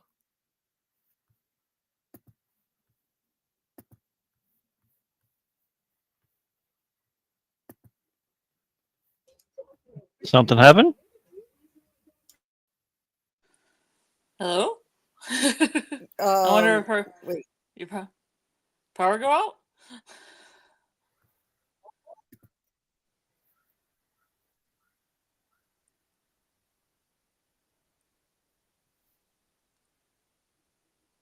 Can you hear me? Yeah, I can hear you. Yeah, we can hear you.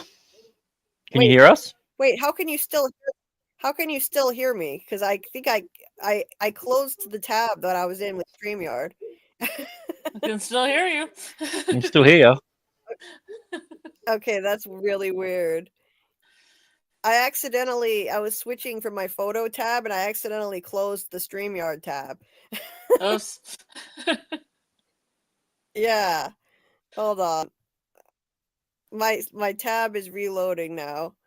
Okay. Wait. Why am I the only one here? Okay, no, You're not, there's two of you. There's gonna be two of you. Wait, how are there two of me here? Yeah, you're I think you didn't actually close it. I think you might have just minimized it because it still says both of you to hear. Oh. Wait a minute. You're cloning yourself. Twins. Good twin, bad twin. God. Welcome to the Twin Julie Show, where they dive doubly deep. Double deep dives.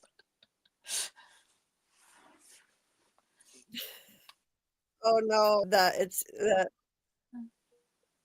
Uh-oh. Oh shit. Hold on. We're gonna have a third one that shows up. I can't find the tab. Yeah, see, you hear that echo Are too? you? Are you? No. You're the only one that will be able to hear the echo because you're hearing it twice. Are you using like Chrome? Yeah, and I can't. I think I'm gonna have to just close. Just close your Chrome completely down. We'll hold it down for a minute and then just jump back on.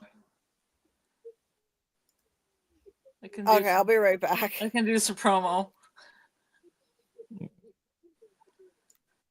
Okay, I'll do some promo. Tomorrow night in Julie's Discord, we'll be having a Severance watch party. We'll be watching episode 8, I do believe. And that will be at 9 p.m. and 10 p.m. EST in Julie's Discord. There should be a link at the top of the chat. If not, if some kind mod could put it in the chat, I appreciate it. And then we're not sure if we're doing anything on Friday. From Friday is kind of up in the air. We usually do From Academy with Doc, but he's not feeling good. So maybe we'll have Doug Hughes on. Maybe we won't. Maybe we'll come on and do something else. Who knows? Maybe we'll have a watch party and then just come on. It's crazy. It might, it might start at 8 in the watch party. It might start at 10 EST. So be sure to at least try to make it and see what's up. And on Sunday, I will be doing Yellow Jackets with Jamie Ruby and Sci-Fi Visions channel on YouTube at, I do believe, 11 p.m. EST. And there was a watch party before, around 10. I've got a question for you about Yellow Jackets. Is it still only entertaining with the people on the girls on the in the past, or have they actually decided to write better stuff for the future stuff? I don't know. I've come to terms that I didn't like some of the stuff in the second season. I thought the first season was perfect, but now I'm kind of on like a little, just going with the flow. I've always liked both. Second episode, second season. What? Yeah, I stopped watching after the second episode of season 2. Really? Yeah. Why? I just didn't get. It was one of those things where I just didn't watch it the week that the next week it came out, and then another week went past, and then another week, and the next thing the season's ended, and I was just like, oh well, I guess I didn't watch it. So you just quit after they ate Jackie barbecue? Yes, yeah. Like, well, I mean, I was a little bit hungry at the time, and I just thought maybe it's probably not the best to eat directly after this episode, but. Yeah, I don't know. I've always liked it. I've always liked the folklore aspects. I've always liked all the leads are great. It's really well acted. I'll stick with it. Yeah, I think everything in the past is perfect. I wish that was just the show. I don't know. I'll just say it this way. It's kind of like the way I look at Severance. Severance had a perfect first season. I would give it a 10. Both the second seasons right now are about an 8 for me. So even if I average that, they're still good. No, I get that. So, they have that whole cop. Well, you didn't even get to that. You didn't even get to the cop plot line in season 2 that people didn't like.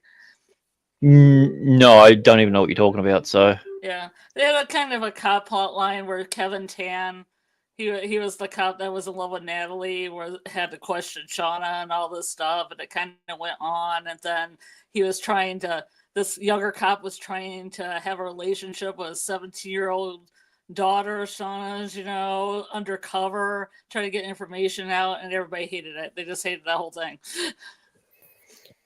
Okay, I'm back. Yes, it was great. But go watch Yellow Jackets on Sundays at 10 p.m. Sci-Fi Vision. If this has convinced you, it probably hasn't. Well, that was fucking weird. I don't know what happened. I really have no idea because I couldn't, I was still in StreamYard apparently, but I couldn't find the tab. It was gone. You could hear me and I could hear you, but I couldn't find the other tab to close it. And I need to actually be able to see the tab to control this thing. So yeah, that's weird. That was bizarre. I thought I just closed it, but then I could still hear you talking. I'm like, wait, how can I still hear you talking? And then you could hear me. Oh my God. How's the reintegration going? Yeah, it's not going so great. Yeah, the in and outie. I mean, I hope we don't have to take you to the hospital.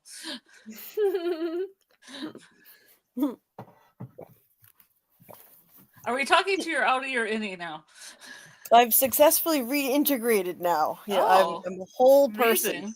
Yes, I am a whole person. So, yeah, it was pretty rough for a while there. I was smelling burnt toast and yeah, that's not good. Splitting pains in my head, and shaking hands. I'm starving out of my mind. Yeah. Mhm. But no, I am one person now. I am reintegrated.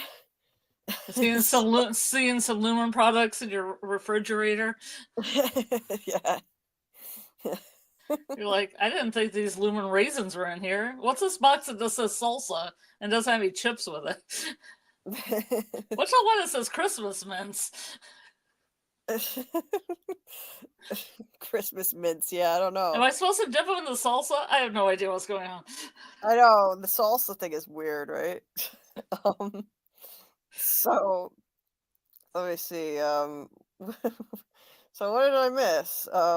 Just You doing missed me promo. promoting us. We had to talk about Yellow Jackets, and apparently I'm the only one that likes it. That's cool. Yeah, indeed. I follow it to the end of my days. Even when I say it like I was kind of comparing it to Severance, because even when Severance isn't 100% great for me, it's still good. Yeah. You know, even when it's not up to my standard, it's still good. It's still so much better than anything else out there, and the Yellow Jackets too. Yeah. You know, Mm-hmm. it's like giving it like an A and a C, but that's still a B average. Yeah. Yeah, absolutely. You know, like when you have a show that great, the bar is just set really high. That's how I feel about Severance. Like even an episode that is not, not their best, it's still head and shoulders above everything Yeah, else. it's still better than anything else I'd want to see. Yeah, Dieter, I did technically I'm not completely caught up on my Severance content, but I did at least make a video about episode 6 and Mark and his situation, what I think is happening to him and what's going to happen next, which is I think the most important thing that needed to be covered. So at least I did that. But yeah, I'll be making more episode 6, like a full episode 6 deep dive covering everything else. I just won't be able to have it out before the new episode. I'll probably have it out this weekend sometime. But that's okay. And that's a lot of muscle arms. That's cool. Thanks, Dieter. I have more views than usual on my video from yesterday. That's great. My Severance breakdown, my theory video on Mark. So that's cool. That's great because I worked all night and all morning on that, and so I suffered on that one. I put myself through hell to get that out as early as I possibly could while it was still relevant, because the episode's coming Thursday night. Time was ticking. Yeah. So nice to see at least it wasn't for nothing. People actually are watching it, so I appreciate it. Anyway, so let's see. AA said that's the Ankui kid that they say is Eloise. Oh, I hadn't heard that theory. Yeah, I hadn't either. When that came up, I was going to address it, but I thought we'd address it later, because I'm like, I've never heard that there's an Ankui Eloise. Yeah. And Eloise. And I can't do Ankui and Eloise. Never mind, it doesn't work. Ankulis? Very nice. Perfect. Ankulis. Ankulis. That's great. I don't know why that would be Eloise though. In the original, they're from. Oh no, Scott, you're not caught up. Damn, Scott She was never killed, so she can't be a Cooney kid. Yeah. Or was she? Was she? Yeah, I don't think so. I don't know how that would work. Yeah. It's interesting, but I can't understand how that could be. She's also a story walker, and she walked back in time. Yeah. Oh no, Scott only just started watching From a few days ago, so I don't think he's caught up with the rest of us. But we're spoiling a bunch of stuff. Oh, I'm sorry. Well, why are you here? Oh no. Sorry, Scott. Is that why you were having the From first season thing in your watch party where it was like on an endless loop so people could get caught up? I don't know. That was Dieter's idea, and so Scott joined and he was watching, and I popped in for a little while one night, and that was cool. Dieter just had it running over and over again in season 1, so it was looping around a couple times, 2 or 3 times.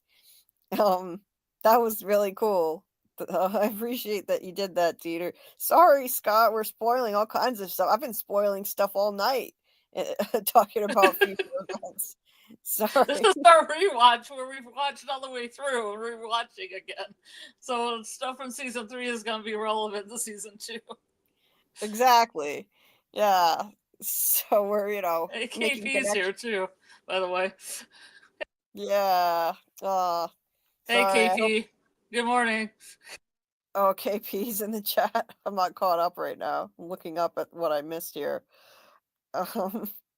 Well, sorry, Scott. I hope we didn't destroy your enjoyment of the Just rest put of your the show. hands over your hands over your ears.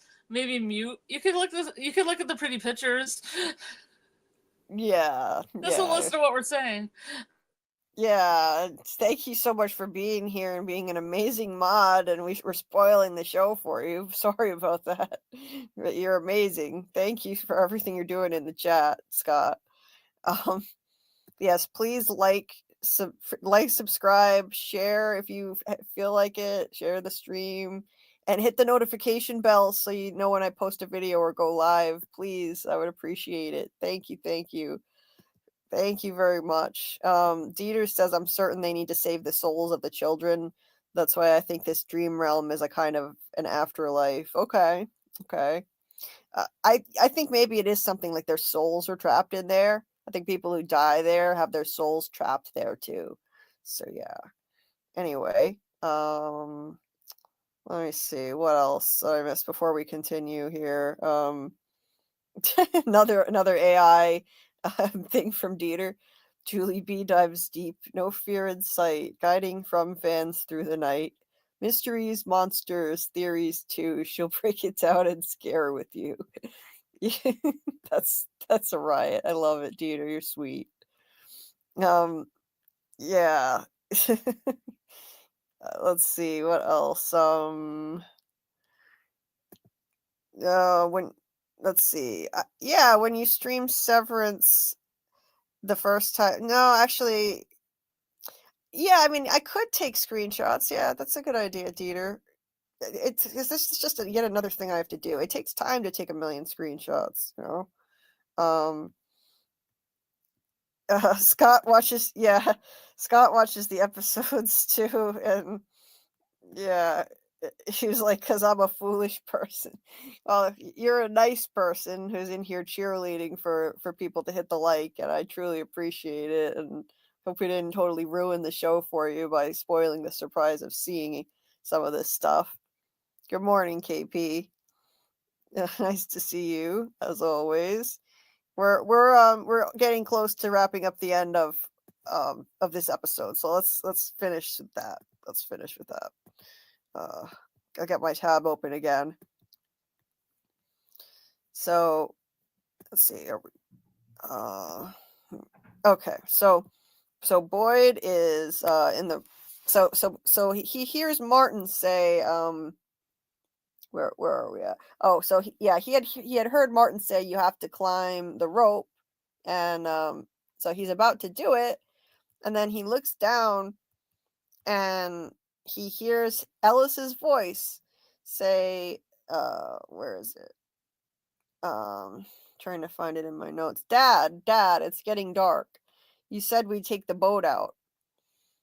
So that's super trippy. That's a vision of someone who's still alive. I don't think we've had any of those. This is the only example we've seen of a vision of someone who's still alive screwing with Boyd.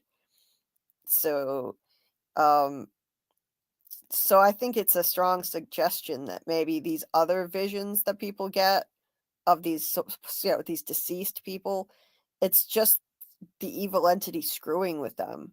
It's not actually, it's not in their head. It's not their ghost or anything like that. I mean, because why? like, if it's just in people's heads and it's their conscience and stuff, well, then how do you explain this? This wasn't helping Boyd at all. Why would he randomly have this vision? I think it was trying to screw with him. I think the objective of this is to get in his head to the point where he thinks maybe he's in a coma and he's questioning reality, and that's exactly what happens. When he comes out of this whole experience, he goes to Abby's grave and he wonders if maybe he's laying in a hospital somewhere and all of this is not even real. This is what makes him question it. Ellis and the boat key, because if they hadn't wound up in Fromville, this is the kind of thing they would have been doing. He had just gotten his boat. So he was thinking, well, maybe none of this is real. He's starting to question his sanity.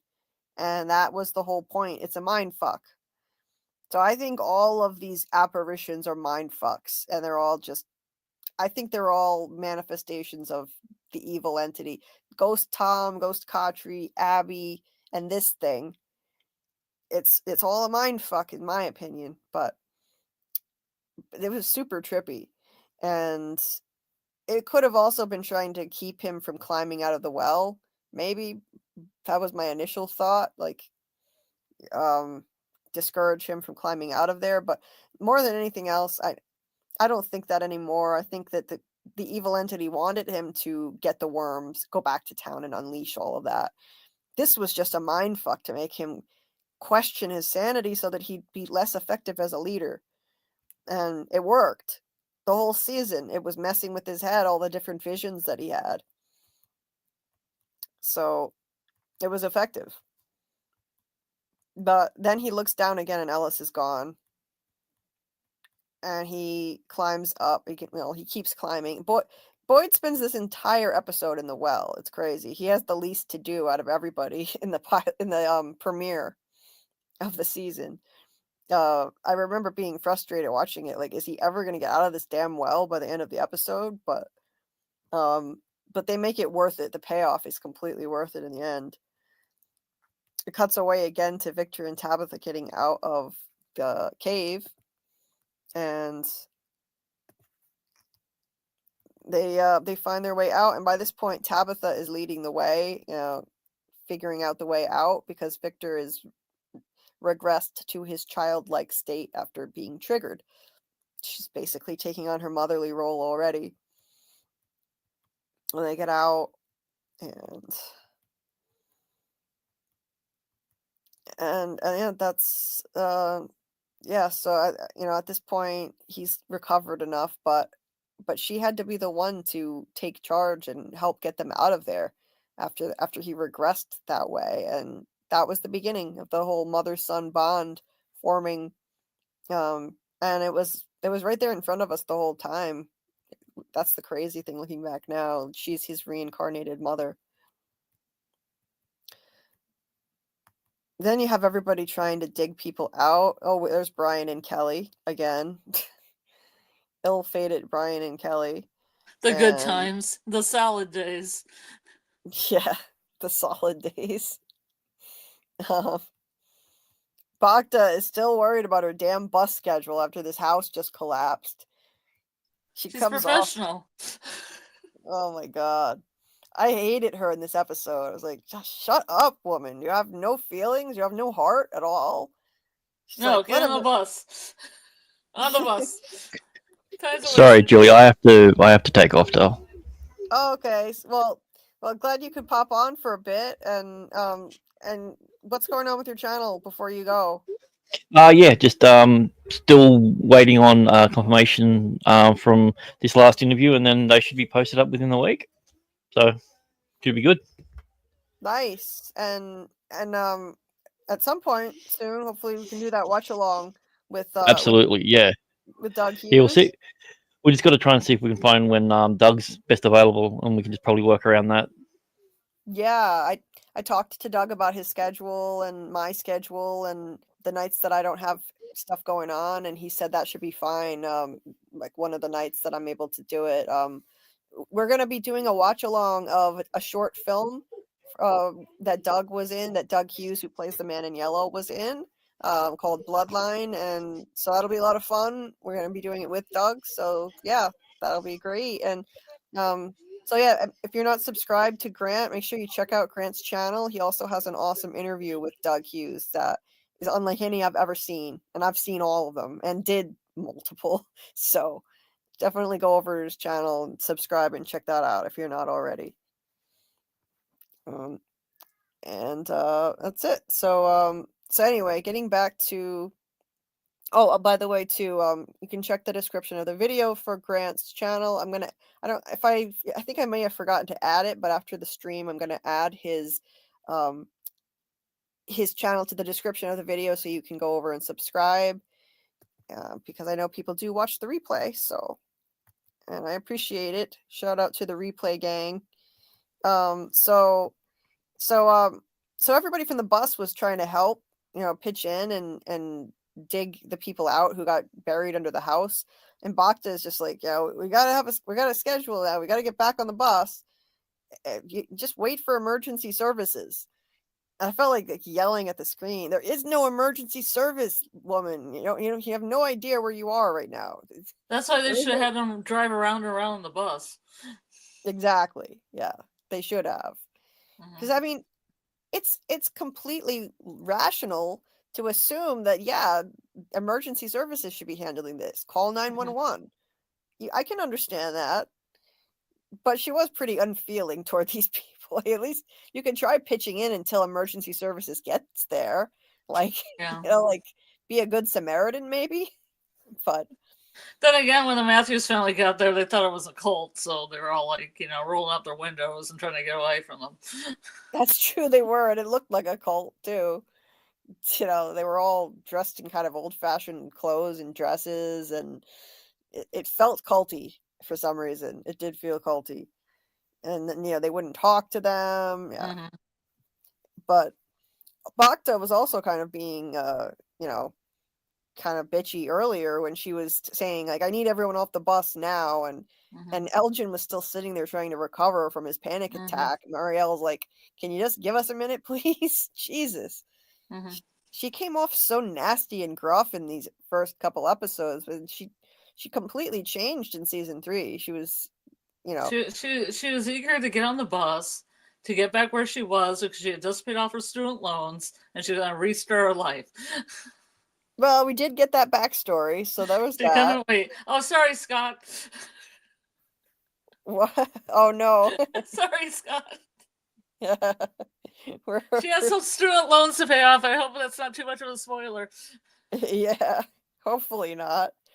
Yeah, but weirdly, that angry woman had to shoot the bus tire, which to me was really, Donna. The angry woman. That angry woman. Yeah. Bacta turns out to be a lot nicer later on. She, for the most part, she's very chill. They need to just kind of give her more of a role on the show. She gets more of a role later on, but it's like, it still feels like they haven't figured out quite what they want to do with her on the show. I thought she was going to come in and be a problem based on these episodes. Like, she was going to be a pain in the ass all the time, and she and Donna would be butting heads, but that didn't actually happen. So she tells everybody to get back on the bus, basically stop helping. So the bus people all abandon the people trapped under the house. Brian and Kelly are taken off, and of course helpful Tilly is one of the only bus people back there still trying to help. There's Tilly. Everyone else is, it's just Kenny and Donna, Fatima. It's mostly town people who live here. Alice.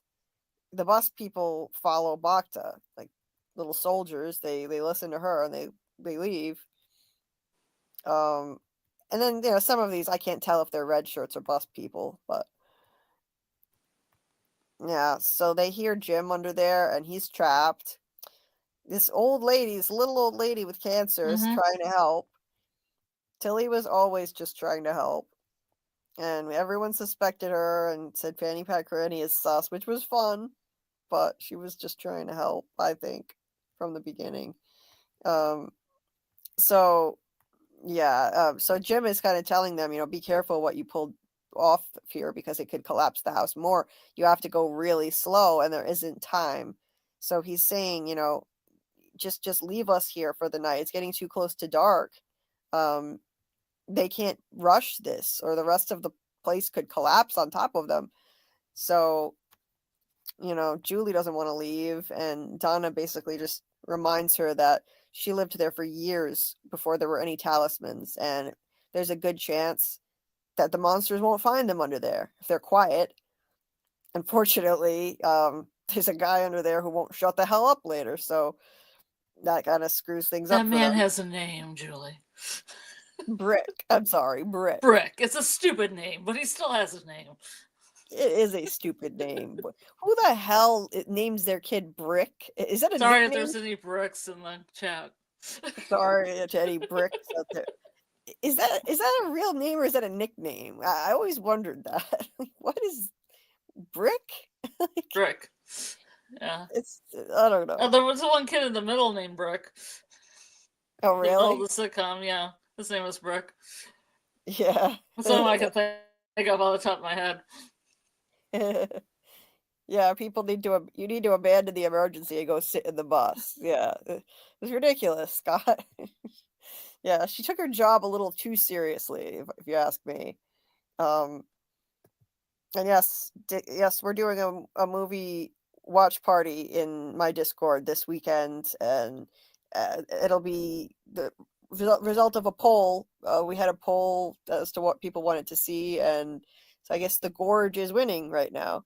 We're also going to be doing watch parties for some things that Scarlet and I think would be cool for fans of From and fans of Severance, things that could be connected or related to these types of shows. So yeah, we'll be doing more watch parties coming up. So stay tuned for that. Anyway, people die all the time. Not to worry about some trapped people. Yeah, she's like completely cold-blooded. Emergency services. I gotta get home and start my new life. Yeah. So yeah, everyone starts like making their way to the diner. She's trying to get her people back on the bus, and this is where all hell breaks loose. Yeah. So Bacta and Donna butt heads, and Donna's like, look, you know, like, none of you are safe here. Things are going to get really fucking scary when the sun goes down. If you want to live through the night, you need to get your ass back in the diner. She's just not wasting any time. Like, no, like, we don't have time to waste here. I do see that it looks like it's getting dark, but here's the thing. They wasted a bunch of time by having all these drenched people go in the diner and have tea. Like, I know Bacta needed to clean up the vomit or something, but they still could have had time to get back on the bus and driven around in a circle. Just saying. Yeah. But they don't let them do it. Makes more sense. They don't let them do it, and you know, Fanny Pack, Granny, and Randall here. Yeah.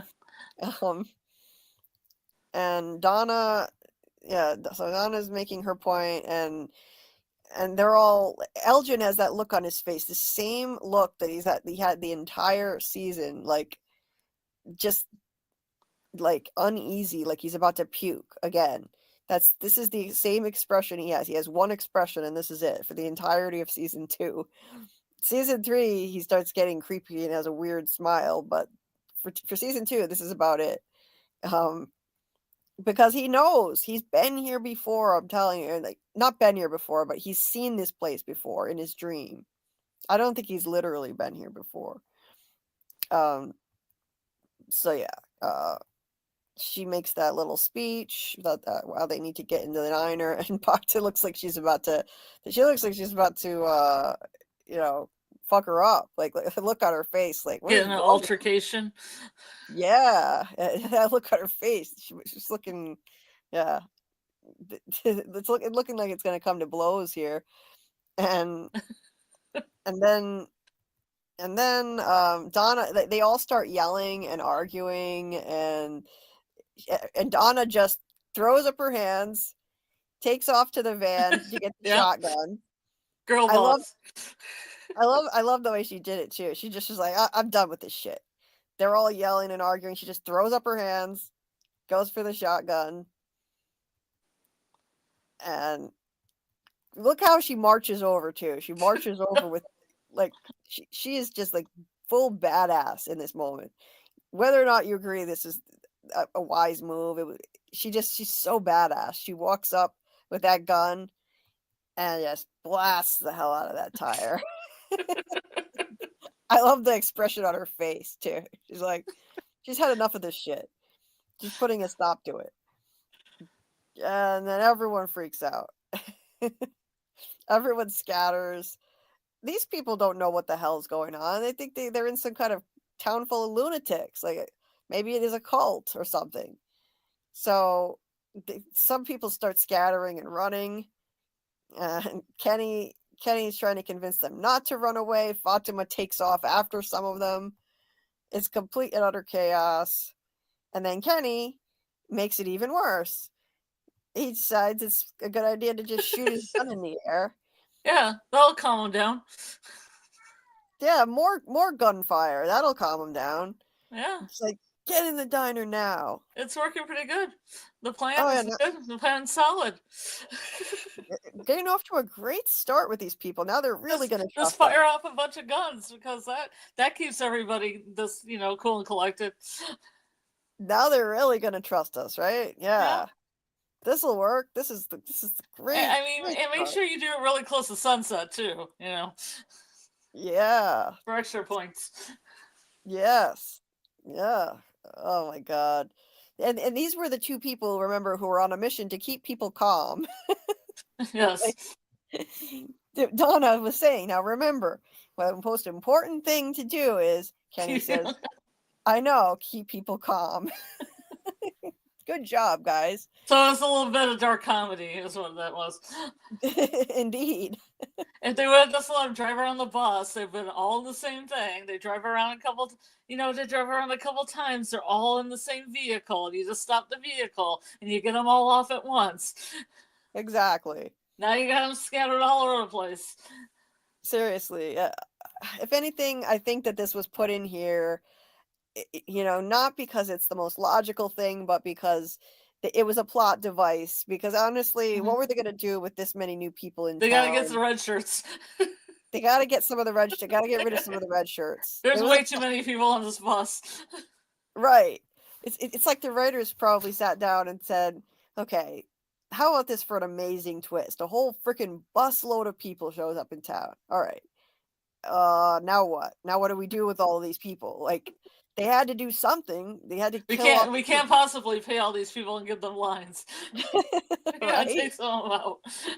Gotta take some of them out and have to come up with some kind of drama at the same time. We need drama. All right, so we'll do it this way. A little gunfire. That's why they did it. Not because it makes any kind of. It really didn't make sense for them to handle it this way, but it's you got to suspend your disbelief. It was a plot device, and it was effective. It made it for a very dramatic scene. I gotta say, it worked. And as a result, you had a really tense night where some of the red shirts were scattered off in different places. And in the next episode we're going to cover next week, some awesome scenes came as a result of it. So, this was the beginning. Like that poor old couple that Smiley nabs on the bus. Spoilers. Spoilers for episode 2 of season 2. But and you don't want to know what happens to Brian and Kelly, but we already gave that away earlier, and they're red shirts. Maybe anyway. He wasn't listening. They're red shirts anyway, so who cares? Well, Scarlet cares. Scarlet is always. I care about each and every one of them. Scarlet is always. And I felt like she died stupid anyway, but I'll talk about that when we get to the episode. Yeah, she died stupid.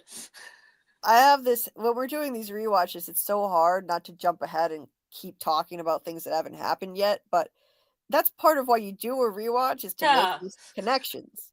Yeah. But it's easy to get carried away and go a little too far, and I do that. I know I do that. Yeah.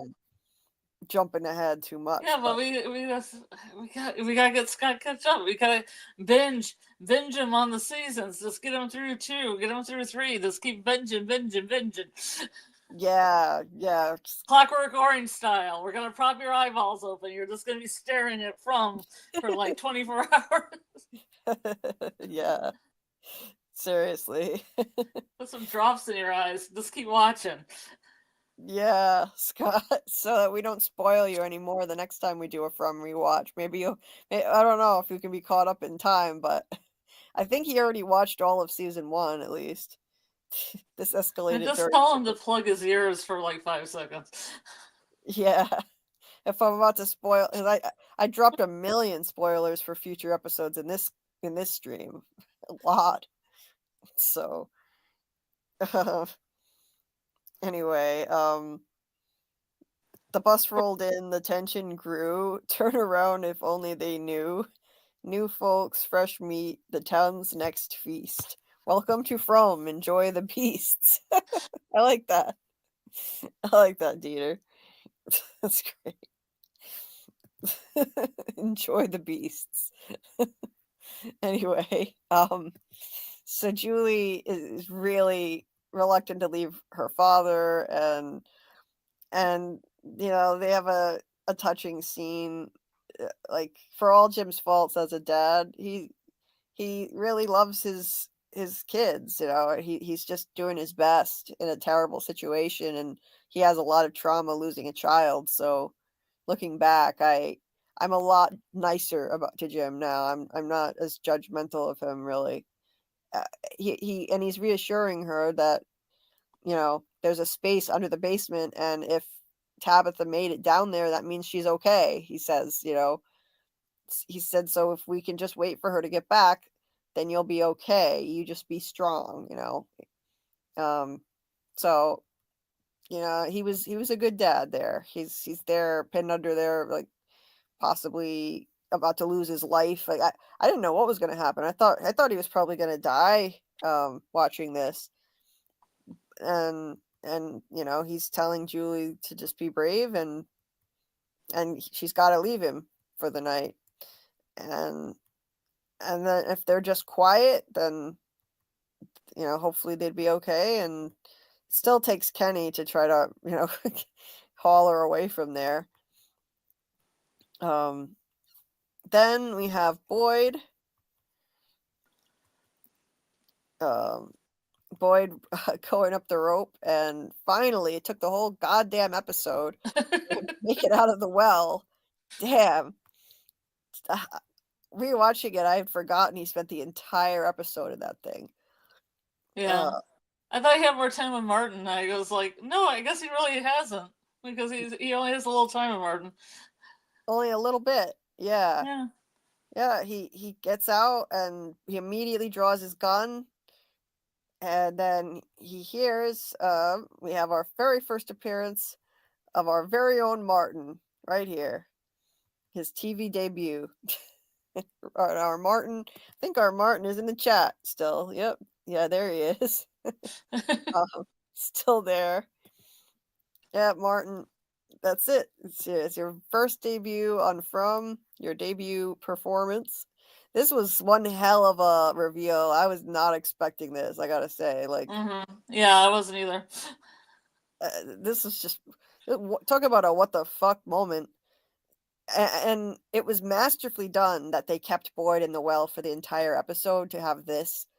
The payoff was so worth it. The suspense built up for the entire episode as Boyd is stuck there and he's talking to this disembodied voice.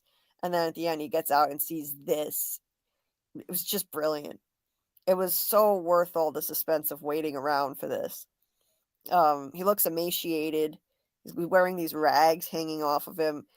And if you see the pictures of what the people did to him, it's even grosser than it is in this dim lighting. Yeah. It's gross the way that the people made him to look like this. You know, I don't know what they did, but like some prosthetics on his body and stuff. That's not his real body. It's some kind of prosthetic. and they made him look like a starvation victim too, with the sunken in cheeks and stuff. So Boyd's like, what the fuck is this? Martin says, you made it. I wasn't sure you would. It's such a long climb. So he makes it sound like he's done this himself by that weird statement, saying, I wasn't sure you would. It's such a long climb. I've heard some people suggest, like, is he implying that he made the climb himself at one point and he was like maybe in a past life he was Boyd? I personally don't think so. I think this was just a mind fuck. That's all. Are the original Martin, because you think this guy's kind of like an entity that's possessing someone, like the original guy had to go through this somehow? That's possible. Yeah, that's possible. Like, because the town, the evil entity uses the images of people who have died. We know this for sure with Abby. There's no way Abby is not part of the evil entity. She's clearly that. She's not just in Boyd's head imagining, out of his imagination. So since we have that, we know that the town can do this. Even with people that are alive, he had that vision of Ellis. I don't think that was in his head either. So, yeah, Martin, my theory is that he already died there. He wasn't alive, being kept alive by the worms under his skin. I think he was just a mind fuck for Boyd, and the town picked him to be the mind fuck because he has a Marine tattoo. This would, encourage Boyd not to leave him behind as a fellow veteran. Leave no man behind. So I think, and yeah, isn't his tattoo from around the same time, like 1864? it is. That It's type of logo, that type of, well, I wouldn't say logo for the Marines, but that, is a time period for it. Yes. I forget the term for whatever it is, but what it's called. But yeah, people have studied it, and it's hard to pinpoint. Like, it's not an exact copy because I think they'd have to pay for the rights to use that. They can't just use it. So I think they made it slightly different, but it's close to a Marine tattoo from that Civil War era. Yeah. So, I think this is a dream state from 1864 fromville that Boyd is in. And this guy is just someone else that died there, and the evil entity is using his image to trick Boyd and infect him with the worms. That's what I think. I mean, it's just a whole mind fuck, including the stuff he says to him in the next episode. We'll get into that when we dive into episode 2. But he's screwing with him, and he says, he also says, is that a gun? So it's kind of, that's another thing. He says, is that a gun? So he doesn't, if he's from the past, he may not recognize what a handgun looks like. He can't see, Julie. He says, my eyes aren't very good. He does say that. He says, my eyes, they aren't what they used to be. There's guns in the 1800s, though. They just don't look like that. Well, he might have thought it was what do they call them? Not a musket. What are they called? Yeah, muskets. I think that's what they were called. Right. Like your old-fashioned pistol, where you had to take a long time to load it with, Oh yeah. I know what you're talking about. Yep. Yeah, so they might have had something similar that they didn't look like that, but they know they had something similar. But his eyes are bad, so he could just be seeing something that looks like the outline of a gun, a pistol. Yeah. Well, everything he says is full of shit. Anyway, I think he can. I think he can see perfectly fine. I can't see at all. It's all bullshit. I don't believe any of it. He says, my eyes, they aren't what they used to be. It's good that you have a gun. That'll make it easy. And Martin says, and Boyd says, make what easy? And he says, I need you to kill me. and roll credits. What a way to end a premiere episode. Just phenomenal. Amazing. Like I can only imagine how you felt after waiting all that time. You finally watched the premiere and then you got this crazy ending.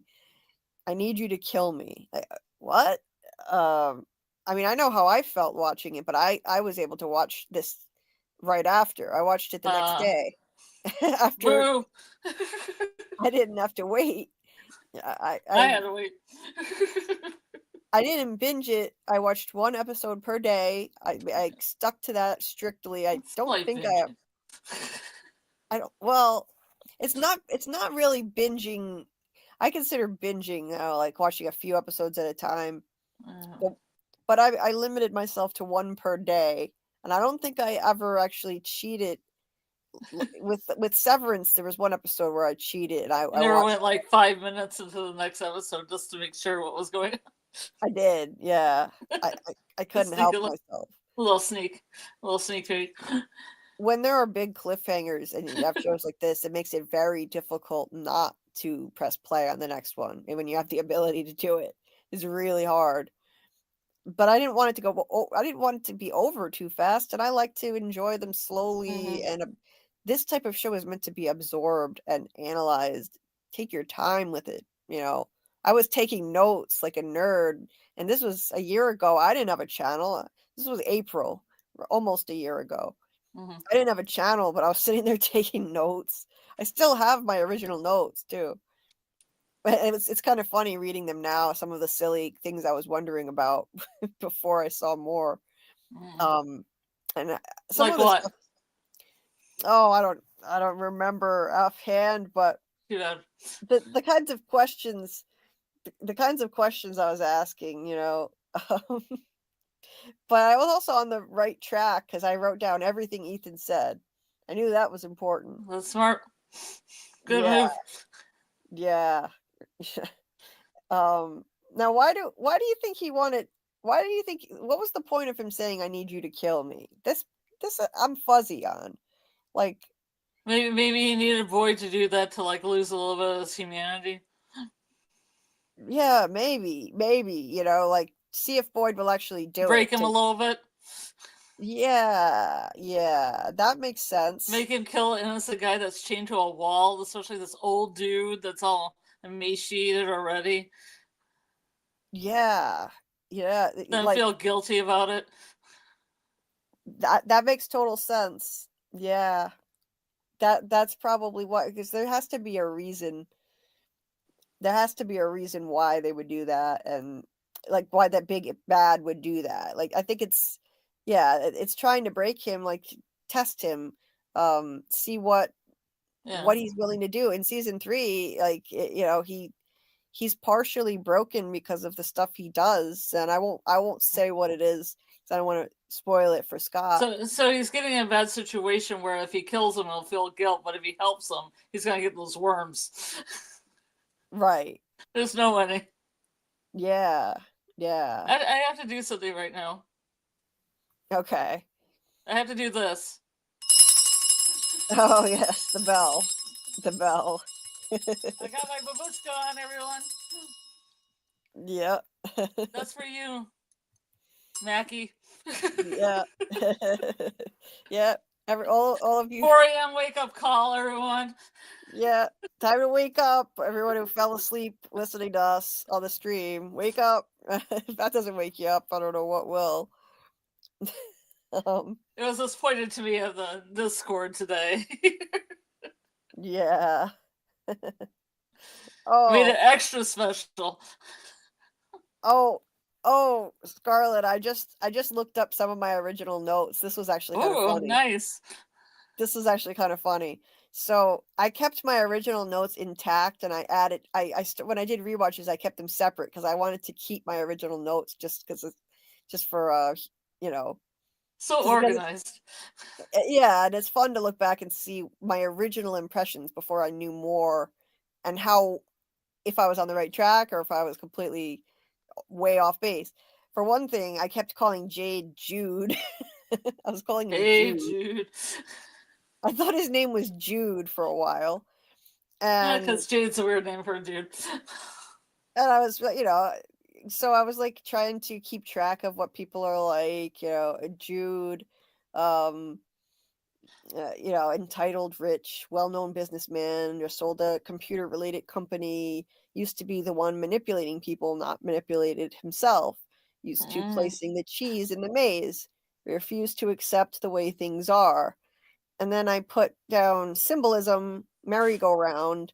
They're just chasing their tails like when they drove around in circles trying to escape. Interesting. So like this is the funny part. So this was my first theory on what's going on in the show. I said this was an entire town teleported elsewhere by aliens. Aliens. Aliens. Yeah. So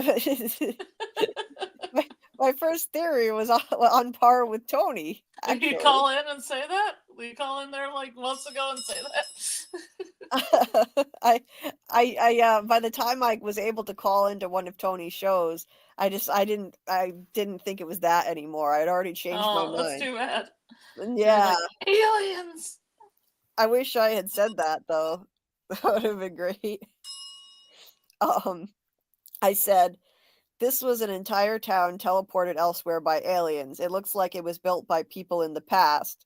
Someone is sending them goats, cows, and chickens to eat and maybe other things to fatten them up. Maybe they're being watched by the aliens as an experiment. So that or eaten. It sounds like they might be eaten. Yeah. Stuff full of pancakes. Send them back to home planet. Yeah, possibly to eat them. Yeah. I was thinking that. Possibly to eat them.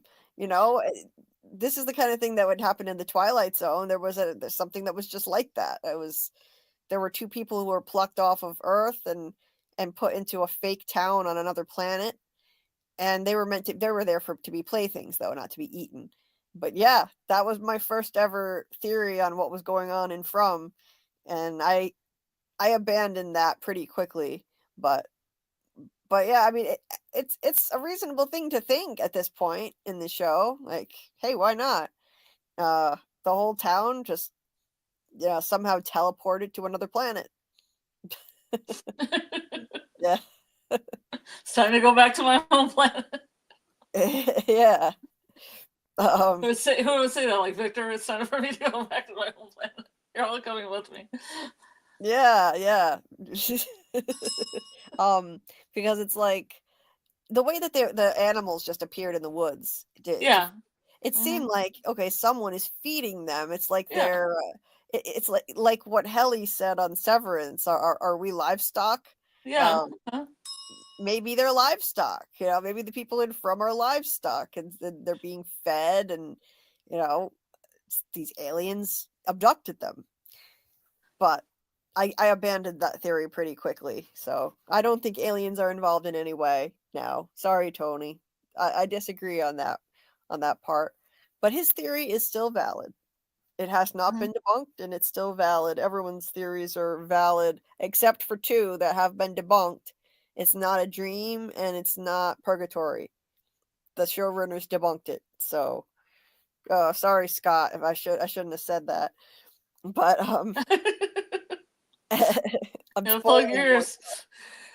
spoiling more stuff.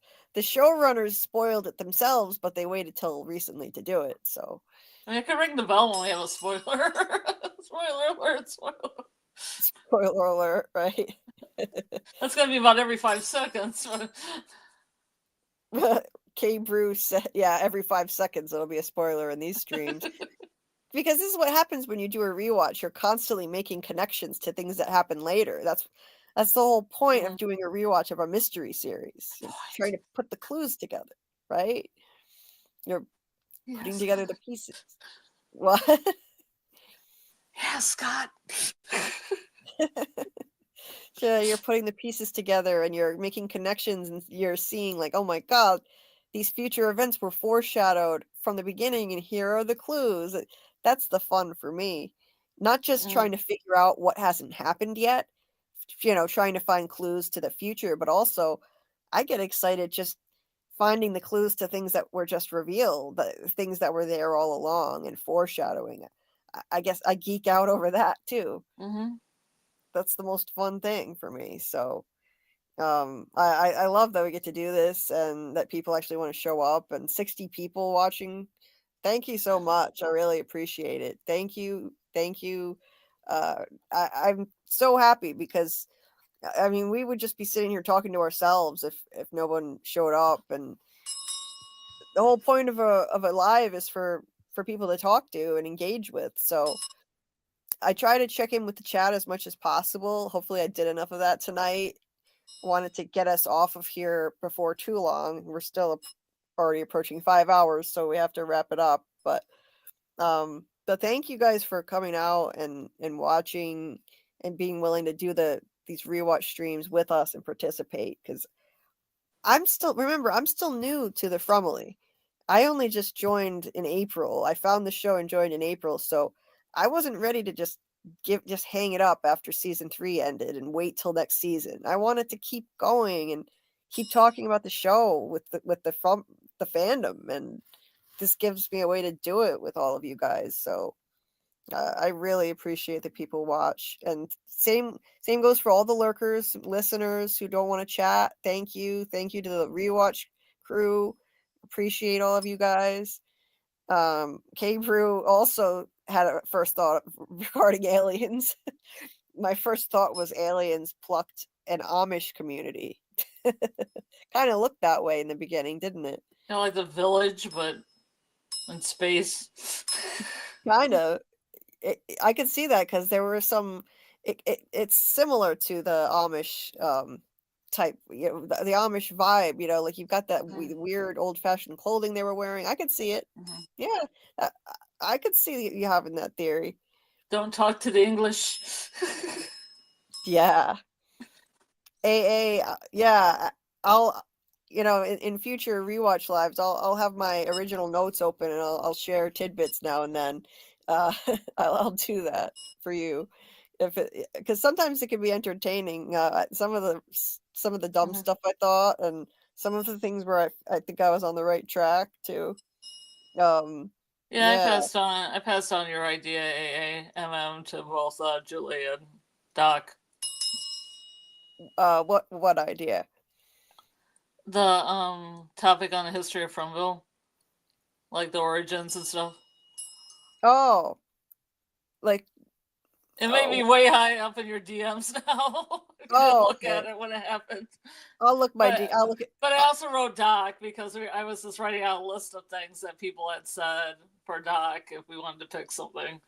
Oh, nice. And he had some ideas, and now we have like a little group. I think it's like the 3 of us. We can hash like a topic out of those. Yeah, it's a great idea. But I always listen to, if you put something in the chat that's a topic you want us to cover on the From Academy, I'll make a note of it. Yeah. Because I read the chat.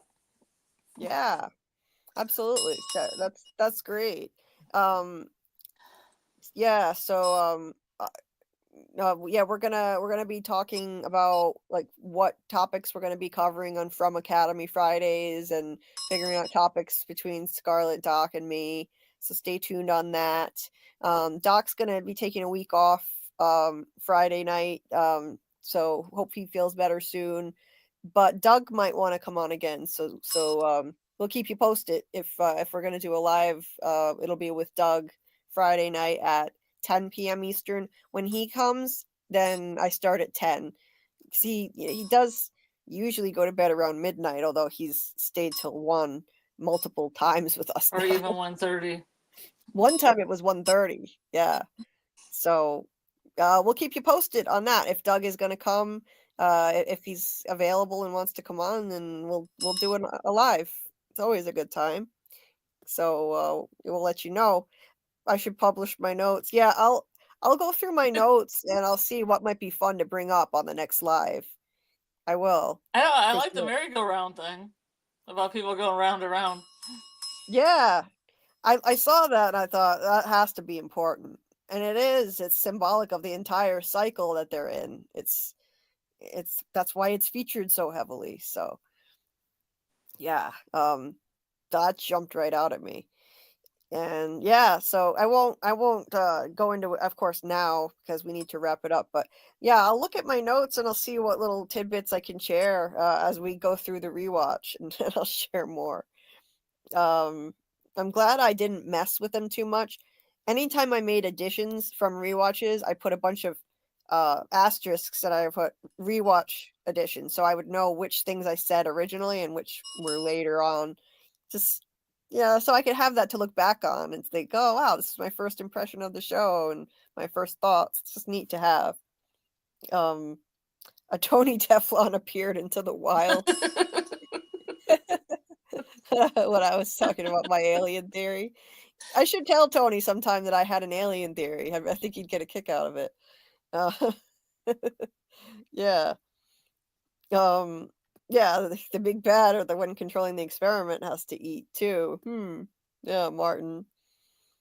Well, Martin, you made your big debut on the show. You were the star tonight. Our guest star on the show, I guess, because he only popped up at the end, but oh, okay. I see what you were talking about, Scarlet. That's AA said, yeah, we could do a topic on the history of Fromville. Absolutely, yeah. Different theories. That sounds like a great idea to me. I love that. Pocket dimension, simulation, etc. Oh yeah. We will absolutely, put those on the list for sure. And that's like we should do a poll too on like topics that people would like to discuss. That would be fun. And like in the Discord, do a poll. Like who the first settlers of Fromville were, things like that. Oh yeah, I love that. AA, great ideas, awesome ideas. Scott said, well, truth is we don't exactly know what purgatory really is like either. Nobody has come back and can tell us about it. Yeah, exactly. Yeah, we don't know. It's just we don't know. Yeah. Good night, Martin. After next episode, I'll change my profile pic back to me. I've had my time. yeah.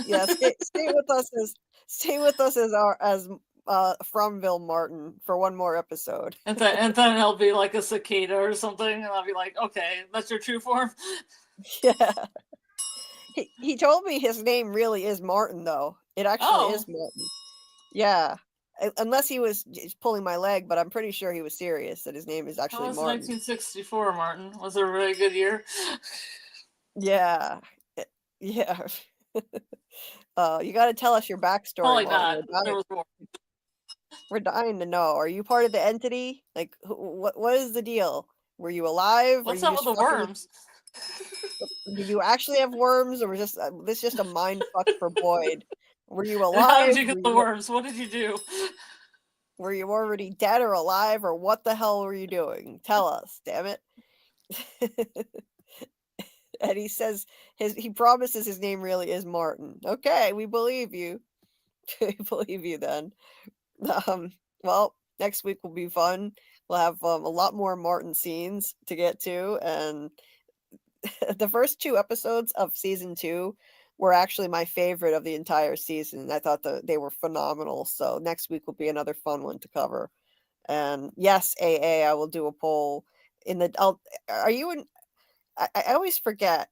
I don't know if you're in the Discord or not, under a different name or something, but it's easy to do polls in Discord because, well, I know how to do it there, but I could do a poll in YouTube community tab. Plus, we can put more than four answers onto a poll in Discord if we have more than 4 topics. Right. If I do a poll in YouTube Live, I can only do 4 options. In Discord, you can have a whole bunch of different options, so it's nicer to do a poll there. Although there's some way you can do a poll on the YouTube community tab area. Oh yeah, that's right. So I might be able to do more options there. I could do that for the people who aren't in Discord. Yeah. Oh, you're Pink Apple. That's right. Okay. Yeah. Sorry, I always forget who's who when you have different names. Okay. Yeah. Pink Apple in Discord. Well, if you want, I think I'll probably, I don't know. I'll figure it out. Maybe do a poll on YouTube because not everyone is in Discord. I'll see if could be. You should, yeah. But you should be. So you It's should so be. much fun. You gonna do watch parties? We can show up. Yes. It's a lot Talk of about fun. stuff. It's a lot of Post fun. pictures. Ring And bells. I'm sorry, I'm just messing with you, Julie. Go. it's okay. Yeah, the watch parties are fun, and Doug Hughes has been joining our From Rewatch parties now. So that was cool. So if you want to hang out and rewatch From with us and Doug Hughes, he might come for next week's. Who knows? Every week we're gonna show the episode that we're gonna be discussing. So right now the plan is to do it before our Wednesday live, but I've been kind of toying with the idea of maybe switching it to Tuesday. I'll keep you posted. If we change it, I'll announce it way ahead of time so you know. But yeah, we're going to continue to do these weekly watch parties, and maybe Doug will show up again. It's a lot of fun. And if you're listening on the replay, the Discord link is in the description of the video if you want to join. Tonight, we're going to be showing Severance as usual at 9 p.m. Eastern when it drops, and then again a few minutes after 10 p.m. Eastern a second time, along with a voice chat. So if you're into Severance, make sure you check that out. And keep an eye out for my next video on Severance. Thank you to everybody who's watched it. My episode 6 theory video related to Mark and what's going to happen to him next. And I'm going to do a full episode 6 deep dive on Severance. It'll be out within the next few days, weekend, probably by the weekend, I would say. So if you could give it a view, I'd appreciate it. It'll be coming out a bit late, but better late than never. And we'll keep you posted on Friday night. If we do a live, I'll announce it as soon as I can. And Doug may be joining us. So that is always a good time. We can talk about Doug's awesome plays, and he tells hilarious stories. You never know what you're going to get with Doug. Last time he serenaded us with the harmonica, which was amazing. It was a blues harmonica song that he wrote himself, and he serenaded us. So you just never know what you're going to get. So if he comes, yeah, highly recommend. He puts on a hell of a show, and he's great company. So anyway, Martin said, I'll be in Julie's Discord in the K-Dot playlist if anyone wants to hang out. K-Dot is Kendrick Lamar, Scott. Kendrick Lamar is like the king of rap right now. He's like the king, the number one rapper in the freaking world right now. That's who Kendrick and K-Dot is his nickname. And if you like Kendrick's music, Dater set up an amazing little bot in my Discord which plays Kendrick Lamar's music 24/7. So I'm going to be popping in there myself too, actually. I'll probably pop in while I'm on the treadmill. So yeah, thank you, Dieter, for doing that. You are the GOAT.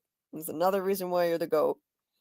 And I wonder if I don't know if you that would be interesting. Yeah, if you could add the K-Dot pop out concert to the playlist.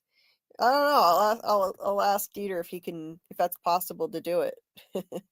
Anyway, thank you so much, Scott. You're amazing.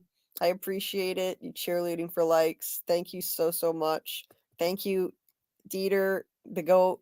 I know you're not. I don't think you're in the chat at the moment, but thank you so much, Dieter, because I know you listen anyway. Thank you for everything that you've done and continue to do. Couldn't do this without you. Truly appreciate you and the amazing chat. Thank you so much for showing up so we can continue to do these lives. Can't thank you all enough. And my awesome co-host Scarlet here. Just a trooper. I can't think of anyone I'd rather deep dive with than you. So thank you for staying all this time. And everybody appreciate makes me ring my bell. You're all so sweet. Well, you just got back to sleep? Yeah. Wake everybody How dare back you? up.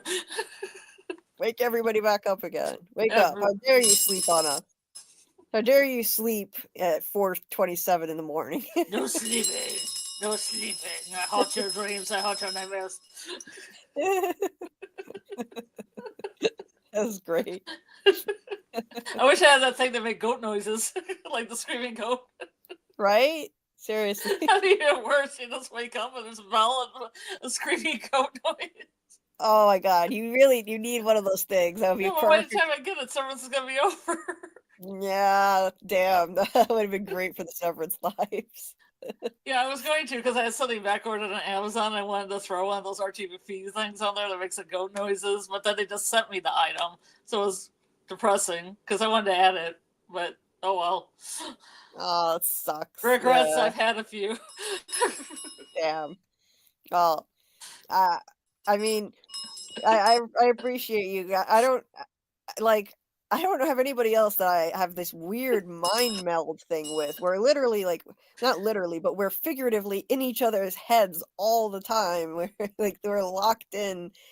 There's just total cohesion between us and the way we approach the show. So it's a perfect fit. So I appreciate you and sticking around this long and sacrificing your sleep, which I never would expect you to do. You don't need to stay when it's this much time, but I appreciate you, and go get some sleep. Now I've got to find the screaming goats from Thor. I mean, maybe I can make a soundbite. Yeah, you could. You could probably make a soundbite. Yep. I mean, if I could just play it on my iPad, it could go through the StreamYard. Yeah. Yeah.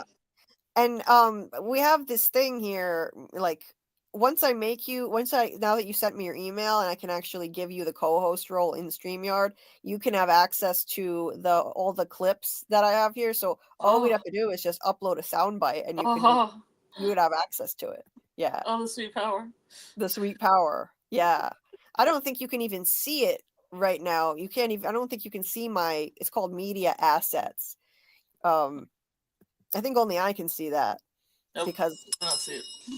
Yeah. So yeah, I'll get that set up, and then you'll have the sweet power to do more stuff.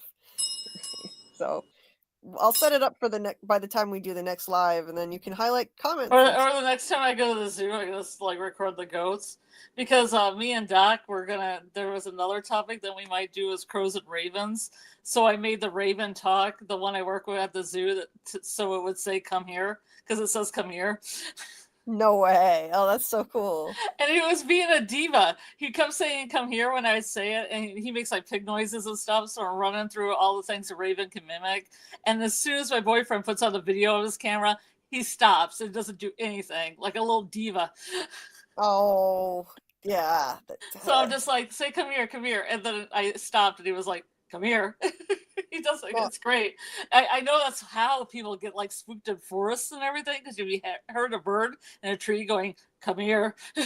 Oh my god, that would creep the hell out of me. You walk by the enclosure and you can hear this, "come here." What the fuck? What? No, wait. It actually sounds like that? That's so creepy. Yeah, it sounds like "come here." Oh my god, that's so creepy. They makes a little pig noise, like the goat. No, raven. Oh, okay, the raven. I was gonna say, wait, not the goat, the raven. Okay, that's so cool. Yeah, the raven. Like I think they used to be by the petting zoo. So they picked up the pig noises. They picked up other noises. One of them picked up a dog noise along the way and goes "woof woof." That is hilarious. I didn't know they had the ability to do that. Like, yeah, the other raven, the smaller one, because they kind of live in pairs, she'll go "woof woof." That is hilarious. Oh my god, it's like parrots. I didn't know ravens could do that. Oh yeah, well, the "come here" is the creepiest thing. Oh my god, yeah, especially because it's a raven. They're creepy anyway. Like, I love them. I want one. I wish I could have one. I would have it. I would get a bust of Pallas Athena, just like the Poe poem, and put them on top of the bust of Pallas Athena. And then say "nevermore." Yeah, you could teach it to say "nevermore." You actually could. That's wild, because I mean, obviously I've read that poem, and the raven says "nevermore" all the time. I didn't know ravens actually had the ability to mimic things like that. So it literally could, probably. Mm-hmm. It could be trained to do it. That's so cool. I just thought it was, Poe's Yeah, they imagination. mimic, so all you have to do is just be around them and say the same thing over and over again. That's wild. Wow. So I mean, it's funny because when I come in, they're not doing anything. But I'll just go through the noises I know they do, and pretty soon they're oinking like pigs and going woof woof. Oh my God. Well, that's so crazy. I've heard they're very smart. They're Oh smart yeah, birds. And they're huge, right? They're they're gigantic. huge. Yeah. You would not mistake a crow from a raven. A raven, because like a crow's the size of a pigeon. A raven's the size of a hawk. There's a difference there. There's a huge difference there. And they're Wow. beautiful. Like when the sun hits their feathers, they're all iridescent and kind of purplish and really pretty. Wow. Good night, Trace. Thanks for coming. Oh, yeah.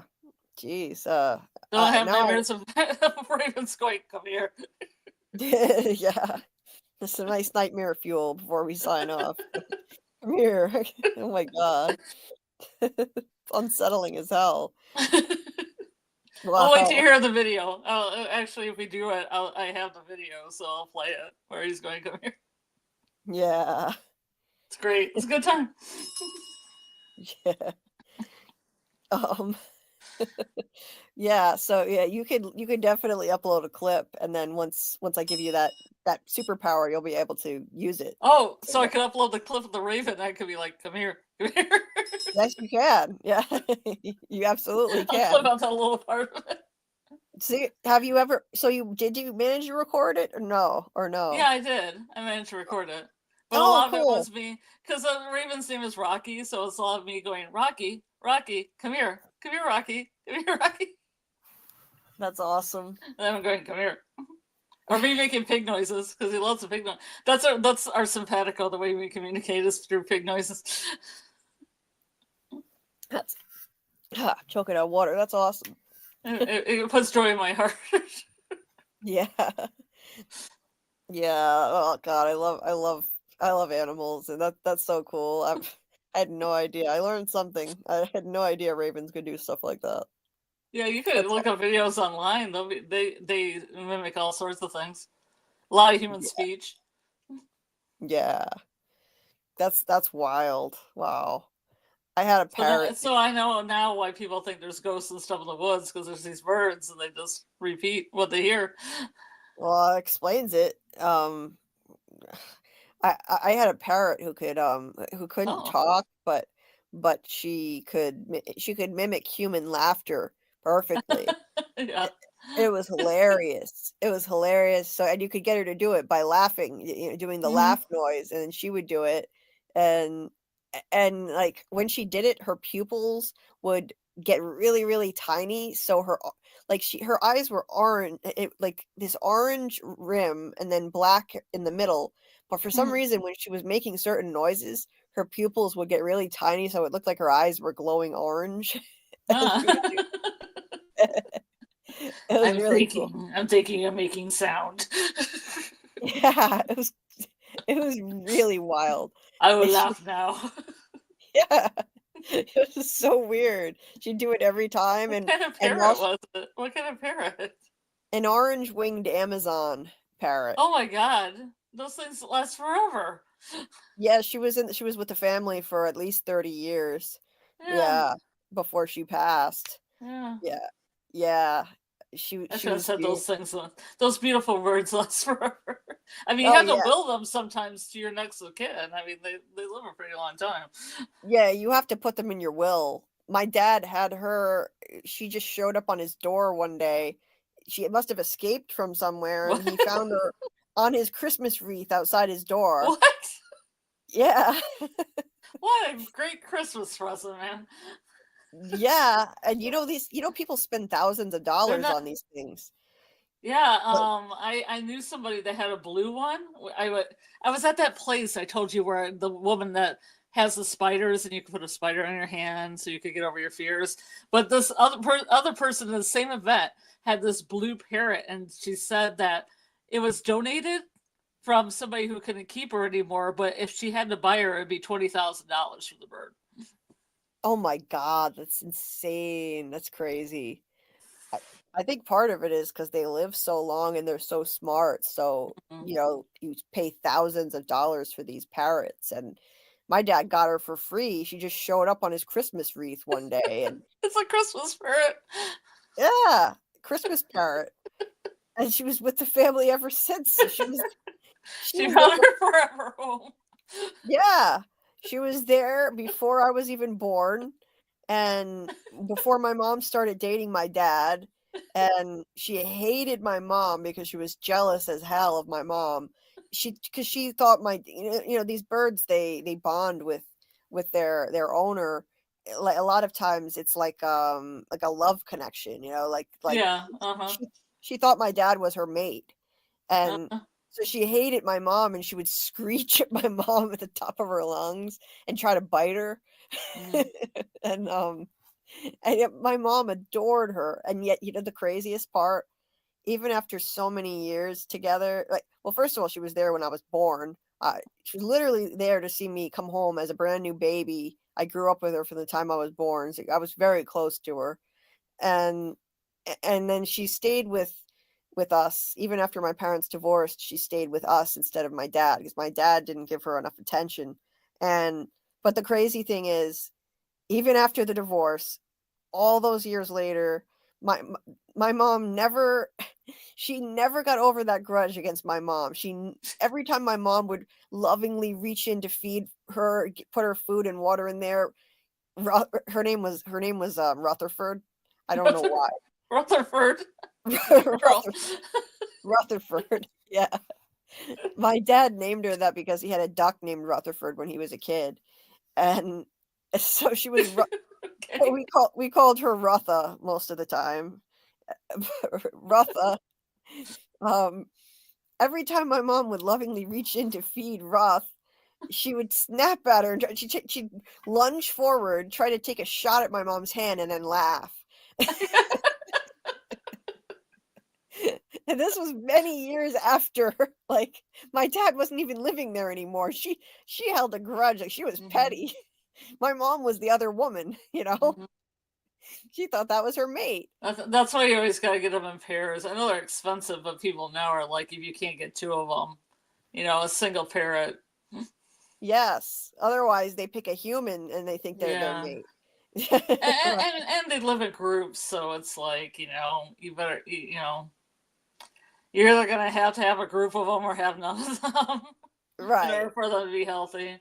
Yes, yes, that is so true what you just said, because my dad neglected her in terms of attention, Hmm. and as a result, she picked out her own feathers all the time. Hmm. Yep. Her whole chest, her whole back was bare and Hmm. never grew all the feathers back because she would constantly be picking Hmm. the feathers off her back. Her chest would fill in and Hmm. sometimes it would look more full, but she picked and picked and picked. She got sick one time, and and got infected because of all the picking. It was Hmm. a bleeding area. It was terrible. She had to have like some kind of surgery, and it was because he didn't pay enough attention to her. Yeah. So yeah, they Hmm. desperately need attention. And Yeah, I watched a documentary on them, how they don't really make good pets singularly. no, So a lot of people are like, you have to have like almost a group of them because they yeah, travel in groups. They're a social group animal, and then you're taking them out and you're making them be alone, and it's unfair to right, them. And that's why they get stressed like that, because they need to be around other parrots. right. So I gave her loads and loads of attention, and I became her second favorite person in the world. Hmm. My dad was like her mate, but then, know, But then your mom just didn't get it. my mom adored that bird, and yet she hated my mom her entire life. And my mom adored her. Like, she took care of her so lovingly, and she would yell at my dad to pay attention to her and get her Yeah. out of go get her out. Oh my god. But Ruth loved me. She would stand on my shoulder and groom my hair, like, Oh. like, because they groom each other. Like, Yeah. she would, like, groom my Yeah, hair. see, she's just trying to find other parrots and stuff. I mean, that's what they need, Right. you know? Well, we let her out of the cage all the time. I mean, so she wasn't, because it's inhumane not to. So she'd be Yeah, yeah. flying around the house, and When God. she used to do this certain noise when she would come in for a landing. Sometimes she would yell, "Ow!" That was one of the only things that she could say is "ow." Yeah. Yeah. She used to go, "Ow, ow, ow." Yeah. She Oh boy. she was hilarious. Yeah, and like when she would make certain noises, she would duck, and all her tail feathers would fan out, and then her Yeah. eyes would look like they were glowing, and all the feathers would stand straight up on top of her head when she'd make these loud noises. She had this one thing. It was like this high note, like a singer holding a high note. Huh. That one was a fun one too. And then there's this other thing she used to do. It was like wook wook wook wook wook wook wook. I have no idea what that means, but It'll sound like a siren. yeah, except it sounded like it had a K at the end. Wook wook wook wook. She would do Because like that. when I lived in San Diego, there used to be minor birds or something that would like you would hear these birds making dog noises, making fax machine noises. I'm like, where the hell has this minor bird heard a fax machine? Making siren noises, making cell phone noises. You go out and you hear somebody's phone, but it wouldn't be a phone, it'd be one of these birds. Oh, that's hilarious. Oh my god. Like the city birds are just getting all the city noises. Maybe she was imitating a siren because when my dad when my dad found her, he lived in Providence. He was in the city, so maybe that was a siren noise. I always wondered what the hell it was. I wanted her to talk so bad, but I think you have to train them to talk when they're babies, and no one did that. So she had the ability to say certain syllables like ow and that whoop thing, but that was it. Other than that, it was just laughing. Oh, and she would whistle the tune to When You Wish Upon a Star. She could do that. That one was a fun one. Interesting. Yeah. Anyway, my mom is yelling for me to feed the cats. And Yeah. I wish I would have recorded some of those minor birds in San Diego. They were pretty crazy. yeah. They're probably still there. I bet. Yeah. Hold on. I just have to yell to my mom that I'm about to sign off and feed the cats. Okay. One sec. Okay. If you like Yellow Jackets, you can listen to me and Jamie talk about it on our channel, Sci-Fi Fiction, on Sundays, starting at about 11 p.m. We'll have a watch party before in Jamie's Discord. I don't know if anybody like Dieter could put Sci-Fi Vision into the chat, but I really appreciate it if you would. All right, I was just telling my mom I'm going to feed the cats in a minute. So, yeah, Dieter, how did we end up talking about this in a horror show? Did the parrot kill someone, lure it into a cliff or a wall? No, but tangents can be fun sometimes. The night grows dark. It was from adjacent. We started around the bend. Until next time, keep thoughts alive and dive back in with JulieBDeepDives. More AI poetry. Thank you, Dieter. We started from adjacent. We started with crows. We got the ravens. Take care of ourselves. But Dieter said, "Why does Scarlet sound so sexy?" Because I am so sexy. Okay. So anyway, yes, Dieter dropped the link to Sci-Fi Vision's channel. Thank you, Dieter. Jamie and Scarlet on Sci-Fi Vision channel on Sunday nights at 10:30 p.m. Sorry, 10:30 p.m. Yeah, 10:30, 11, somewhere in there. It'll be on the thumbnail. Oh my god, I accidentally muted my Chromebook, so you were trying to talk and I was talking over you. Sorry. Yeah, you were. And I figured you just did something because I'm like, it's like, I'm getting off now. Screw you. I'm going to talk over you. Sorry, I hit mute and I didn't know you were talking. I knew there was something going on because it's always really awkward. I'm like, okay, there's something awkward happening. Yeah. Because I kept on saying to Dieter that we were talking, it was from adjacent. You know, talking about crows and ravens getting to other talking birds. It was part of the same. It was from adjacent, yes. It was from adjacent. That's Yeah. That's where tangents come from. It always starts from somewhere. It's usually not something completely random out of nowhere.